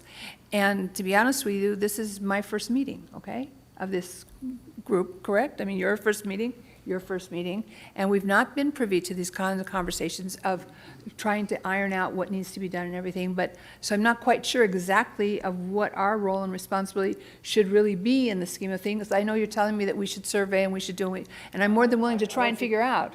But I think that I'm kind of feeling that we need to kind of digest it as well as a board and as a education and wellness committee, and to be able to come up with to take all of this in and to try and figure out where we're going to go with it. We're not going to open the door and close the door today, is all I'm saying. Then what I would propose, and Yes. this probably isn't Oh, it's okay, meeting of order propose, of rules, propose, but I would propose is that we look into these three major areas: obesity, diabetes, and heart disease, and see what kind of job we're doing now in terms of the role medical doctors play, and what the potential is in terms of what I believe is fixing the problem. And that committee came back to the medical board and said, yes, it is true, we're spending $50 billion a year on treatments that are hurting patients, the medical board should be up in arms. If the committee came back and said, the problem is the food, as the U.S. Dietary Goals said, as Sievert-Koop said, as the dietary guidelines are saying every 5 years, the problem is the food. And the medical board said, you know, we see this is true, and our job is to protect the consumer. Would not the first step be to establish these two things, and then once the board is firmly behind the truth, if this is the truth, then disseminate the information with whatever power the medical board has, which I don't know what it is, and obviously nobody else does. I've made some suggestions. CME keeps, spent a lot of our Power time. is what you assume, and, it's not what you're given, it's what you take. So, I mean, we don't have extra on. We do have an one side. authorizing statute. We do have defines- laws that we operate under. So, I mean, we have the ability to ask laws questions. to protect the healthcare We consumer. have the ability to ask a whole lot of questions. The issue is, once we've asked all these questions, where is it we're going to go and how are we going to do it and under what and whose umbrella? And quite honestly, Madam Chair, Who's going to do thing- the work? Yeah, but quite honestly, Madam Chair, and I think maybe perhaps for purposes of this discussion, the medical board is limited when we look at a case for a physician in terms of determining whether or not discipline should be applied, as if that physician met the community standard based upon experts. So we can't, as a board, come in and say, you know, the standard should have been, you should have put them on a nutrition program, because when we get a complaint and it goes through the process and the experts look at it, so we are, the chair is correct, we are limited by what the statutes tell us we can do. And so we cannot necessarily dictate to physicians, nor do I think they want us to, in terms of what they can and cannot do in a practice that would constitute good or bad medicine. But that Because was that's not our role. That was the old medical board. That was the medical current board's medical board. role, was disciplining physicians. What I'm suggesting is a new role for the medical board, which is to enact SB 380, which asks us to deal with nutrition in terms of medicine. It is the number one issue. No, I understand all that. So I understand. I also understand we're trying to have some time constraints. Right. Okay, I apologize, but yes. Okay. One thing that hasn't been expressed Oh, good, yes, yet is that the working group, which this is actually the first time that we've been face-to-face too, and we've only had one Oh. conference call. So we have a bunch of and silos a bunch working of here. emails. But we offer to be available as consultants on the CME issue and particularly the information dissemination issue for some period of time to help you get started. If you decide to expand the group by inviting in some additional experts, that would be wonderful. This is a good group to start. There's a lot of expertise in this group, and at one time doesn't change doesn't change the world. And that's another thing, this reinforcement, this periodic thing, this is very important. People who've been practicing for 30, 40 years exactly the same way, one little blurb or one lecture isn't going to change the whole way that they practice, just as asking the patient to stop smoking usually doesn't change a lifetime of reinforced pleasurable behavior. It takes a lot of getting it from all sides. But it can't be done without the medical board. The medical Right, board's only no, I part of this. understand, I understand. I actually handed to Ms. Simoes as well as to Scott Clark a resolution that I got past the House of Delegates of the California Medical Association on another topic, which is going to ask the CMA to work with the medical board to get information out, because the board is the only body that communicates with all licensed physicians. Only a minority belong to CMA.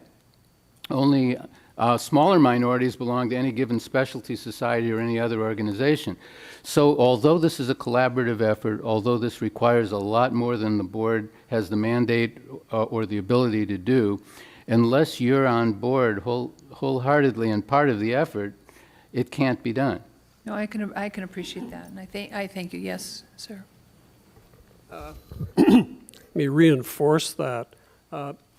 In the tobacco program, which was quite successful, we were taught that there is a variation on the theme of the Prochaska model, which is in the advertising industry, and it's knowledge, attitudes, behaviors. And you go through that progression to get behaviors changed. So for the tobacco thing, we knew we were into the attitudes part and at the tipping point to behaviors. And the question was, how can we tip the population of California into the behavior piece? And the advertising people showed us how to do that. And in that case, the way we did it was to launch a public relations activity in which we displayed the tobacco industry as guilty of trying to distort the truth. It was conspiracy. So it's a conspiracy to kill you. That's what they were doing. And we could do that. In the case of the nutrition thing, I think we are in the knowledge, attitudes, behaviors piece, moving from the knowledge into the attitudes. And I think the board has to be a part of the conspiracy or the holistic approach to this thing, which Dr. Nunez has described as being constructed by the state. you are an important piece of that. And I think the board has to take an active role in saying so and in being a part of it. Now, in case you hadn't noticed, last time the board was forced to do this was with the opioids. Yeah, I was around for that. Thank you. And opioids was, suddenly we had a mandate for continuing education on opioids. And this was after about 30 years of the war on drugs, where we as physicians had been told to not give these things. And suddenly the public rose up and said, no, no, no, pain is a real problem out there. You've got to loosen this up. Suddenly you were focused. Okay, we're now 10 years later. You still have another forward. Prescriptions are up 400%. Done a great job. Okay, and in the process, not only were prescriptions up 400%, the abuse was up 400%, and we as physicians are now being blamed. But the focus worked. It tipped us over into behavior. That's the point. You have to be engaged. The board, medical board, and its power is in fact important. Second comment here, completely different from that. Dr. McDougall asked why the board can't go to the university and make things happen. I didn't say that it couldn't. And I mean, he asked. historically, it doesn't work because of turf. I beg to differ with you, because when there was a situation with overdosing and when there was the situation with suicides on campus, the medical board did go to universities, and they did sit down with the deans, they did sit down with the directors, and there were discussions, and there was an explanation. There was the assumption that they were doing nothing, but in fact they were doing something. They could have, and they started doing more, but it wasn't like, so I mean, I think that it's important that we, instead of pointing fingers, we try and cultivate a communication opportunity to bring them along. Because you have, I think we all agree on the same thing. It's just the way the message is delivered and the process by which it's going to be delivered and who's going to be delivering it and who's going to be doing the work. Yeah. Because I haven't heard today anybody suggest that the medical board's not going to do the work, but I'm looking at the people in the room and the ability and the capability of the staff that we have and the time that they're spending already on jobs that they have and positions that they have. I'm not so sure that we have a whole lot of people and time and money to be the ones that are driving the train here. We are on the train, okay? I understand we're on the train and the train is going out of the station. I understand that very well. So the question is how to make sure that the right players are at the station. And I understand that. But it's something real new to us. And I appreciate that 380 has been written and 380 is out there and 380 will be implemented. We're not saying we're not going to. Just how can we do it best? And how can we be as effective as possible? So I don't want any of you to take the comments that I've made personally as a barrier or a pushback. It's just a question in my mind is how am I going to chew it up and make some sense out of it and be effective? Because I don't want a whole lot of energy and a whole lot of effort to be wasted and not to be successful at what we all want. And I think that we're very fortunate. Today's generation is quite a bit different than my generation that grew up and my parents' generation that grew up, because the kids today are aware of healthier lifestyles and healthier issues and nutritional value of food. So we have maybe a behavior that's already in place that we didn't even know about, and we have to figure out how to use that behavior to change government's attitude maybe, or insurance companies' attitudes, or whoever attitude. But I'm sure, all I'm saying is I don't know that I feel comfortable that it's only for us to do right now. That's all I'm suggesting. Good. My comment about university only addressed the jurisdictional disputes that the two bodies have had. The board is part of the governor. The university is a separate constitutional body, and there are turf issues that... Well, but there's collaboration. At least in my house, there's collaboration. As soon as you get there. In my house. Just be cautious, that's all. You have the wrong person to tell to be cautious. Madam Chair, in the spirit of moving things along, could I make a motion that you appoint a task force of this committee, because we do take on other issues besides this, and focus in on with staff trying to address, first of all, the best vehicle where we can reach out to the physician population to ask them what it is that they need, and to start helping put the word out, to identify those resources so that they can be made available.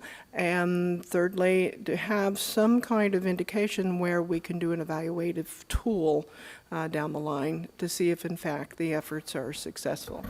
Do you really think we need a task force, or we can just direct staff to do that in the first place? Well, I think staff, I don't think We have staff. 5 people on this committee, Well, so. staff can't do this all by But themselves. the working group is not Yeah. large.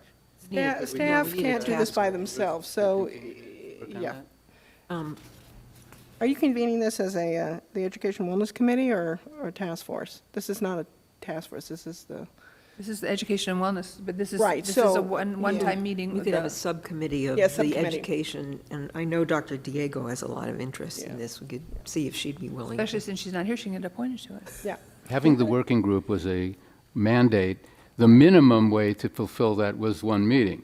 But there's nothing in the law Oh, that no, doesn't allow us absolutely. to continue to help We've you. had several mandated working groups on other issues, but I think by calling it mechanisms task for force getting work subcommittee on this specific issue, it elevates it just a little bit and continues it. Right. You know, so if we. Before we totally end this whole subject, I wanted to mention that none of us would be here if it weren't for Stan Diorio and Senator Rod Wright.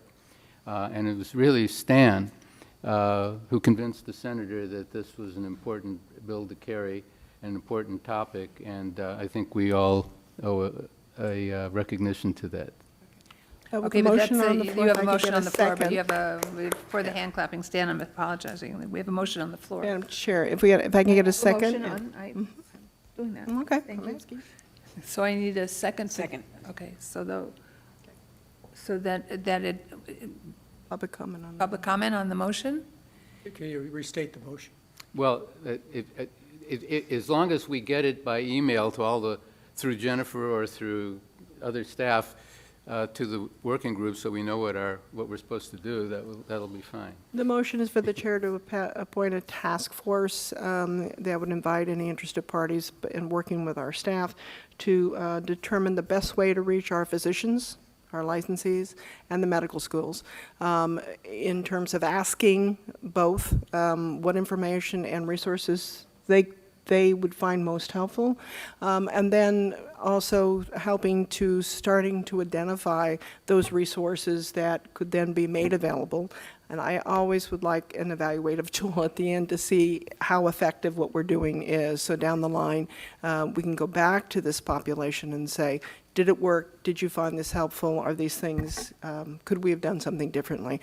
And in that, Madam Chair, also asking both the medical schools and the physicians to self-identify if they've had successes in whatever efforts they've done along this subject matter line, so that they can report and we can share with them as being So successful. do I have any public comment on the motion? Just a question, this refers to Part 3, right, the education dissemination. Okay. Did you need to include any aspect in those elements regarding the hospital outreach? and Oh, yeah, absolutely, absolutely, that would be included. How about not limited to?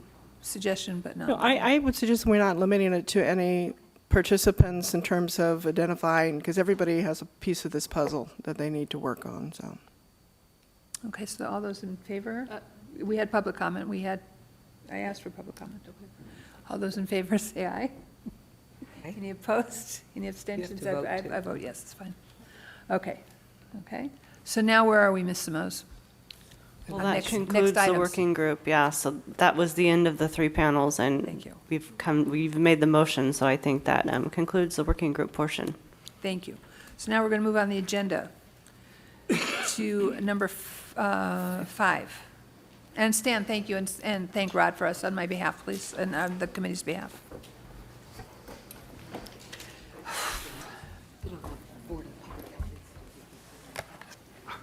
Who mentions your name with reverence every Good cop, bad cop. Good afternoon. Agenda number 5 deals with our mission statement and goals. At the July 19th, 2012 Education and Wellness Committee meeting, a mission statement along with goals to support that mission statement were proposed since the 2 committees had recently been merged into one. Ms. Yaroslavsky directed staff to bring back mission statements from both entities so the members of the committee could review them and determine an appropriate mission statement. On April 4th, 2013, the Education and Wellness Committee meeting, there wasn't any action taken at that time. The original mission statement for the Wellness Committee reads as follows: to further the board's consumer protection mission by encouraging and guiding licensees to promote a sound balance in their personal and professional lives so that healthy physicians offer quality care to their patients. However, there was no mission statement with regards to the Education Committee. Staff recommendation, we asked the committee to review the proposed mission statement that we have below, which I will read, and I actually have already been given an excellent suggestion with regards to. Can you hold on a second, because I Sure. don't have my notes, so I. Oh. They were, I thought here, but I don't know what happened. So do you have another copy, do you have more copies in the back? Of the statement? Of the mission statement? It's, Yeah. Yeah, I believe I do. Bear with me here. Let me see, I think I've got one here. What is he saying? I'm sorry? Agenda item number 5, I don't have it in front of me. One that I could have, that I could look at. yep, This is getting it? Okay.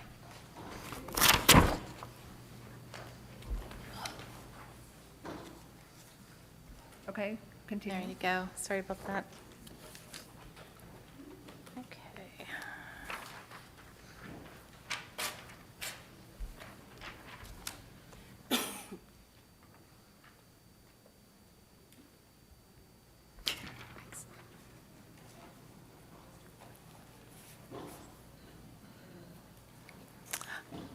Are we ready? Okay. Already got a suggestion on a change here, so I'm going to read it with the change, if you don't mind.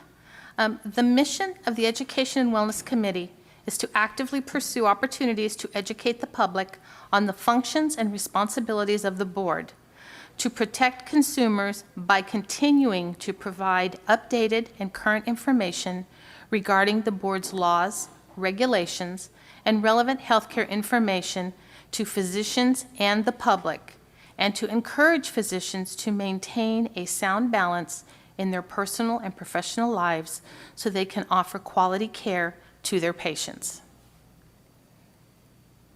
So let me just ask you a question. When you use the word public, when you use the word public, how do you feel about using the word stakeholder? I have no problem with that. I mean, to encompass both public, non-medical, Yeah, when using the word public, I'm thinking, consumers and everybody other than I just think that doctors physicians. are also consumers in the long run. I mean, they are doctors and medical professionals. I don't know that. so maybe we remove the word consumers and put public in We- the second line. Is that what you're Second. saying? Be consistent? Well, to educate the public, and then I was Educate just the suggesting using, instead of public, it's the word stakeholder. And to the information to physicians and public, separate them. No, I'm a little leery of using stakeholder on that. I'm thinking, though, I agree with Dr. Levine. She mentioned, I think that it's important to stay with the same terms. And in looking at this, I notice, that we say educate the public on the functions and responsibility of the board, and to protect consumers, let's say protect the public by continuing to provide and stick with the public. I'm a little concerned, Madam Chair, because the regs and such really do refer to the public protection. But the They public don't call is, them consumer, they refer Right, to it as protect the public public. protection. okay, fine, we'll just leave it the way it is, Now, public. fine. priority of the board, the protection of the public shall be the highest priority for the Medical Board of California. And so Right, no, I understand. And that's It's fine. consistent through our Right. language. I So agree. How do you feel about changing that one, protect consumers to protect the public? I like that better then, Okay. that's fine.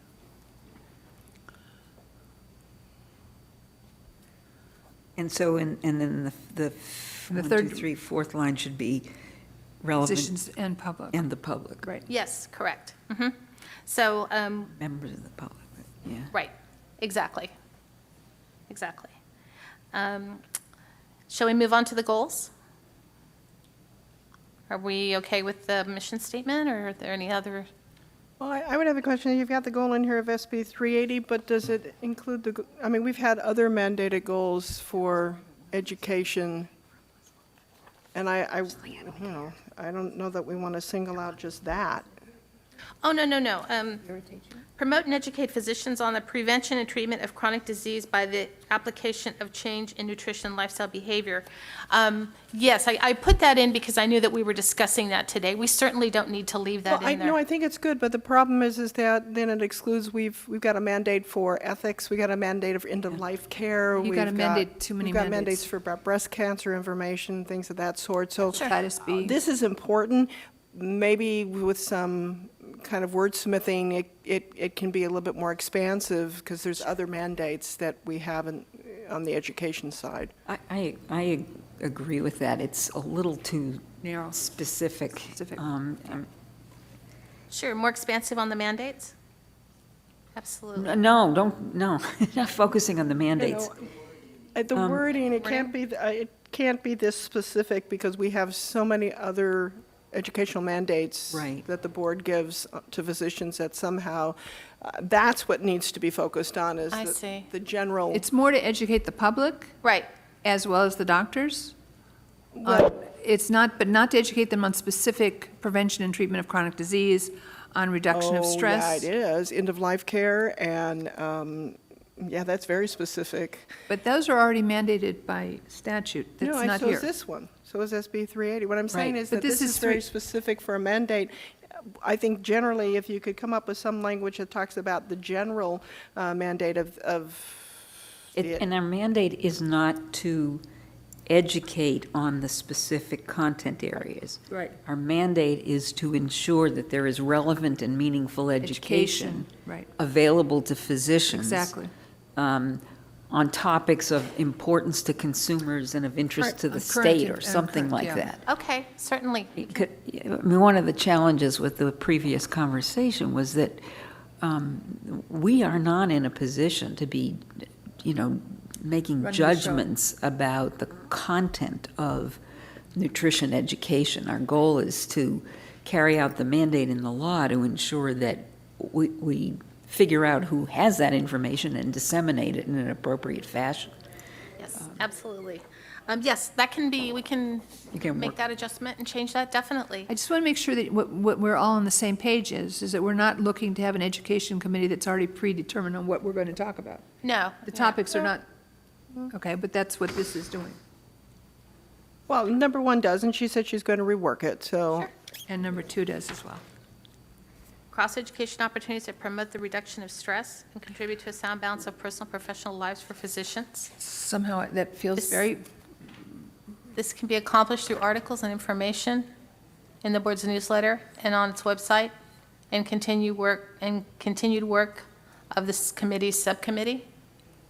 sounds to me very strange that that would be a purpose of the education committee, to make sure that doctors lead a stress-free life. Well, I know, but it's a combination of the Education and Wellness Committee. So we have that wellness portion, and the wellness portion, my understanding is, needs to be directed towards the physician. Am I incorrect? No. Right? that's- That's correct, but but is wellness and is stress the opposite of being well? Stress is a contributor to unwellness. Correct. Right, yeah. but it's one of many. Right. That's my concern, that it's just very focused versus very broad. And again, I think, I'm not sure what cross-educational opportunities are or mean, but I think what the Wellness Committee in its lifespan, what it attempted to do is to acquire information about strategies to promote stressors. Right, to release. And strategies to relieve stress and to disseminate the information through the available communication channels. The Education Committee's main focus, I think, has to be to educate. Educate on what is not predetermined, but, I mean, is predetermined to an extent, but it's to educate and inform and provide resources for information on whatever the topic is at the moment. And I'm just concerned that this is going to be totally focused, totally narrow on silos that take away from the opportunity to be broader if we wanted to be broader. I mean, the Education Committee was the one that determined that doctors had to state in their offices that they're licensed by the Medical Board of California. That's definitely not going to do anything about the stressors doctors have. I understand. Forgive me, though, I'm confused, because this is really directing more of the wellness and not the education portion of this. But So- it's a joint committee. It's Right. a Correct. reconstituted committee that's not only dealing with wellness, which Right. wasn't dealing so well with wellness. I understand. Perhaps we can take something out of the original mission statement for the Wellness Committee with regards to this particular How about topic. promote strategies? That's a good one, I like that. Sure. To. And opportunities, maybe. Strategies and opportunities for physicians to maintain a sound balance Balance. in their personal and professional lives. Yeah, I would, That's I would good. take out reduction of stress, Yeah. because that I don't know assumes- anybody who isn't stressed, so. Sure, we can make that change, that's, That's absolutely. So we'll go ahead and I'll make sure and should that. Moving to the next one, educate consumers on the board's purpose and the role a patient should play in his or her own healthcare. This can Personal be, responsibility? right. This can be accomplished through outreach events, health fairs, videos on the board's website, and public service announcements to reach out to the consumer. I would ask you to change the word should to can. Let's see.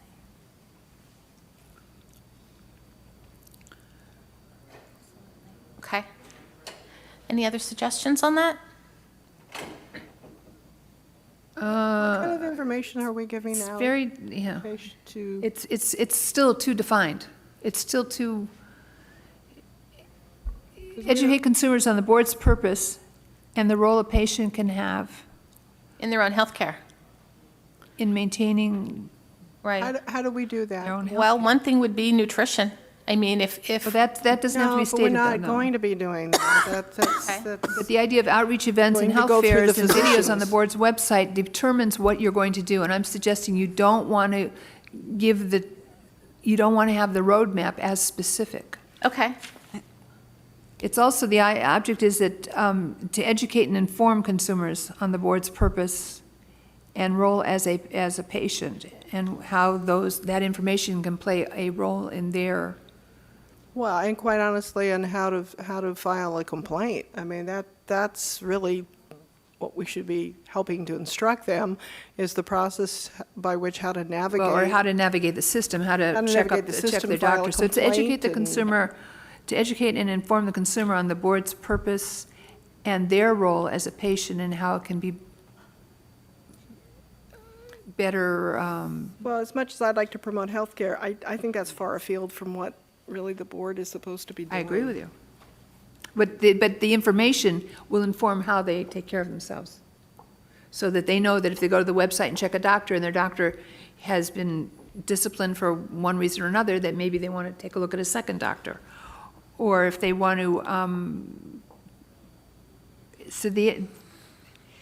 I think that we do have to educate and inform consumers on something. Educate consumers on the board's mission and purpose, and provide relevant information That's good. related to the board's role in public protection Right, regarding the licensing and enforcement of physicians. right. That's excellent. Exactly. Did you get that? okay. Did you get that? Educate consumers on the board's purpose and mission. Mission and purpose, Mission and and the role of the purpose. patient, relevant in the role, with relevant information in public and in licensing and So educate consumer on the board's purpose and its purpose. mission I can't read purpose yet. regarding public protection, and provide relevant information regarding the board's activities in the licensing and enforcement of physicians. Right, that's good. See, it's broad enough that you could put anything into it. That's what we're Right. trying to do, Cassandra. But again, recognizing that our role is not to do healthcare education. As much Yeah, as we'd I'll be like. able to listen to this back too, so, you know, Good. with the, so Also, no can we worries, we'll make get it sure right. that it's done in a culturally competent manner? Because that is another big issue about, for the consumer, that it be in a language and in a format that they can understand. Sure, absolutely. Website and multiple. Thank you. The fourth one is identify the changes in healthcare, particularly regarding the California Health Benefit Exchange and the impact it will have on medical practices and the healthcare consumer, and educate both physicians and consumers regarding these changes? We can change it No. to the public. I would object to that because it's singling out a particular program, which, by the way, is called California Covered. But it's got other aspects in there, too, We that don't need it. I We don't can know remove that that's our it. role. It doesn't really belong in this I don't think it belongs Okay, here. we'll remove that. And the last one is review and monitor the Public Affairs Office strategic plan to ensure goals and objectives are being met. That's true, but I don't like the way it's said. I mean, that's true, but I'm not sure that the way it's being stated is, Okay. it feels too much of a review process, monitor. How would you like to That's state it? intended. I mean, that's the Intended? intention, yeah. All right, then leave it, sorry, I mean, leave it just as is, fine. I'm not wedded to On any of this. behalf of the board, we're On behalf of the overseeing. board, right, because we can't do it by That's ourselves. right. Yeah, so on behalf of the medical board, review and monitor the Public Affairs Office strategic plan. And report to the full And board. report back to the board to ensure Okay. goals and objectives are being met.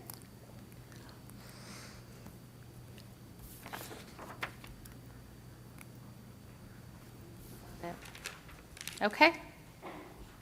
Okay, I'll make those changes. Great, thank you. Thank you. And,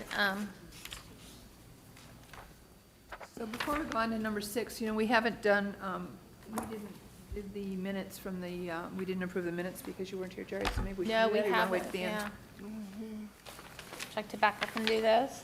No, I really, Wasn't I- here I at that must have meeting. been- I actually was watching you Minutes? all. I got the minutes. I'll give you the minutes.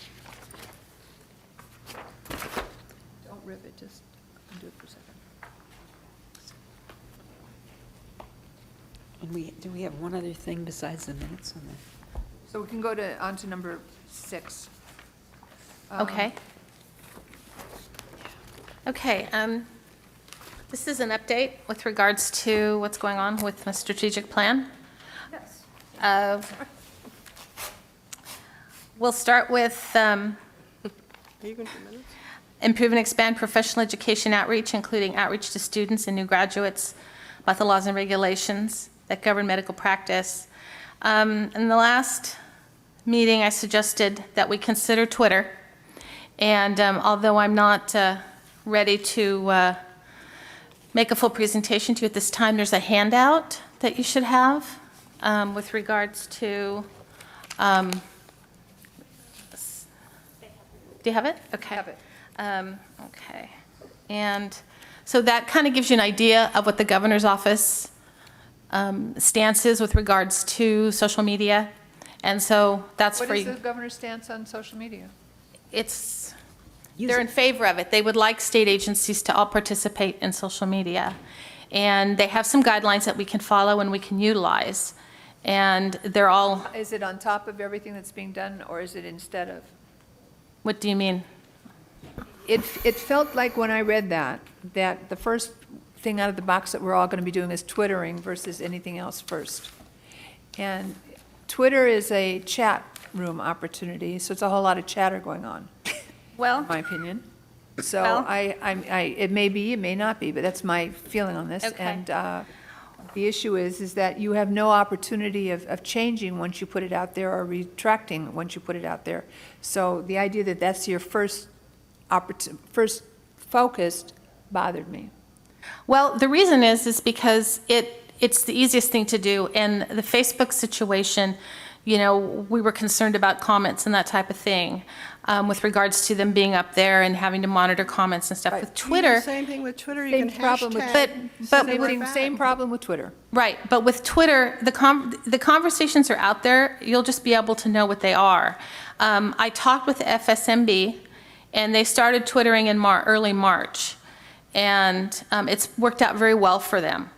And in fact, I recently let DCA Twitter an item for us with regards to an enforcement issue. And we got no negative feedback whatsoever. In fact, it was like a, good job, go get them kind of a thing. So, I really think that, like I said, the conversations are ongoing, they're out there. This allows us to monitor it. We could do a soft launch. There are 11 other boards that do Twitter and Facebook. And like I said, I just wanted to let you know that I had looked into the situation with FSMB, because I know that was a concern last time, and that I had checked with other boards. I think the question was not FSMB, but how many other medical boards in the United States were doing this. FMSB is it's not a regulatory agency. 11 of them. And they do that as well 11 as. what? 11 medical 11 boards? different boards, yeah. Around the country? Yes. Now, like I said, I'm giving you an update, and I've provided you the policy information, and I'm letting you know this at this time, but I am not doing the full presentation at this time. This is just. So we're not out there doing that only? Correct. Okay. We're not. And so I'm giving this to you so that you can see where the progress is on it, so Okay. that you can digest this information. And in October, I plan on giving you a full presentation with regards to this. So let me be real upfront and out there with you, okay? Okay. My feeling is that until we have our ducks in a row on all of our communication needs and collaboration within the state, I'm not so sure that social media has to be our #1 priority. My concern was, I was feeling like that was going to be a priority before everything else was in place. And it's not. Good, thank you So for clarifying we'll that. move on then, since, we'll just go on here. With regards to videos and PSAs, I have a strong relationship with the Department of Consumer Affairs, and we'll be able to utilize their equipment. I'd like to move forward and start doing some more PSAs and things like that.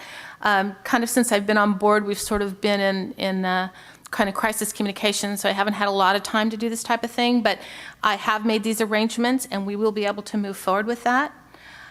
With regards to our press releases on the website, press releases are now being posted on the front page. As you go on the website, when you look at the front page, it says new, and the press release is there. They're also done in a PDF form now, so they look exactly like they do when they go out. It used to be different, and we changed that. It looks much cleaner, and you have a situation where you're not taking information and putting it into a template and risking having errors or problems and that type of thing. So that's been changed. That's up there. It'll be up there for about 30 days, and then we'll rotate out. So that's what we've done with regards to press releases. So let me ask you a question. Mhm. So with the press releases that are on the website, I think it's a great idea. The question is, how do you drive people to the website to make sure they're seeing them? Well, first of all, what you do is you send them out and you target your audiences. And in addition, you talk to your various media contacts and let them know that there's information out there, which I've certainly got. But in moving forward, I've kind of, since we're there, we'll go there. With regards to establishing a more proactive approach in communicating, we now have Media Hub, and you should have the information there. We'll be working with the Department of Consumer Affairs. They have gone ahead and included us in their contract for Media Hub. They've used it for several years. It's a fabulous resource. It allows you to target your areas. For example, let's say you want to target bloggers, or you want to target all media in Los Angeles area, or all the media in the Bay Area, or you can set up what you want, what you need. It fits your needs, and you can get your information out there.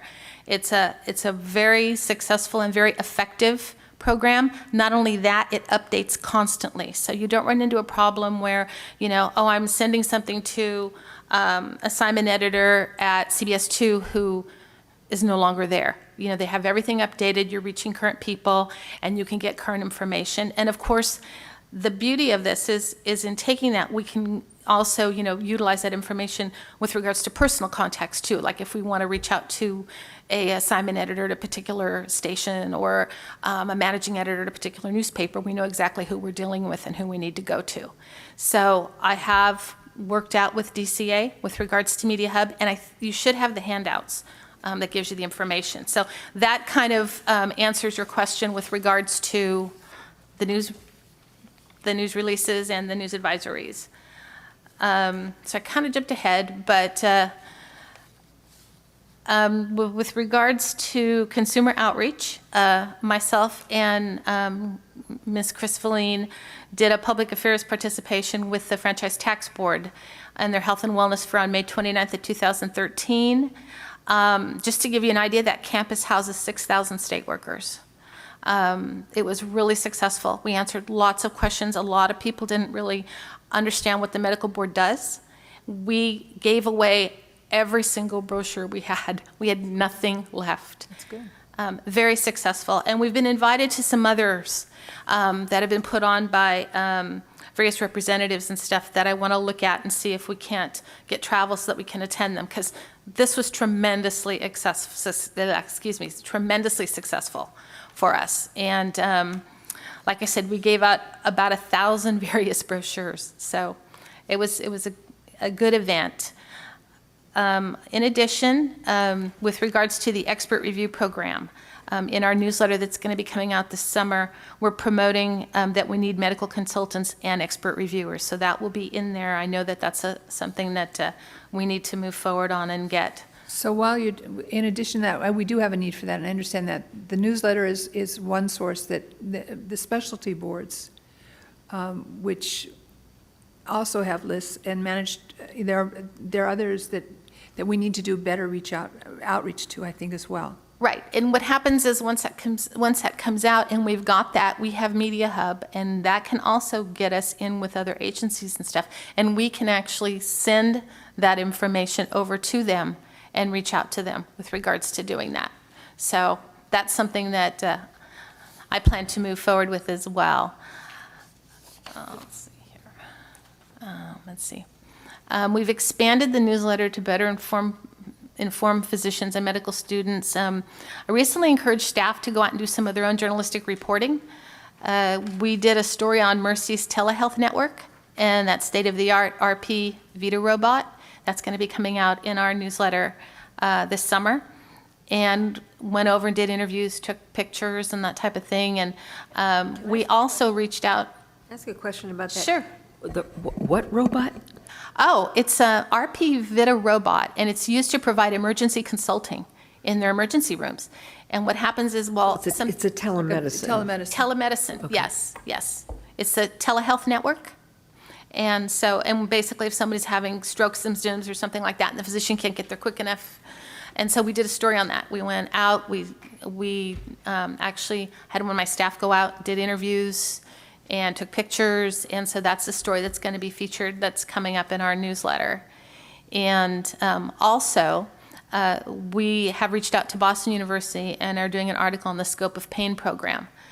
A lot of what's coming up in our newsletter for summer is going to deal with pain management and the prescription drug issues, so that's something that we're concentrating on in the upcoming newsletter. We'll continue to use SurveyMonkey to gauge interest from our stakeholders on what they like and don't like regarding our newsletter, regarding our website. And one of the things that I've noticed that we've gotten a lot of comments on is they would like more information on CME courses, which is something that probably doesn't surprise anybody.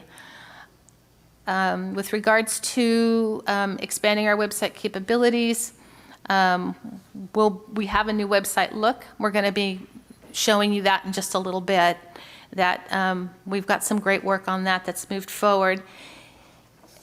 And with regards to webinars, there's something we're working on and have discussed partnering with other agencies with regards to that, including Department of Consumer Affairs.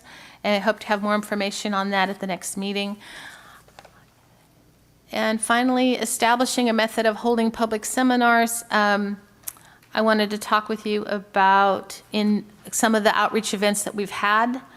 We've had several, and in May we had Miss Kathleen Nichols, our Southern Area Supervisor for Enforcement. She made a presentation on the board's enforcement unit, investigating impaired physicians and 805 reporting. Laura Sweet has done several presentations and gone out on educational things.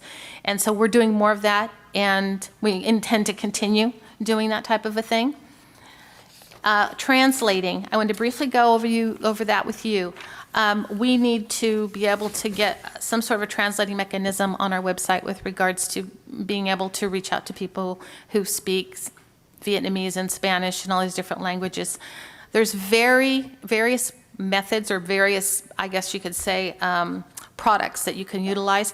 I know DCA uses Google Translate, Yeah, this translator. Yeah, and so I was going to check with them on that. They've been so terrific as far as helping out with the Media Hub and partnering with us on that. I was going to check with them on that too, because, you know, the Media Hub thing, that saved us quite a bit of money, being able to go in with them. So that was a really good thing. And now what I'd like to do is I would like to present to you what we've done with the website. I have Sean Haney and Charlotte Clark here from our Information Business Systems, and they were going to show you kind of where we're at and where we're going with that, and I think you'll be pleased. She did? Okay. Where's Sean? Sean, are you ready? Do you want to start? Yeah, I can start. So the CA.gov put out their brand new template this year. It's a responsive dinner. You want to take it? By the way, we do have the Google Translate on this new design. Oh, excellent. Yes. Perfect. How would I know if I'm a Spanish speaker? How to find it? Select, okay. Is there some way that could be more prominent? Like at the top? Well, I have to say, yeah, anyway. I think it's Or bigger letters? it's normally found at the bottom of the website. Yeah. So it's somewhere that, as a web user, you would know to look for it there.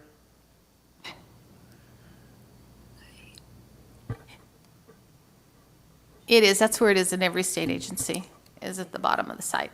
Okay, yeah. We can move that and make it more prominent. The governor's office template, we have very specific designs. So this template design was more of, it models after the ca.gov, so you can go out there and see theirs.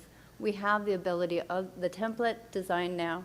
It has a more simplified header, the tabs right underneath, give you more of a drop-down kind of a feel, so you have more of a content, and you can pick, we can actually put in there certification levels and give it some paragraphing. Select language, yeah. Right. Do you have the ability to also capture information as to who's clicking which ones of those? Yes, we have that ability right now on our site, and so what we're doing with the redesign of this one is we have taken into what they call Google Analytics and actually looking to see where people are clicking on our site, right down to the little 0.1% of, you know.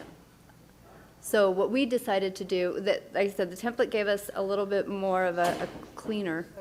Sorry, what? Two areas where the language was still in Latin. Yeah, go back, he had Laura, no, go up. When you pull down applicants, yeah, Allied Hair Code. Oh, no, we're sorry. This, right now, this site, like we said, this is just kind of an overview. I know they used to speak Latin. No, this is our placeholder text. Yeah, So it's we're just to show you what it'll Right. look like. We're still, Yeah, we're just having you, this is kind of the sneak peek. Sorry. This is what it's gonna look Look like, but we're not quite there yet. We focused mainly on our big areas of the site are the homepage, to make sure that people are able to find the information quick. Looks great. So it's more consumer-driven is what we're looking at it for. So we have our news, our upcoming events. The beauty of the upcoming events, if you've ever gone to our meetings page and have clicked on seen the materials in that table grid, we actually have what they call an accordion view. So if he clicks on materials right from the home page, he can get all of the agenda items right there in one swoop. It'll list the agendas, the materials, webcasting if it's available. Scroll further down, we will have the most recent webcasts out there.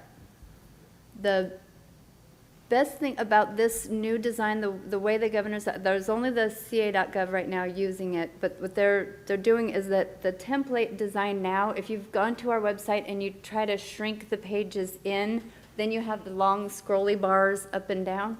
This is more intuitive, that it knows what browser you're on, whether you're on your iPhone, your iPad, or a mini viewer. It will adjust, and as he scrolls down, he'll give you an idea of what it'll look like, say if you're on your iPad. So as it comes and it keeps going in, then it turns to what they call the mobile view web. So he can click on that, and that will actually add. What is that picture of?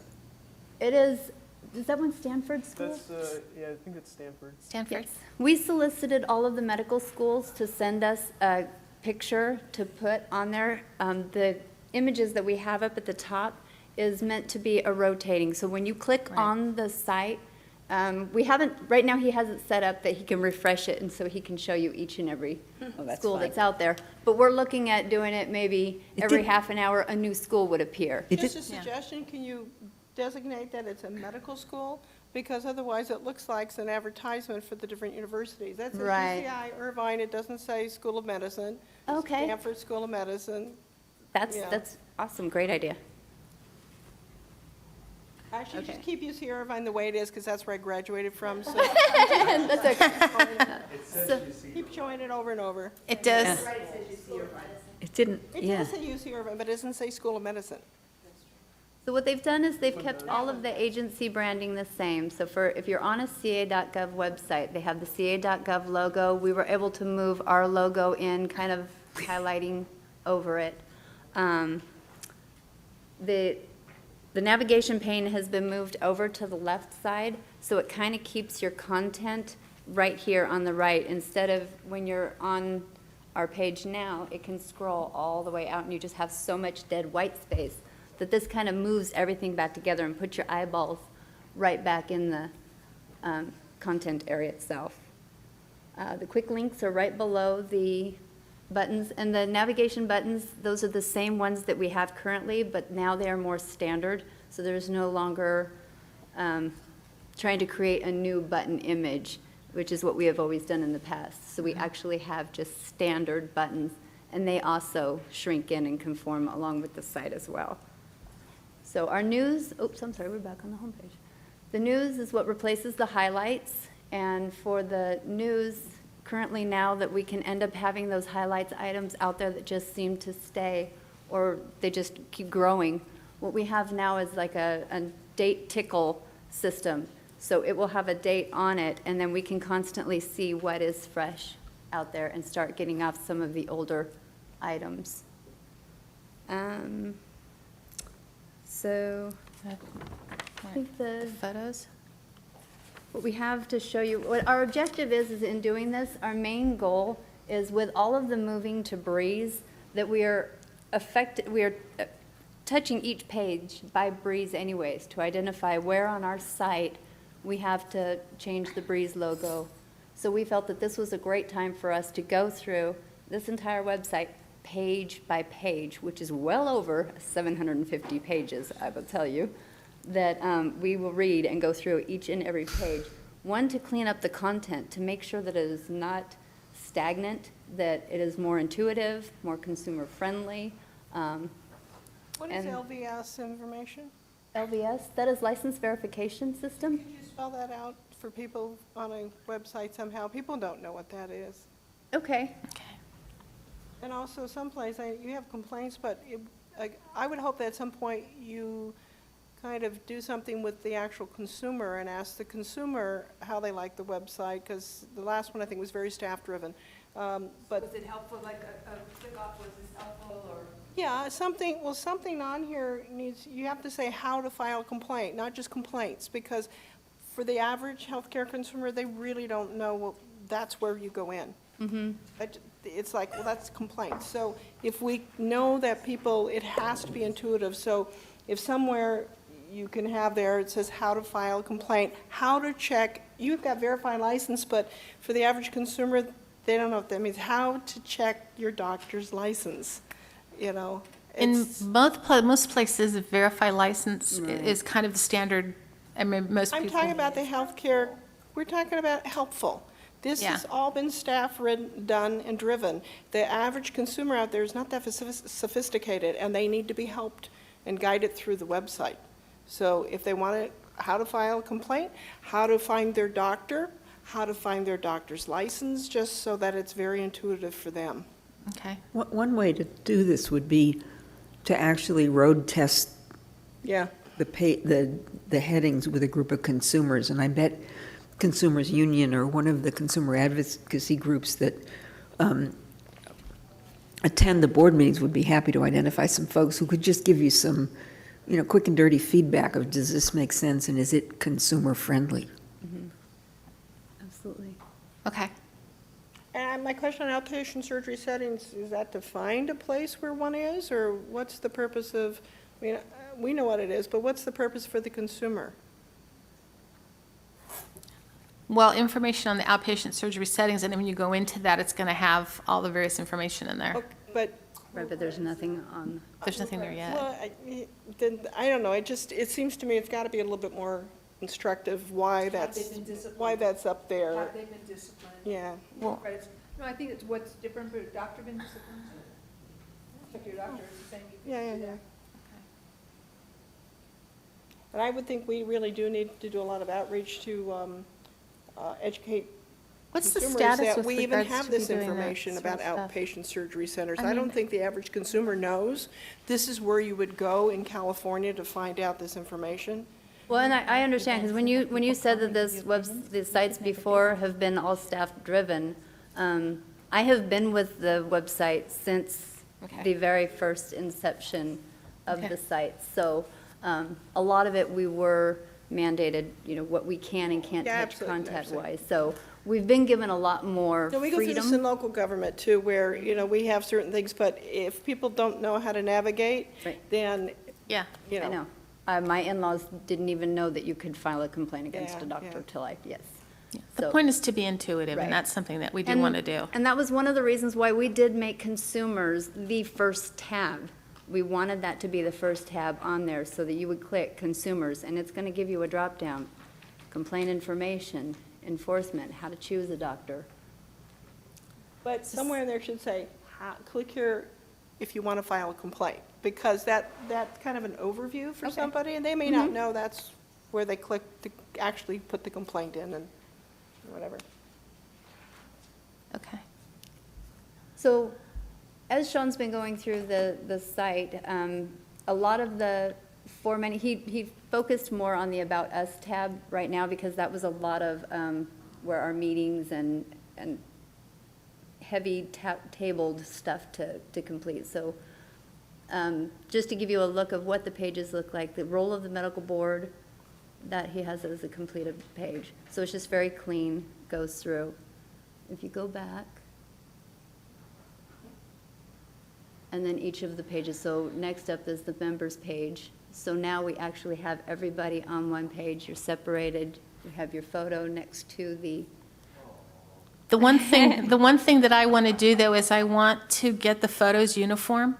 So I would like to get new photos of everybody in color, because as you go through here, you'll see there's some black and white and there's some missing. Why do we need pictures up there? People like it. We've It's- always had we've that always on had your- it. On the website? Mhm. Uh-huh. It's always been on. Always. Yep. You're out there now. It puts a human face So, on it. so I'd keep like, your photo. yeah, and I'd like some uniformity in it. I mean, I think it would look nicer. That's right. Just keep the same picture, I'm not taking any new ones. Keep your photo. Well, yours is actually okay because you're Yes, I further know it's away. okay, because from- it's from 10 years ago. That's exactly right. I'm not taking a more recent photo either. Well, it would be nice to have it more uniform. I'm sure you can see what I mean, that it would look a little bit more. Uniform, to have the same picture. Yeah, we can have a uniform picture, yes, with our medical board buttons, okay? Well, going back, you had a thing about when you were talking to consumers about complaints, and you do have a thing in there about, was it another one you just had before? No, you had an expanded thing we were explaining. Oh, the consumer information? I don't know, but it said about complaints about physicians and other healthcare. Yeah, people don't know who we regulate.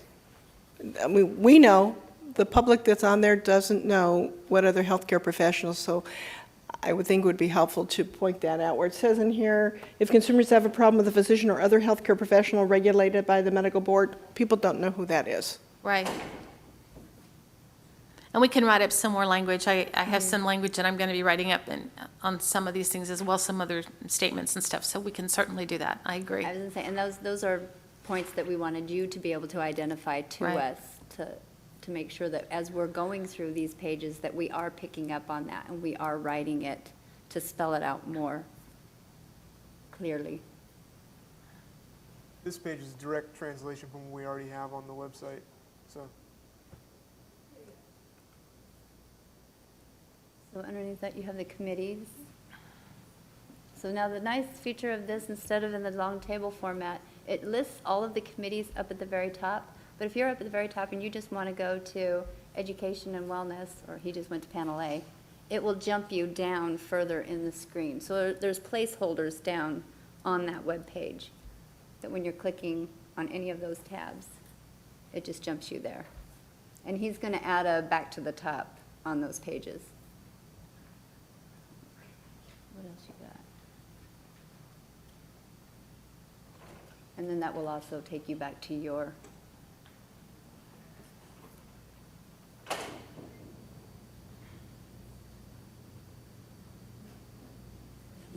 and then the phone and fax are another. We just retabled, and then we have links to different places in our site. So if you go to the district and probation officers, that information. What's that? You don't have their pictures. No. No. But I will, if you want. Kim, they don't have your home address up here. Oh. So, and then I think he also finished the board and committee meetings page. So again, we have, if you go to the 2013 committee meetings, it'll show what the upcoming ones are. And then as they end, we'll go to the past events. They'll get dropped down. Okay. So Do we have that's anything else? pretty This much, was I would say, that's just kind of the We're- overview. We're still in a really deep working Right. phase on it. But we wanted you to see what it will look like and get your input on it. The launch on it is, I'm sorry? They did a good job, yeah. That did a looked good very job. good. He did a great job. The launch, we're hoping, is going to be like October 1st, is what we're shooting for, to launch this. I don't know if you're interested in this, but I've got access to several hundred healthcare administration students who I actually had them look at the old website and critique it. You know, if you want, Cal State Long Beach Healthcare Administration Department could, on a limited basis, look at, once you get it, and give you feedback from, these are students of all ages, all ethnicities, all languages, just to give you some feedback. Okay. Yes. Because they know nothing about the medical board. Sure. So when they Yes. get into it, then, you know, this And is, all my fresh. 63-year-old grandma or mother would appreciate it because I keep making her come out and read the site and explain it. they're not going to teach them about nutrition at the same So- time, stop. So perfect. But if you want, you know, so if you want to give me a link, and when classes start up in late August, then Yeah, That- I'm we sure should all be- the we should instructors be would at a good love to point be able for- to participate. that would be wonderful. And we'll send it over to you and you can take a look, yeah? We also Thank you. want someone with an eighth grade reading, a group of people with Oh, an some of eighth these grade- students, that's about where they are, I could read it then. You want me to look even at in it? college. I could look at it, eighth grade level. Thank you. Even in And I college. think that, unless there's any other questions, thank you so much. Charlotte, Sean, you did a fabulous job. It's Thank you beautiful. very much. Looks good. Madam Chairman, do we need to take a vote on the mission statement at all on agenda number 5? Do we need to? We need You to, need a clear copy of it first. we need to present it Yeah. to the board. You need to present Okay. the board. Right? Okay, I And can that's- have it for you, the mission statement ready for you, and that's not a problem at all. So I'll do that. Okay, and I think that concludes me. Okay. The minutes? Oh, yes, we do need to do the minutes. And I had a question about the minutes. Sure. There were two mentions, and I guess, and I'm bringing it up only because it came to the Education and Wellness Committee, and two mentions in the minutes about follow-up from the Joint Forum on Prescribing, one of which was a brochure that was going to be developed, and the second was a joint piece of work by the Medical Board and Pharmacy Board on the top 10 or 20 issues. Okay.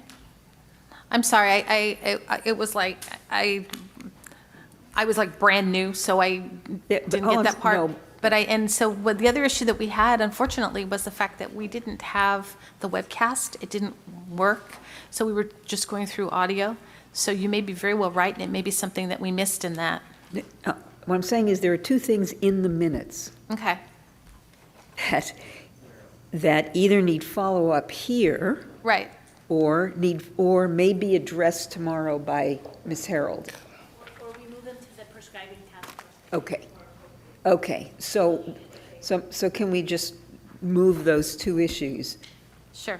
The development of a brochure for both physicians and consumers, developed jointly by the Pharmacy Board and Medical Board, and then the committee requested that the staff of the two boards come back with the top 10 or 20 issues to be coordinated in terms of articles through the newsletter. I just don't want them dropped, that's all, as long as it's moved to the task force. I understand, and I apologize because I'm not familiar with that at all, so I was.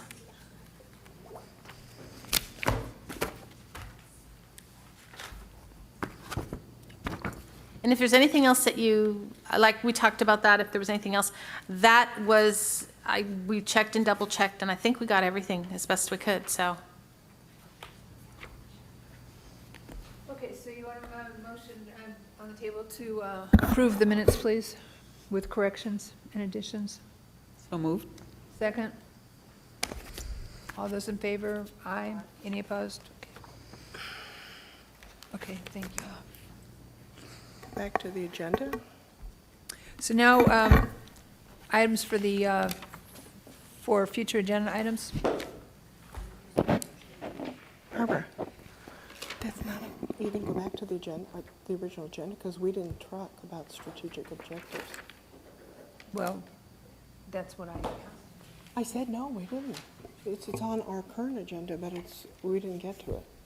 So our current agenda has. Yeah, our current agenda has update on strategic plan objectives. Are we going to go through that? I did it. I just did it. I did it before we did the presentation here. That was the last of it. We talked about Media Hub and the social media and the outreach and. That's your answer. Yeah.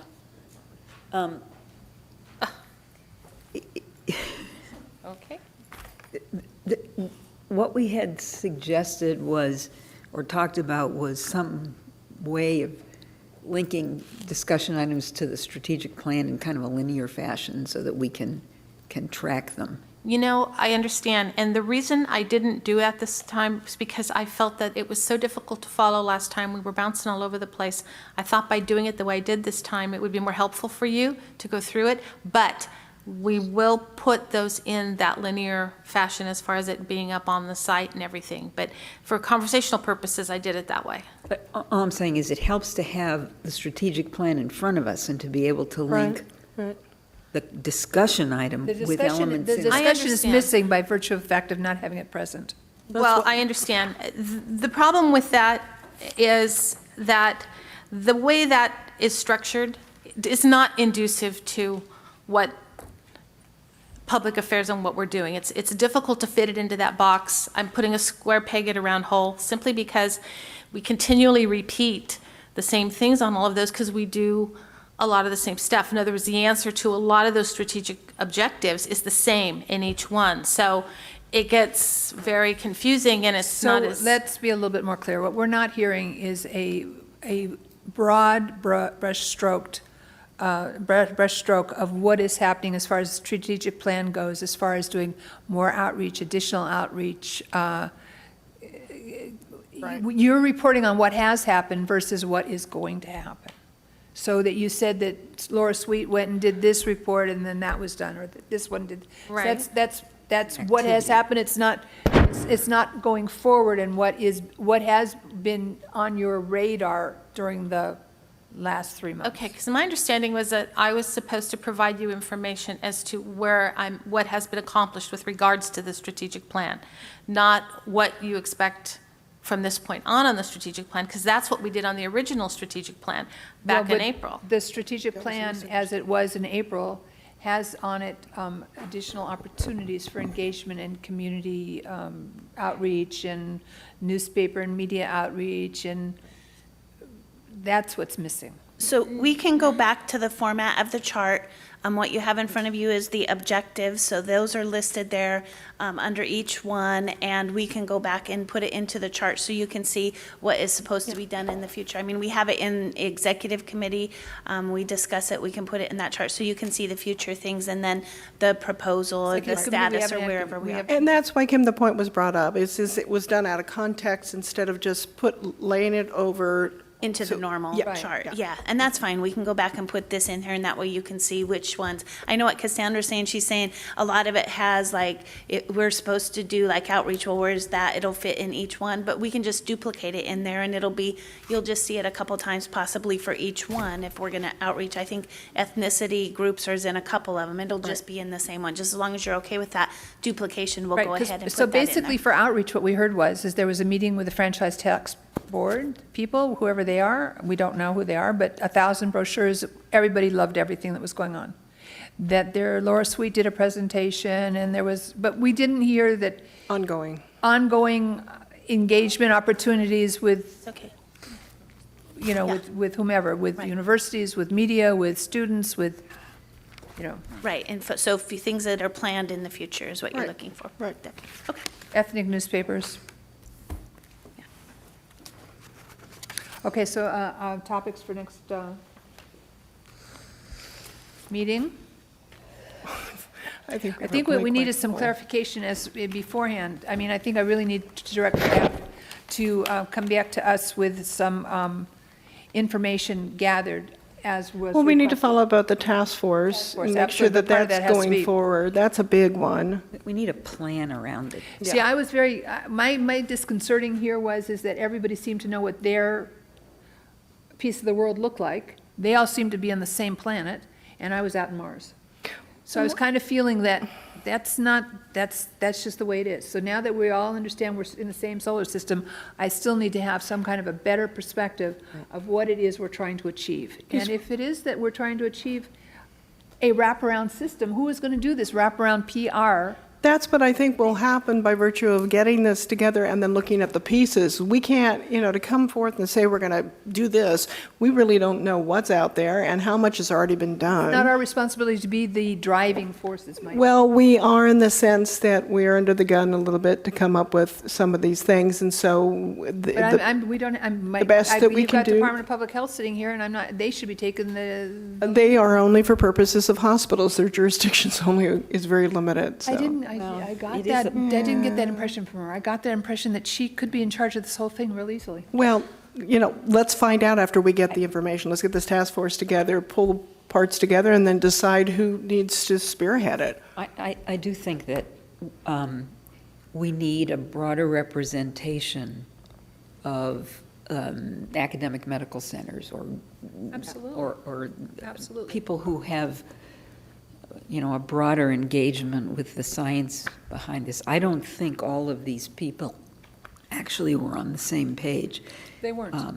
They weren't. There It was was trying to herd cattle at some point. And I do think Or cats, forget cattle. I do think we have to be proactive, but also cognizant of, this is about massive societal behavior change. It's not about That's why And I think we need to be careful right now because of the Open Meetings Act that we're now rediscussing an agenda item But this is instead for of a just future talking agenda. about where we're This is for a going. future agenda item. Yeah. Because my big concern is that, You can't discuss the agenda item. no, but what we want to put on the agenda, we can discuss. Hearing you want staff to come up with a plan, We want right? staff to at come the up with a next meeting? plan Okay. and some bring it back players. to the next committee Absolutely. meeting. And identify who you think would be appropriate But I mean, stakeholders in this whole thing. it's either got to be housed in a state entity or in a public policy entity or in a university public health entity. And I'm not so sure that the medical board is the place that needs to be housed, is all I was saying. Well, maybe you could do it in connection with what the mandates of the law are as to where it should be, because I think we do have somewhat of direction that it was thrown over. We have to be at the table. We definitely have to be at the table. The only requirement in the bill is that we have to disseminate information Right. periodically. So we Right. do have that mandate. I mean, I think we have some good places to start where there's already some information that's been identified. We don't have to, at all at one time, disseminate all the information we're ever going to disseminate. So we can do it, on a continual, gradual basis, so. And maybe the first, we're not supposed to talk about action steps, but, I mean, so I should shut my mouth. Well, I'm going to have to make some kind of report tomorrow, so I need somebody to draft me some We kind will of notes. be working on your report tomorrow morning. We have enough for the agenda item.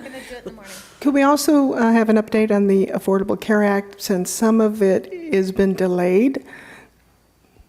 The employer mandate's been delayed. Well, that's a huge thing for, That just covered California. and Covered California. Covered tomorrow. California is tomorrow, I think. Okay. We have, Well, Covered California is just basically buying it. There's the more than- mandate it's for more the than buying it. employers. it's more than that. More than Covered buying it. California is, it's not just a marketplace. They're No. doing a whole lot of stuff around, quality and access and consumer education.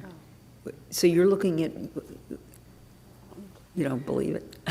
No. So what? Because it's coming, it was pushed What from do you want the State Insurance specifically? Commissioner, What kinds of so questions it's would you really, like specifically answered? well, just so that we can get an update of where everything is. It's a real mix going on right now. A lot of employers now have pulled back, letting their part-timers go, because now they have another year. I mean, that's a big impact. I mean, just if we could get an update. I think the update has to be from the perspective of how it impacts the medical profession, the Absolutely. office, either the individual doctor or the medical offices, or the consumer, and where consumers should be able to go currently to get help or information, not only from Covered California, because what Healthy LA also has. I mean, there are other programs going around statewide. They're stopgap measures until this whole thing gets ironed out. Like what? However it impacts the consumer or the doctor, please. All right. Okay, And so. just to go back to the task force and the plan, I know that we appointed Dr. Diego as head. It was a suggestion. Okay, so we should just come up with a plan first, and then we'll worry about, okay. Yeah. Let's take a look at a good concrete plan, please. Does Dr. Diego know you did that? Oh. She's very amenable to it. Okay, Sure. all right. So I'll entertain a motion to adjourn. Yeah. Second. Yes.